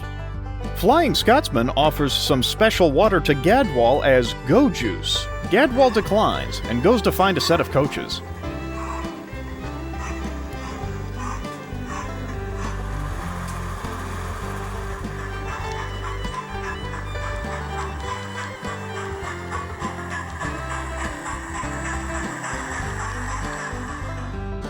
The J50 comes off the mountain and hides in the diesel yard. Herr Brandmeister follows the J50, cornering him and finally in a position to have that word he wanted.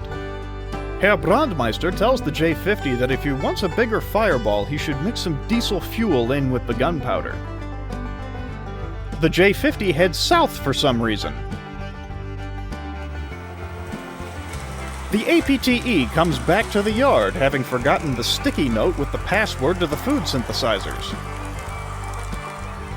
Princess Arthur brings the northbound passenger train into town as Gadwall backs her own train into the station.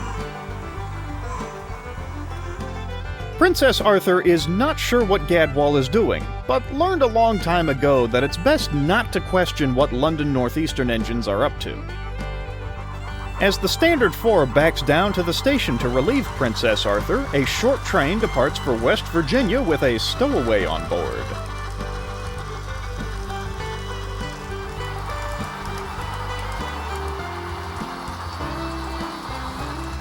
The Standard 4 departs for Washington, and so does Gadwall.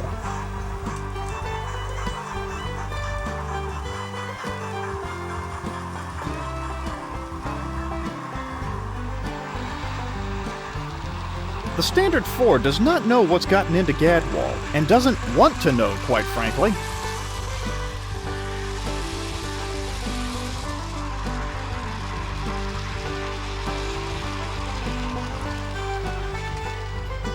The J-50 passes through town with his Pennsylvanian souvenirs in tow, and warns everybody that the angry garden shed is coming.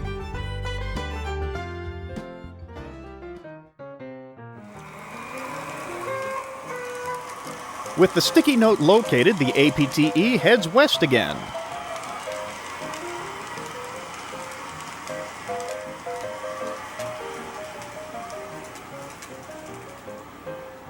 A Great Eastern Railway J70 class tram engine trundles into town and finds Flying Scotsman sitting under the coal tower. The tram says there are 2 dirty wagons, one of which, with 3 X's on the side, that were stolen from him and must be returned to him.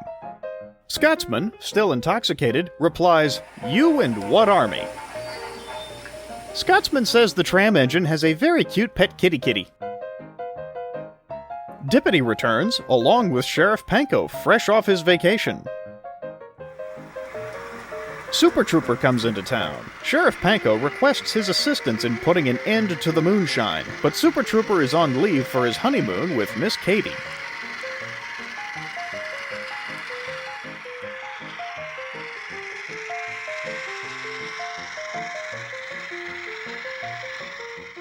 The sheriff will have to find someone else to help him out. The Black Five is relaxing on the East Strasburg platform.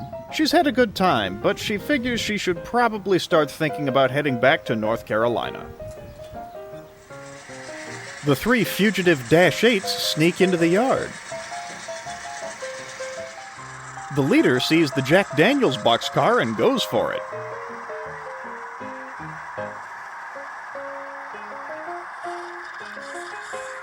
The Dash 8s hear someone clear their throat. Sheriff Panko has a proposition for the Dash 8s. The yard goat found the gun in an inconvenient location and is moving the gun somewhere else. Chadson comes back to the trolley loop and sees the gun. Chadson says to Gord, "Someday she'll be my gun." Gord says, "Don't you mean our gun?" Now Chadson knows Gord is a communist. The small diesel is mesmerized by Spencer Junction.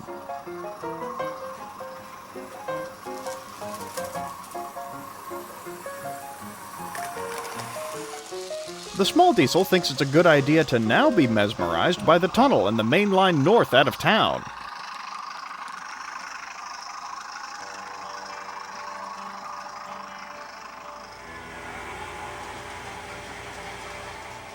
The H-1A Hudson rolls into town and meets Spot, whose ears are still ringing from Gord and Chadson getting into it. Spot asks the Hudson why it was necessary to stir things up by bringing a communist trolley to a line occupied by a star-spangled Yankee Doodle folly trolley. The H-1 says it's not personal or directed at Spot, it's just a matter of one big mouth deserving another. The Hudson is given the all aboard, but doesn't get too far.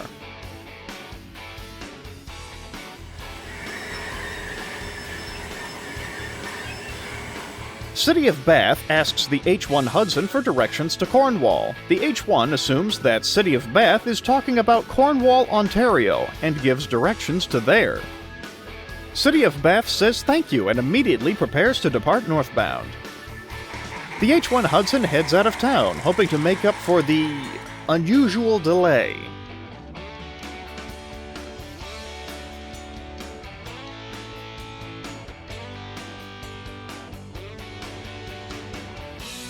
City of Bath couples up to his coaches. The tram and the big kitty sit nearby. They ask City of Bath if he has seen...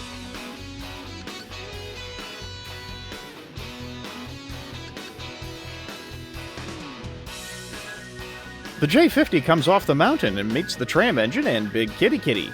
The tram engine says, "That's the one." The J-50 splits up the mountain. The tram and the Y6B, kitty, follow suit.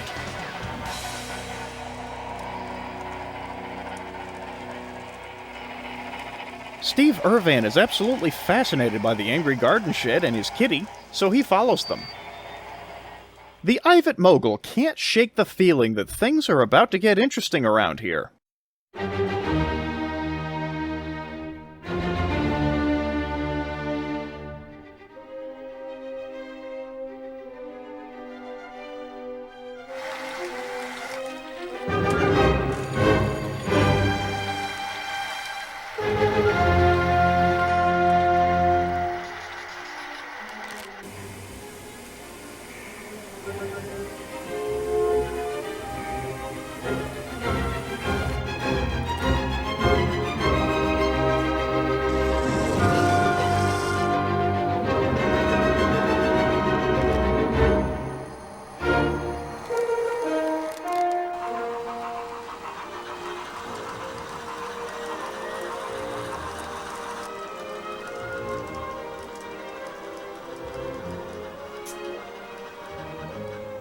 Okay, so come on, get on this train.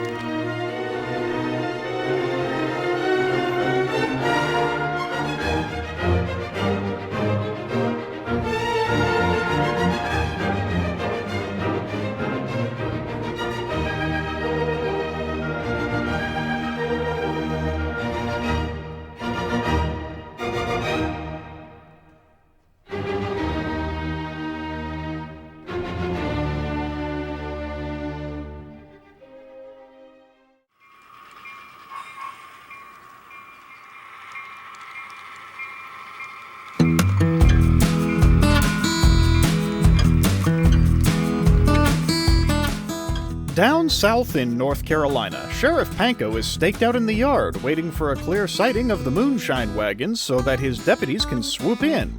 They are just waiting for the word go.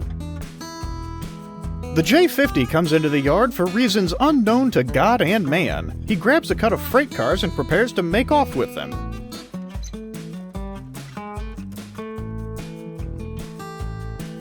The J-50 realizes he is about to steal Sheriff Panko and puts him back.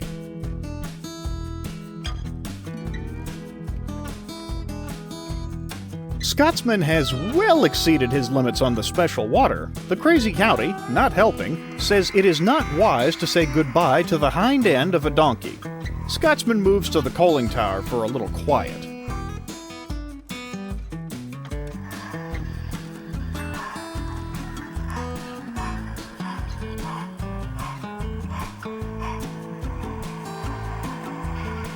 The sheriff has eyes on the wagons and puts his deputies on alert.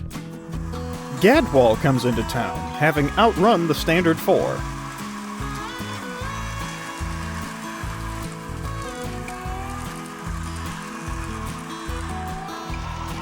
The Standard Four follows Gadwall into Spencer, arriving at the exact same moment the gondola of Lyon's wagons free rolls into the junction.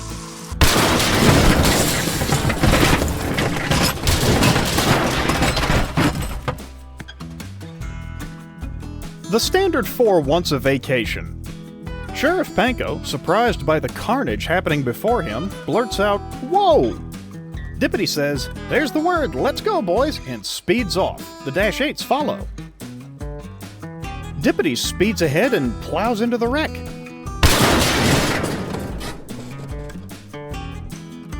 The Dash 8s follow Deputy as they were instructed.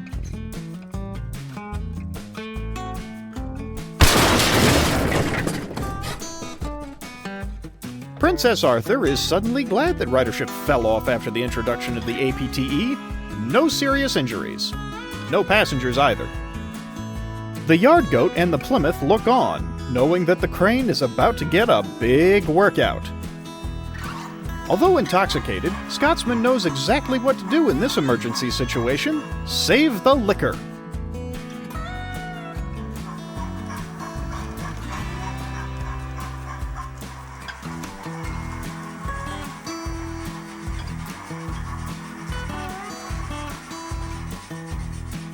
Lyon comes into town, takes a look at the mess, and asks what on earth everybody did to her wagons. The Black Five has arrived back outside and takes a moment to sit on a bench and think back on her travels. Mallard volunteers to jump in with Gadwall and keep passenger service going despite the little mishap. The J-50 rolls up to the Ivatt Mogul and asks for a lesson on how to handle the guns safely. The Ivatt Mogul figures things can't get much more chaotic than they already are and agrees to do it. Plus, it'll get her away from this madness for a little while. The Ivatt tells the J-50 to couple up to the guns slowly. The Ivatt Mogul waits for the J-50 to come back down for a landing before continuing the lesson. The Black 5 is back in the building, but pauses to watch a great new video series she found. In North Carolina, an eccentric group of English steam engines have settled.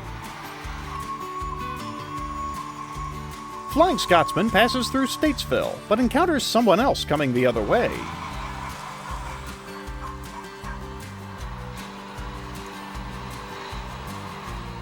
The Dean Goods thought she heard something ahead of her. Scotsman is just glad she stopped, as he did not feel like being a literal flying Scotsman today. Scotsman backs up and takes the siding so the Dean Goods can pass.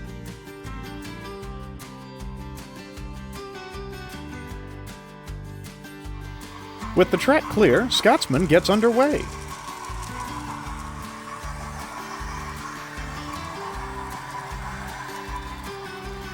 Flying Scotsman decides to try for the magical land of West Virginia and ducks onto the Clinchfield Railroad.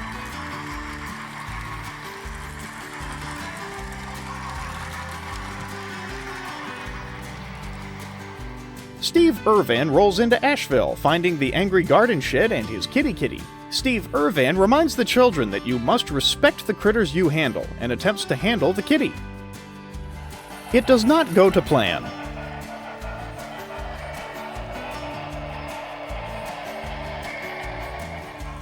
Flying Scotsman arrives in West Virginia and passes several locals, all of whom know moonshine when they smell it.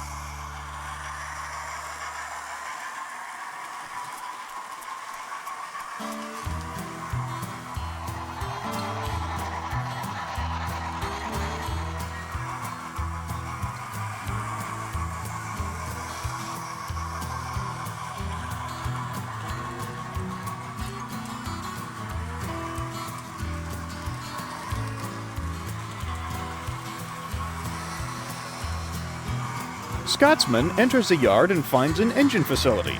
He pulls in and meets an old Norfolk and Western engine. The N&W engine asks Scotsman what he's doing there. Scotsman has consumed so much moonshine that he is not sure of anything other than the fact that the wagons are empty. The locals request that Scotsman let them know when the tank is full again.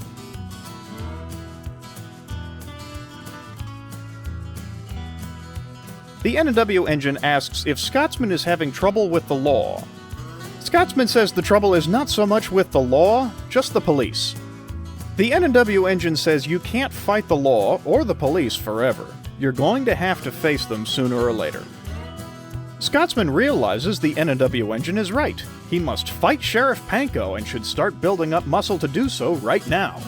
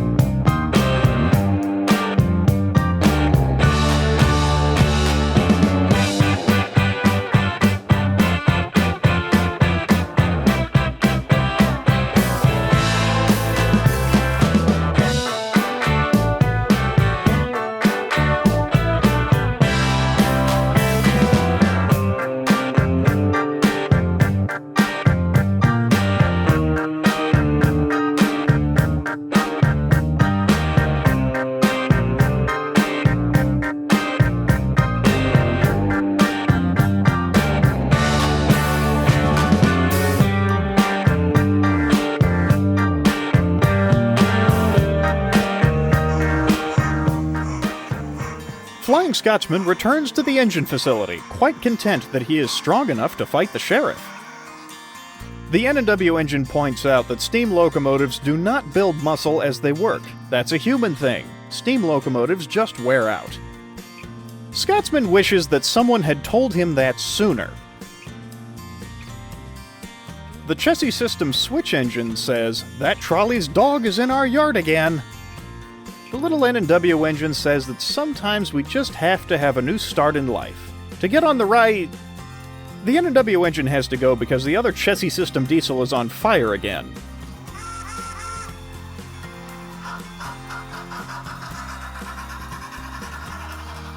Flying Scotsman realizes the N&W engine is right.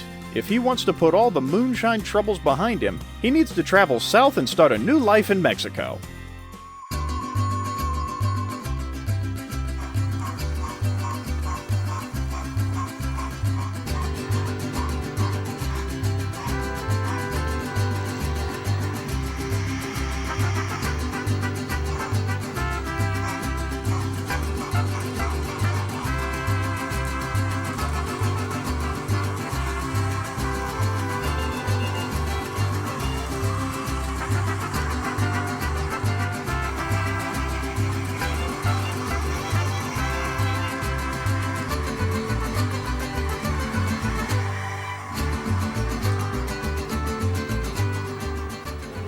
Meanwhile, in Spencer, the main lines are almost open again.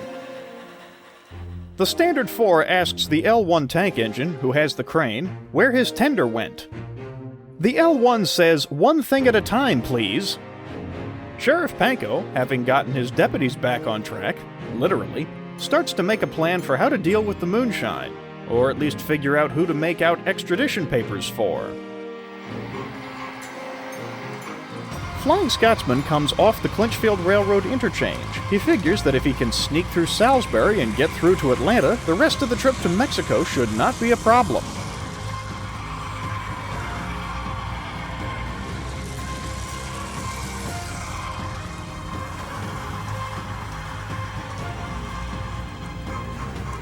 Flying Scotsman rounds the Y at Spencer Junction and finds himself facing all the local law enforcement at once. Scotsman reverses fast and tries to head back up the mountain. Dippity and the deputies are about to give chase, but the sheriff hears something coming. Gadwall races through the yard with a northbound train heading right for Scotsman.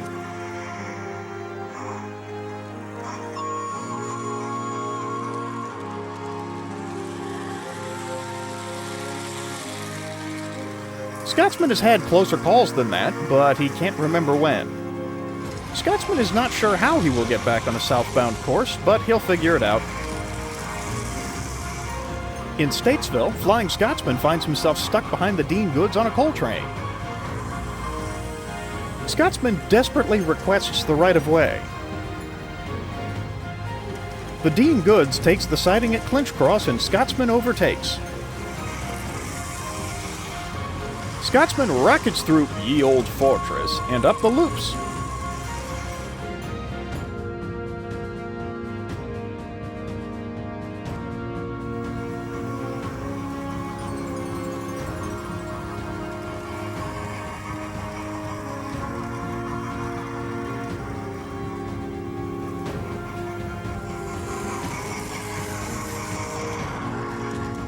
Partway up, Scotsman encounters some old friends.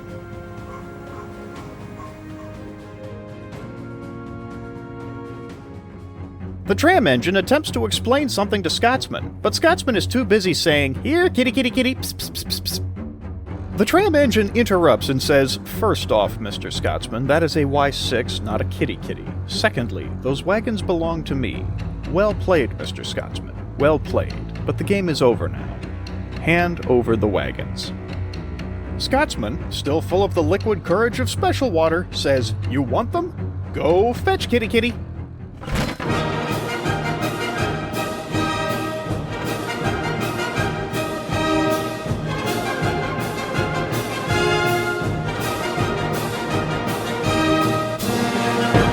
The Dean Goods is given instructions to wait in the Ye Old Fortress sidings due to unusual activity on the loops.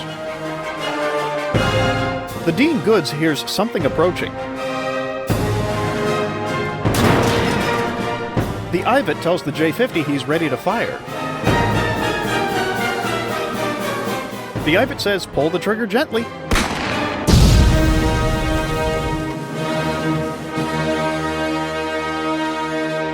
The J-50 says, Happy New Year!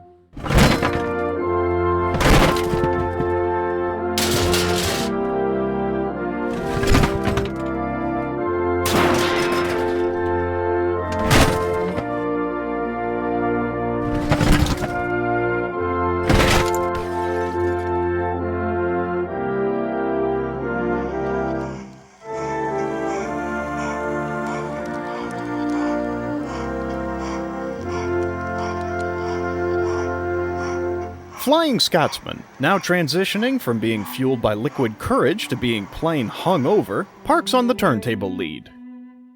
The Ivatt Mogul asks if the wagons getting blown up means things can settle down around here now. Sheriff Panko approaches the Dash-8s in the yard and holds up his end of the bargain with them. Because they assisted with solving the moonshine problem, all charges are dropped. They are free to go. The Dash-8s roll back into the yard.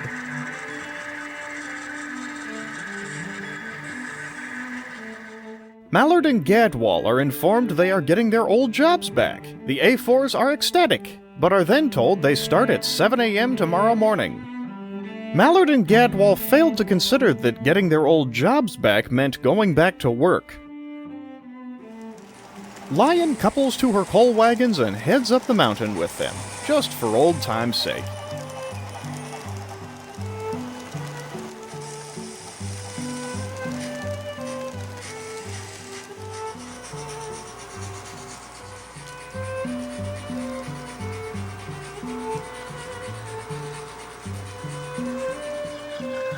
The Dash-8s have found the Jack Daniels boxcar, and figure one more wouldn't hurt.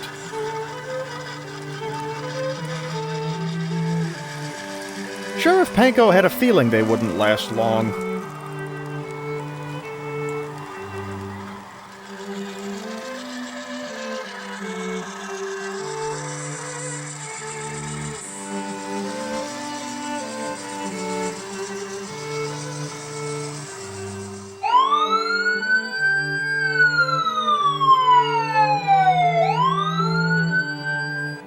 The tram engine and Big Kitty Kitty have gathered up the remains of the special water wagons and are taking them home.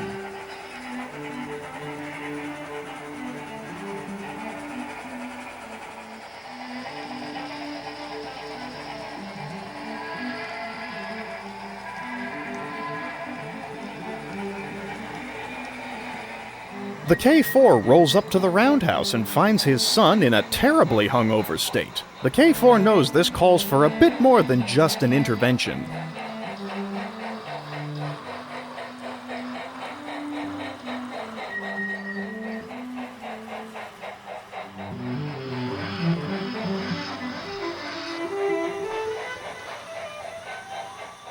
The Black 5 rolls up to the roundhouse, calm as can be, and asks if she's missed anything. St. Lawrence School says, "My work is done here," and heads north. The K4 also departs northbound, with Flying Scotsman in tow for a father-son rehabilitation trip to Pennsylvania.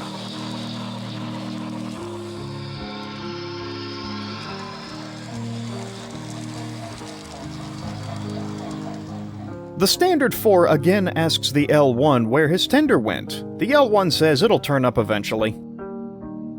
Everybody is getting along just fine on the trolley line. The Yard Goat says, "Just tell me it's over. Please tell me this means it's over." As the sun sets, everyone in the roundhouse settles in for another night down south in North Carolina.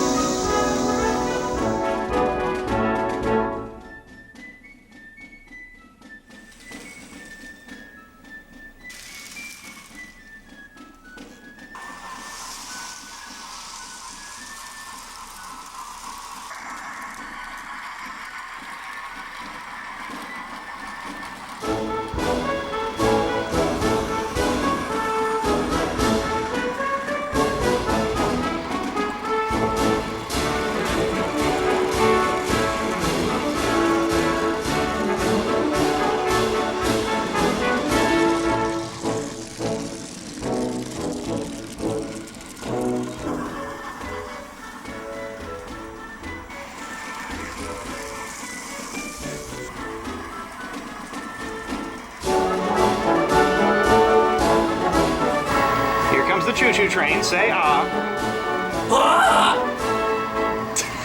Just make sure no one walks off with this thing.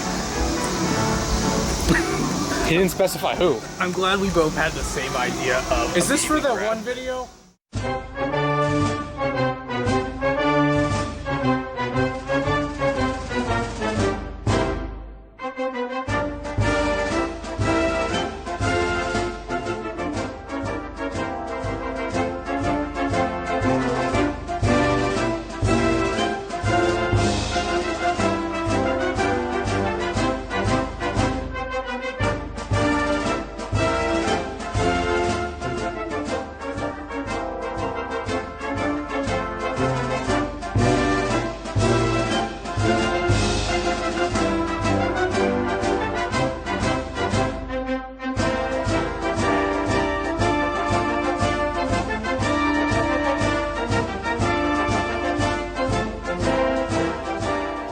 The 5600 is following another stick bus around. Gord suspects that the tank engine is not contributing according to her abilities.